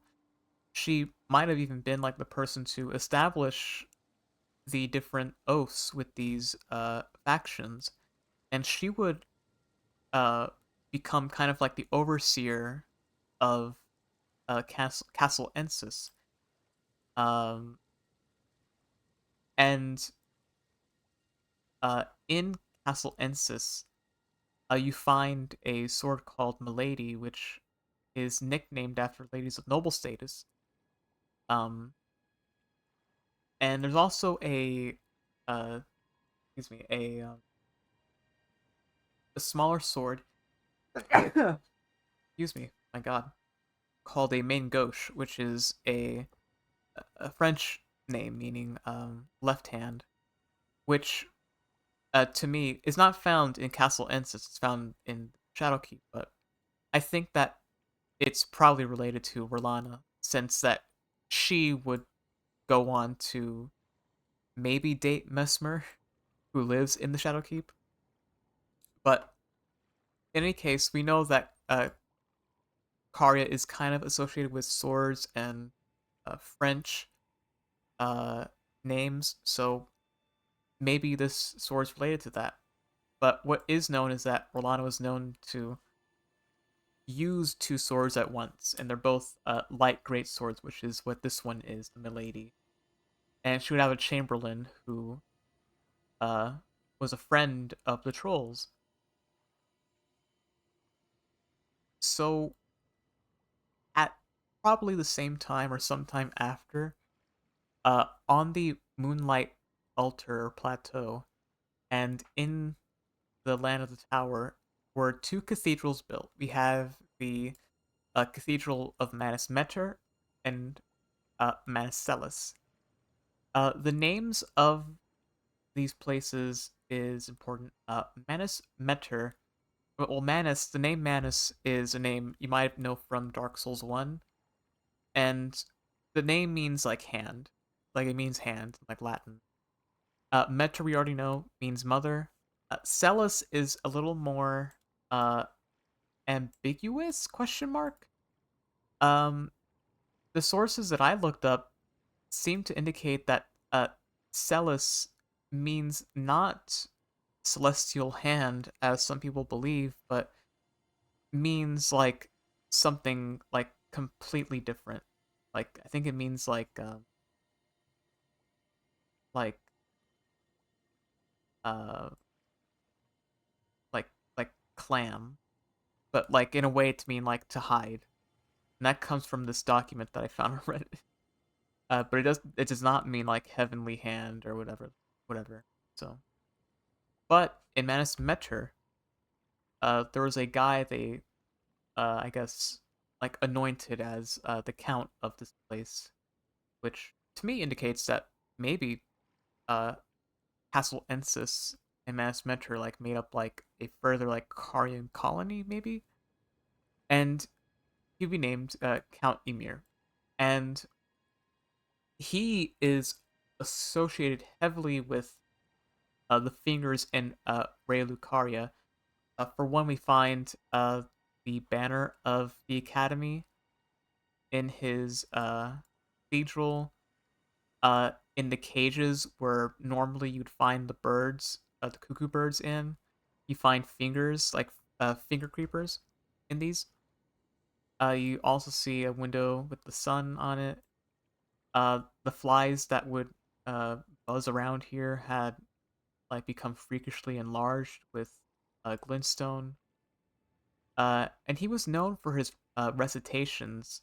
Um, for instance, um, I mean, we know that he was the one who like knows about the origin story of the universe, but he also like saw a romance in the stars. He kind of like fell in love with it, and I think this is like the romance that like made him like kind of like why he was chosen.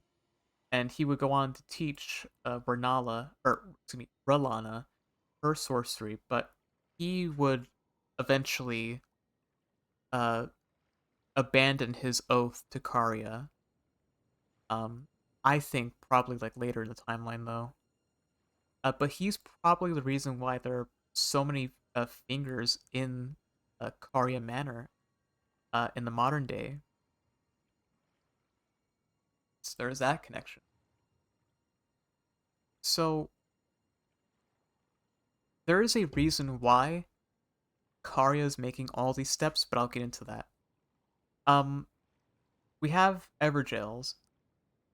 Um, these Evergels were made, uh, most likely, probably by Karya or the Eternal City to house like prisoners. There's even like a interesting design, and it has connections to the Rift Shield, which is a thing found in these jails when you go into them, and like the boss that's housed within the jail, like comes out, and they would even build one in Ordina. Now, why build jails? Why do all of that? Well, I think it's because the Nox were trying to usurp uh, Placidusax and his god. Um, and they would even like use the old lookout stones or guardian stones, sentry stones that are found in the fissure where all the stone coffins are in, and those ones actually fire a bolt of light that looks a lot like the finger creeper snare. Um, but they don't really have like any written lore besides the fact that they drop ruined fragments when you kill them, which might connect them to Faru Mazula, which is it makes sense because uh, the Nox were part of the Seat of the Sun at some point. So, and then the Karians would take over a the building that led up to the Divine Tower of Liurnier, or they might have even built it themselves and constructed the bridge there. And in there, they would put a celestial globe which transmits prosperity, which is the wisdom of the moon and the stars. And in there, they would have like a uh, a statue of a scholar which looks a lot like Emir, but it's probably not. Emir is probably just like a Karian scholar. But what this does is it actually like flips the inside of this tower, and one of these is actually found. Actually, multiple of these are found in the academy when they take over the academy. I think they did this to kind of like maybe a security measure to like if they needed to, they would flip the gravity to kind of like throw people off from invading.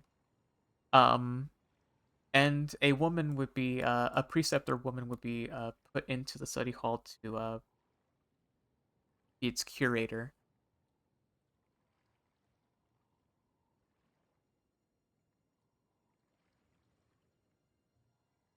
So we're talking about all these moves being made.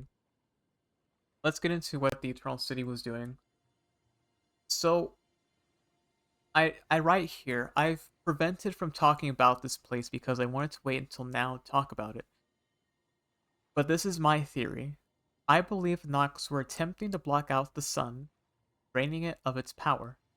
They would have needed the Carians to enact such a plan, and in order to do it, they would need a place to safely study and formulate such a plan. And I think that place was Castle Soul. So Castle Soul is a place in the game that many people might not attribute to well they wouldn't attribute it to the Eternal City for one, but they would have never have anticipated it being at all related to um Barum Azula. But in fact, if you look here, it actually has the same flower of life design um as uh the uh, the flowers that you find in Farum Azula, and that connects it to it. And it actually connects in further in an interesting way because there's hawks here and there are axes here. There are lion guardians here, which are also found in Stormvale, which are of the Beastmen. Uh, there are even banished knights of Stormvale Castle here. There are Farum, Azula knights here, which I think they're part of Farum Azula culture because you only find these guys in a couple places, but you mostly find these guys all around Farum Azula. These guys even have like dragons on their heads. Um, and within this castle, there was also a sorcerer who was kind of like obsessed with Bernala. His hood says, well, the painting itself is called Sorcerer, and if you go to the place where this painting is, you find the Great Hood, which has a quote that says, "Yes, surely this is the moon that young Renala gazed upon." So he was studying Renala, which would have made a good like insider to like know what's going on. And within the castle, there was a banished knight by the name of Niall, who was a veteran at even at this time, and he would sacrifice his leg in order to like save his men. But I mean, considering that all the men in the castle are spirits, that bargain probably was not upheld either way. The castle was besieged, and the the castle would be made into a basically a place where the eclipse was researched and worshipped.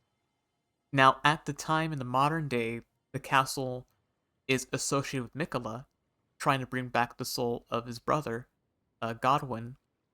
But in this time, I believe the castle still was worshipping the eclipse because the eclipse is a protective star of soulless demigods, and it keeps destined death at bay. Why? Well, that's because the eclipse is, as the eclipse Shotel says, which is an amazingly designed sword, not a great sword to use in battle, but it talks about the sight of the eclipse and its dreadful awe, its gaze. And we know, like before, there are basilisks that people do not want to stare at because it would cause you to die. This is kind of like the same way. They had eclipse eyes, by the way, if you didn't uh, pick that up earlier in the timeline. But that's because the eye itself is the eclipse, and as extension is that of the Prince of Death. That's because what is an eclipse? It's a sun that is eclipsed by a moon. Now, what do we know about both Karia and the Nox?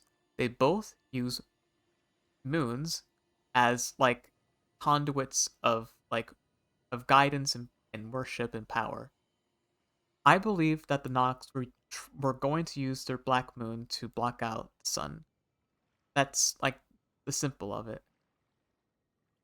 So might be a contradiction because if the sight of the sun could kill you, why doesn't it kill those who are dead or those who live in death, who are the undead? Well, I think that's because they're already dead, and like they're a product of death, which means if that sun or that eclipse is upon them, it wouldn't kill them. It would keep them alive. It would bring back the soul of somebody who is dead or whose spirit might have fled. But of course, that ritual that Mikola was trying to go towards in the further down the timeline did not work. So maybe that was a fluke that perhaps it didn't happen. But in any case, this happened, and then we go to kind of like the final part of their plan.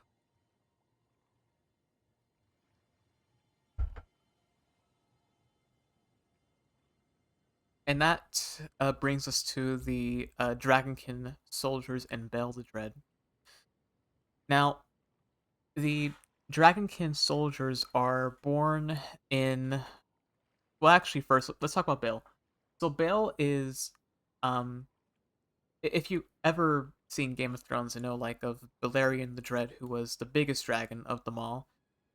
Uh, Bale the Dread is kind of like the same way, but I mean, he's big, but he's also very terrible. Um, we know that the dragons are scorned for being uh paltry by this weapon here. It's part of the Dragon Lord, but Bale, um, Bale was probably a product of the Crucible. He might have been like a dragon that was scorned for being kind of like different looking, and he would go on to father a a line of drakes that didn't have the same stone scales as the other dragons. And even in some of these items here, the ancient dragons hated these drakes. They didn't like them. Um, and this one talks about how they lost their stone scales, and there would even be like a giant drake named Grail who would mother these drakes. So Bale had uh like a long like lineage. Um, Florisax, who is the dragon priestess, calls him the oldest dragon. I think this is just because he's like the oldest drake of them all. And uh, in relation to the name Egon, who you might know the memes, Egon's the guy who's like Hersu Bale and all that. But that ambition that Egon has and that like that young virility, that short of sightness is something that reminds her of Bale. So Bale's kind of like a guy who like threw a tantrum. Um, but what's interesting is that I think the Eternal City exploited this in some way. They might have made a deal to to give back Bale his his wings back, the wings that he should have had in the past, but he never got them. And in return, I think Bale probably allowed the Eternal City to birth soldiers whom would be able to usurp the Dragon Lord, but that plan didn't really work out because these dragons could not fly, they couldn't use their legs. They were kind of like not that great, and their lightning wasn't the same lightning that the dragons used. It was cold, it's icy. Um, but nonetheless, Bale still grew back his wings, and this, I mean, for him was a good deal. I mean, he could successfully usurp the Dragon Lord, and he would even bestow this power onto his Drake kin at the Jagged Peak. Even some ancient dragons would defect to his side. Um, and all the while, the Dragonkin would just like stay underground or stay in the snowfields as Swin is here, and I guess like protect the city from the oncoming onslaught of the ancient dragons, perhaps. Um, so what happened was Bale um betrayed Placidusax and he called on to war. And I think that probably started with this like giant drake just getting absolutely demolished by a bolt of lightning. This dragon is massive. It's the biggest dragon I think in the game, and uh the the spear that's in its head has like this like corroded design that I think I don't know who said on Reddit, but it has like there's a metal in real life or a mineral called fulgurite, which is made from the uh remnants of a lightning strike. So that could be this. And underneath the wing of this drake is the bodies um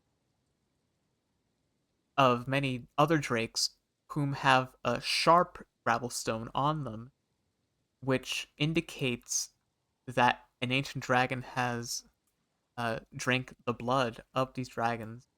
And in fact, Florisax, the dragon priestess, would take human form after this consumption, probably of this drake itself. I mean, its chest is wide open, and she would share uh, this ritual with people, um, as a way for people to be uh, uh, post power. But really, her end goal was to kill Baal eventually. And then Baal would challenge uh Sax directly. He would tear off both of his heads, or two of his heads really, and uh the Dragon Lord would take off Baal's leg and parts of his wing. And you see the damage that uh Sax has, but I mean he's still like a Dragon Lord, he's still the Elden Lord. And here's a good art rendition by this user on Twitter. I love it. But ultimately, um, the fight would kind of like lead to Bale losing. He would flee, and he would fly to the Dragon Peak again, where uh, Placidusax would go into a deep slumber to await his god, who at this time would flee. Why would it flee? Well, we'll get into that. Um, and so yeah, so Dragon Lord is he's just sleeping at the heart beyond time, just waiting for it to come back. Okay,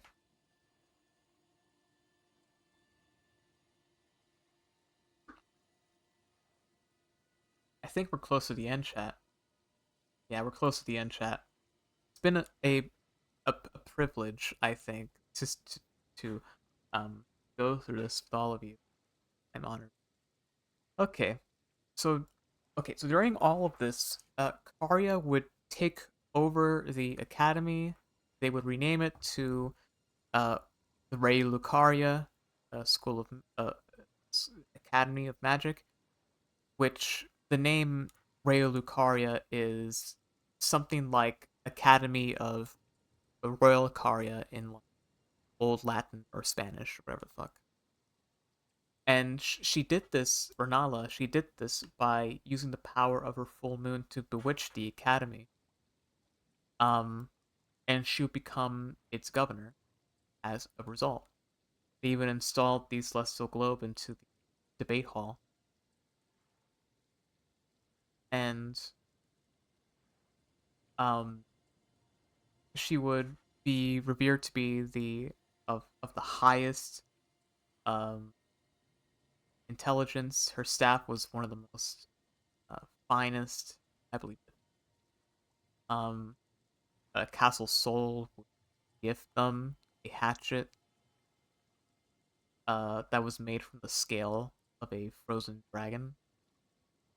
They would also gift them a silver tier sphere to use.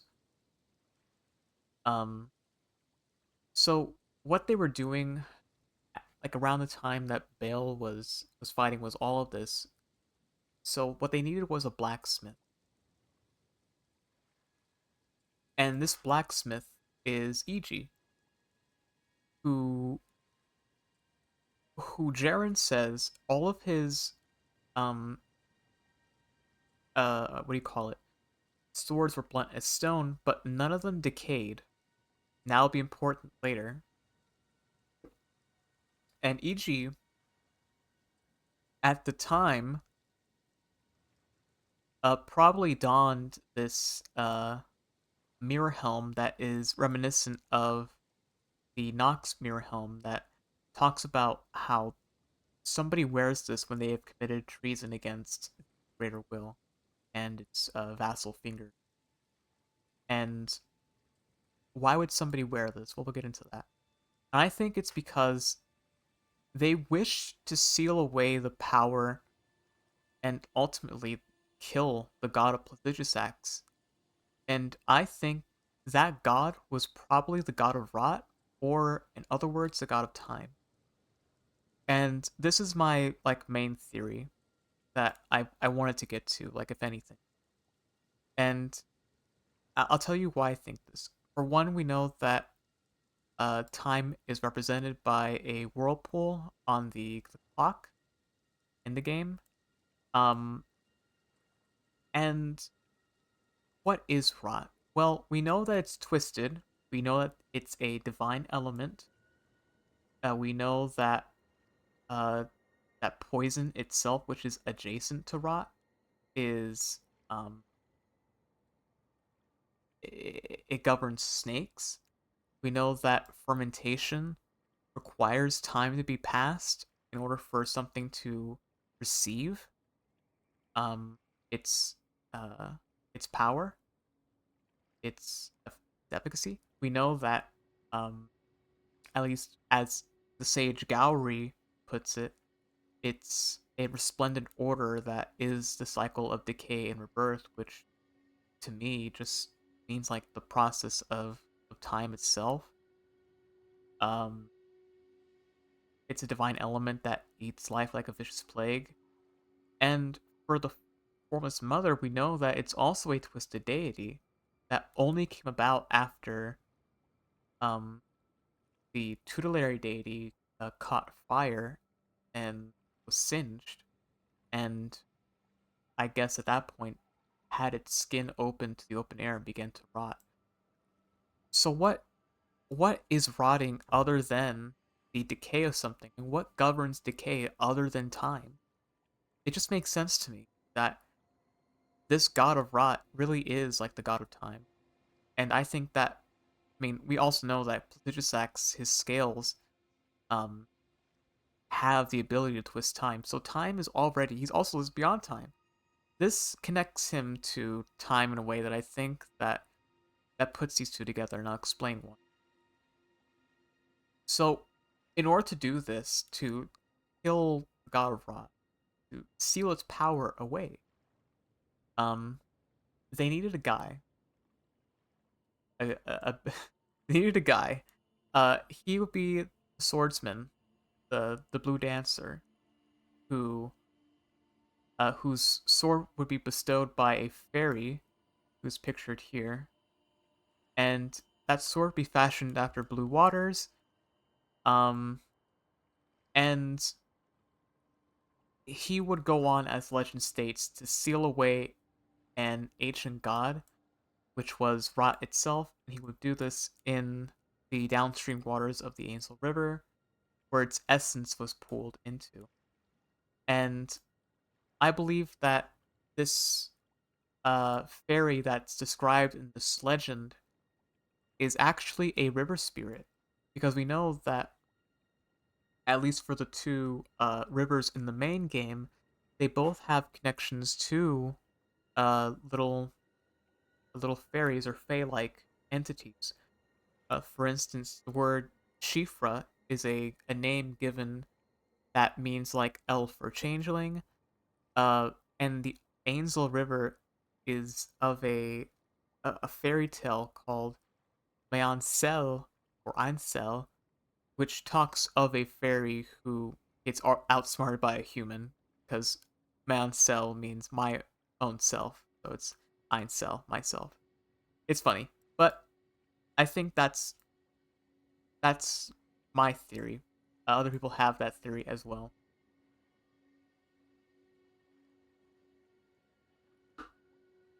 And then, oh, and by the way, that cavern where the Lake of Rot is adjacent to the Moonlight Altar, which is beneath the Grand Cloister, by the way. And so when they weakened this god by uh, basically sealing away its essence somehow, I believe that they brought it out into the sun and used the eclipse to kill it, basically. And they would cut off its stinger and then use that in a dagger with the Wolf of Caria at the end, and they would fashion its corpse into the Finger Slayer blade, which is able to harm the Greater Will and the fingers, presumably, because it's called the Finger Slayer blade, obviously. Um, and as an aside, there are these crypt chair maidens that have all these corpses that are like around them. And I think that when these chairs were above ground, because they were, I think that when the people gazed upon the eclipse, they also died, but they might have done it like deliberately, like ascend. And that might explain why there's so little people in uh these cities, because they all decided to ascend together. And this blade will be stored within uh, the the chamber within this crypt chair here. And then the eclipse would be seen by other people in the lands between. For instance, this dragon communing guy saw the sunset with its colors faded, a remote thing from eternity. Um, so what else did they do after this? Well, they killed a god. They did that. Um, but they also. Oh, and by the way, I say that this is fashioned off of the corpse of a god because that's exactly what the sword is. Um uh I forgot what this is called, but it's basically the sword that gets pulled out of Radigan in the final fight, and that it looks like this one, so they're about the same. And I think that when they drained the sun of its color, they gave rise to the Albinorcs, who the word Albinorc just means like pale gold, like white gold, so it's silver.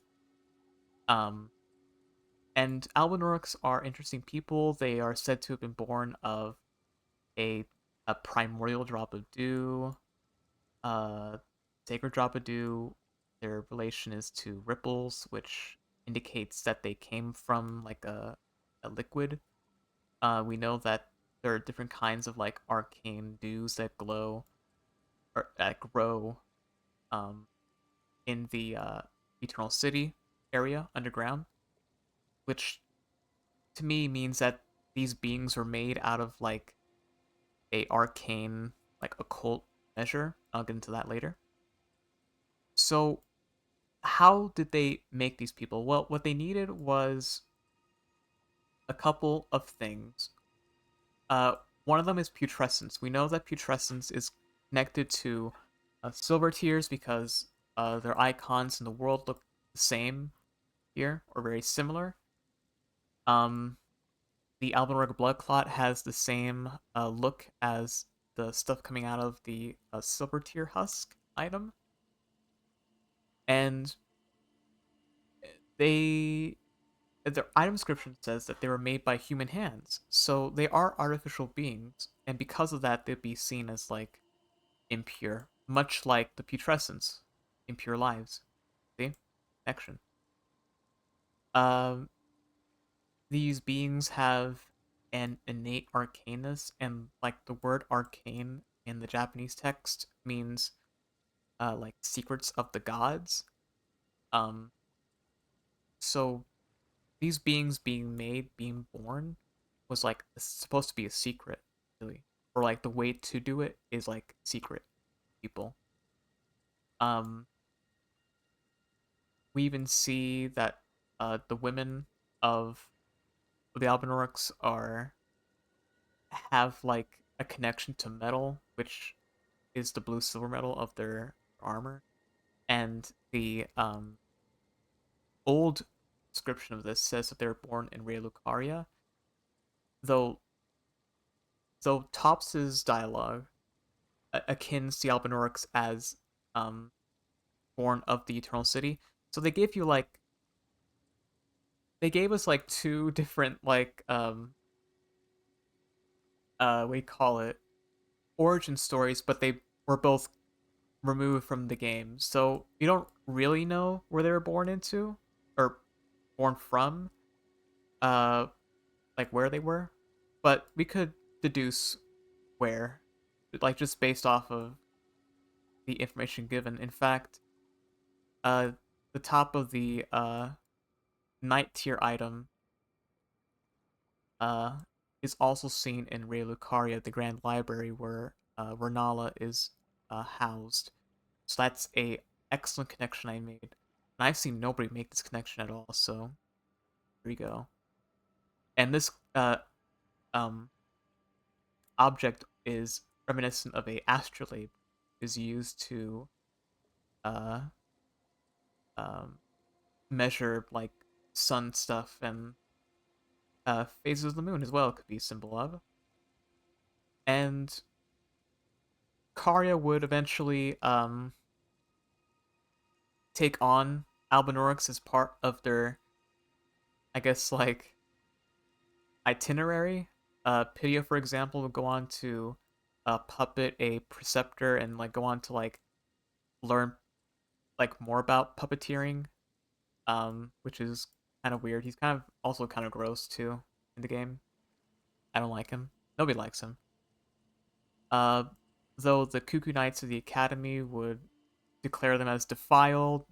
Um, and interestingly, their their blood can also be made into these pots that are able to like lure people, which is also a thing that can be done with putrescence, and it like does the same thing, and so does this like arcane ash of war, which creates like this white shadow. So perhaps like these people were made from like spirits. We'll get into that.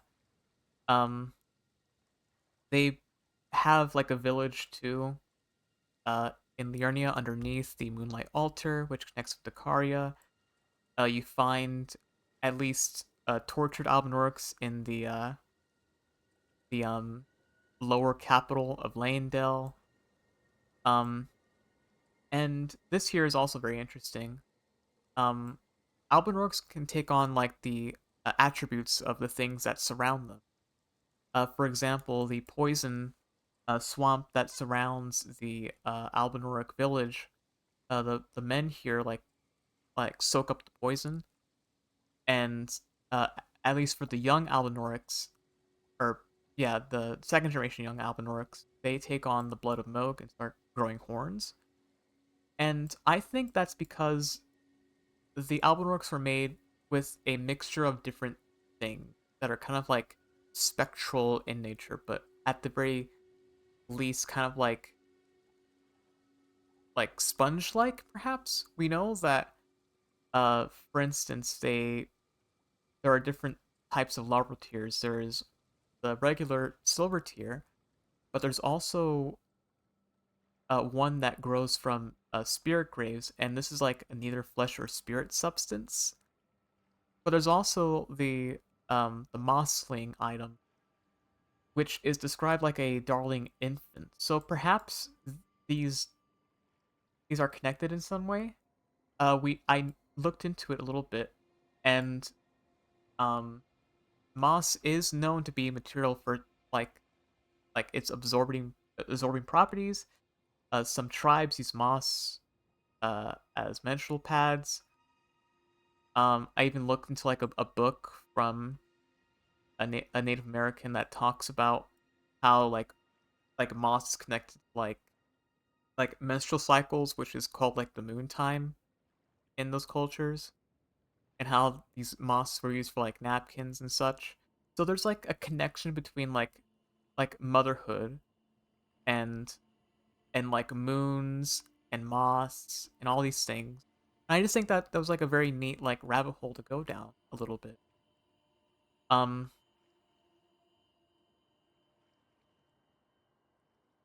though unfortunately, much like the Dragonkin, these Albinaurics they could not use their legs. In fact, they start to fade as we see here as they age, and when this happens, they usually like die. Um, but at least the women aren't like deterred. They are very skilled in archery. They're even known to be like specialists that like men feared.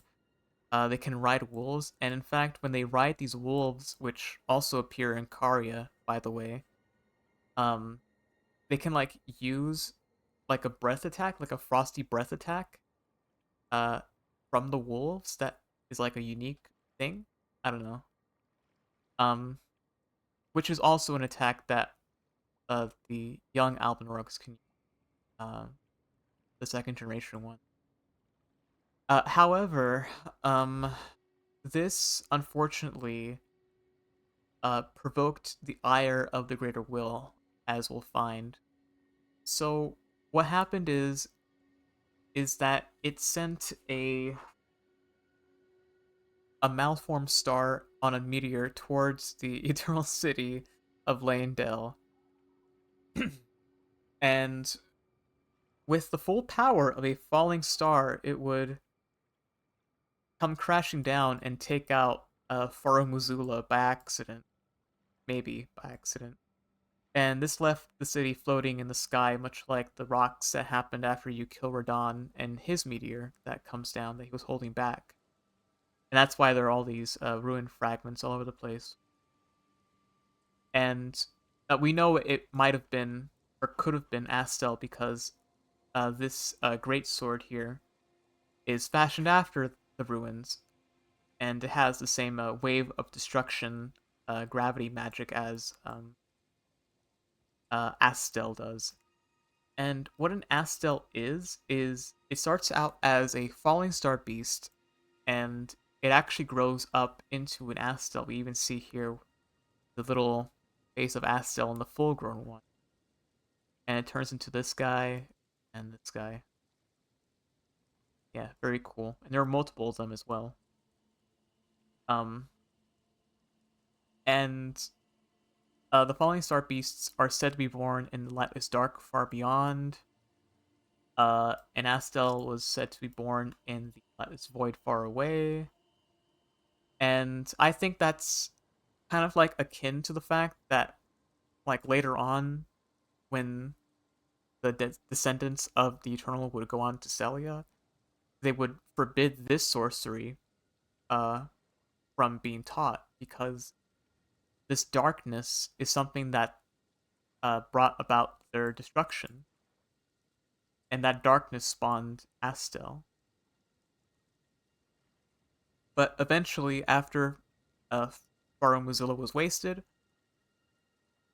um, Astel would eventually make its way to uh, the Eternal City and smash into it and bury it underground. And it would actually take out along the way the Black Moon of Noxtella and break it into fragments. And in fact, it was so destructive that even this town in the realm of the tower would crash into the ground. And even says here, one account claimed that the moon itself had come tumbling down. So it was so like horrific. But within the nameless city of nameless eternal city, you find these gargoyles that are made of corpse wax, which are the patchwork of champions. Which to me like makes you think like why is there also a tree stump that in the modern day has a crucible knight that has like crucible items inside of it? I think that this city might have been like trying to use the powers of corpse wax to like create champions in like the in with like the use of like the crucible, like as the crucible puts the attributes of different animals together, they tried to do that with uh soldiers and warriors, which is quite horrific in my mind. And because of this, the Nox will be banished underground, and all their culture will be buried. Um, we do see here that they would eventually re-inhabit the old dynasty ruins. We even see like them use these old dynasty um, decorations as tombstones in their city, and this is a dynasty ruin underneath a city. And these wells we built to grant access to the surface, even though they probably wouldn't have to. Though interestingly enough, they still had their Finger Slayer blade stored away within the crypt chair, alongside a glove wart of the greatest of them. But it seems like that connection between the dynasty and the Nox were still um, together. Um, and we see here in their architecture, we have images of the eclipse, sun, the eclipse in front of it, those dead people, and of course the dragonkin, which in my mind were placed here to protect the city from further damage.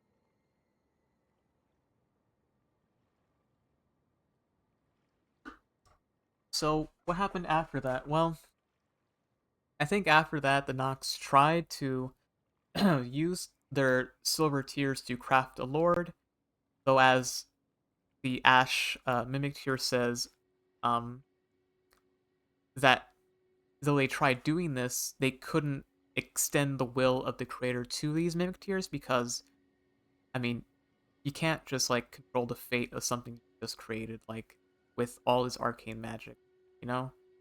So it didn't work out. Um, though they still used silver tears as weapons and as sorcery here as well. And um, yeah, very sad. The Nox, they're very sad, but they did also charm ants in the tunnels to traverse. Pretty neat. Um, but of course, some people would take refuge in Halid, in a town known as Celia. We even find a crypt chair and a couple of knocks in this town, which resemble Ordina and the lower capital. And we also find this windmill. I've seen nobody talk about this windmill here. This windmill. It's a windmill that was like designed like Persia, and I don't know. I just found it like to be a neat design. Uh, if you're watching this and you like Elden Ring, please tell me what this means. I want to know. In any case, the the people of Celia would be known to have sorceries that would make them excellent assassins. They even had swords that were made of glintstone and meteorite. Um, and the sorcerers here, at least to the academy, um, were known to not use glintstone in their magic because they were dealing with um, like sources of sorcery that were not seen. So much like how Astel was born from a void, they could take like that magic and like in that sorcery and like put it forward. Like they could use that to their advantage. And the Celians would even teach the Carians an ability um, to like take on magic and convert it into what do you call it? Uh, glint blades, which was very useful when they needed to take over the academy. But of course, that was when the Nox were not banished, so whatever. Uh, and then lastly, after all of that, um, these beings of gravity would be born, called the Onyx and Alabaster Lords. And Alabaster is a material, like a mineral, that's like crystalline, as well as onyx, which is a crystal in and of itself. And they were known to be called lords because of their destructive power, that fear of it. But nonetheless, Celia, even like harbored um refuge to them as well, as Radon, who is the son of Renala, would come to learn his sorcery here alongside his friend Gaius. But we'll get, but Gaius is another character, and I think that they were living in the Street of Sages, where you find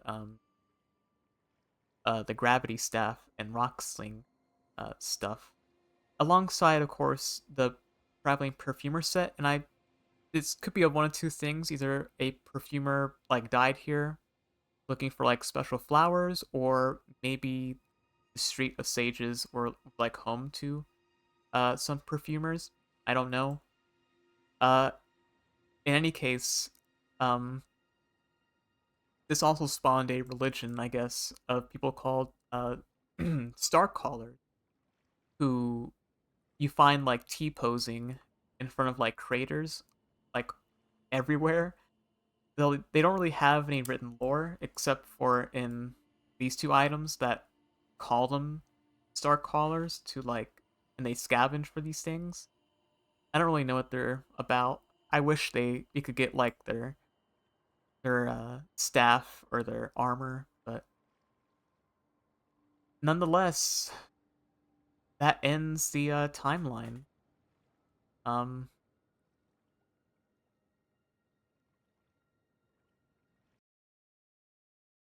yeah.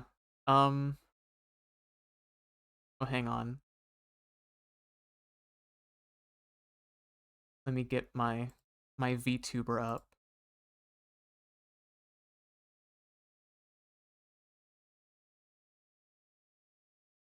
So yeah.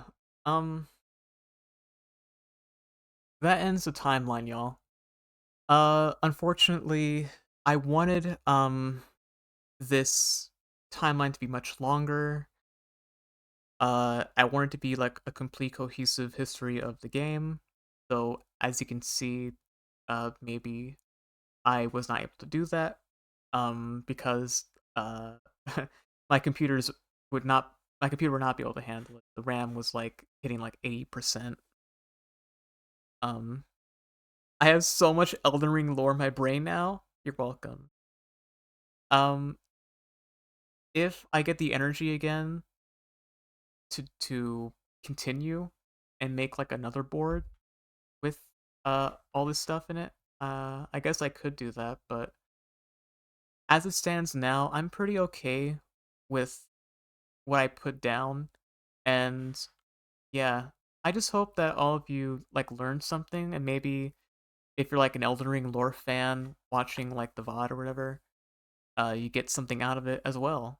Um anyways, um I thank you all very, very much for watching, those who stuck by, and I'll see you all next time. Bye-bye. Bye. Bye.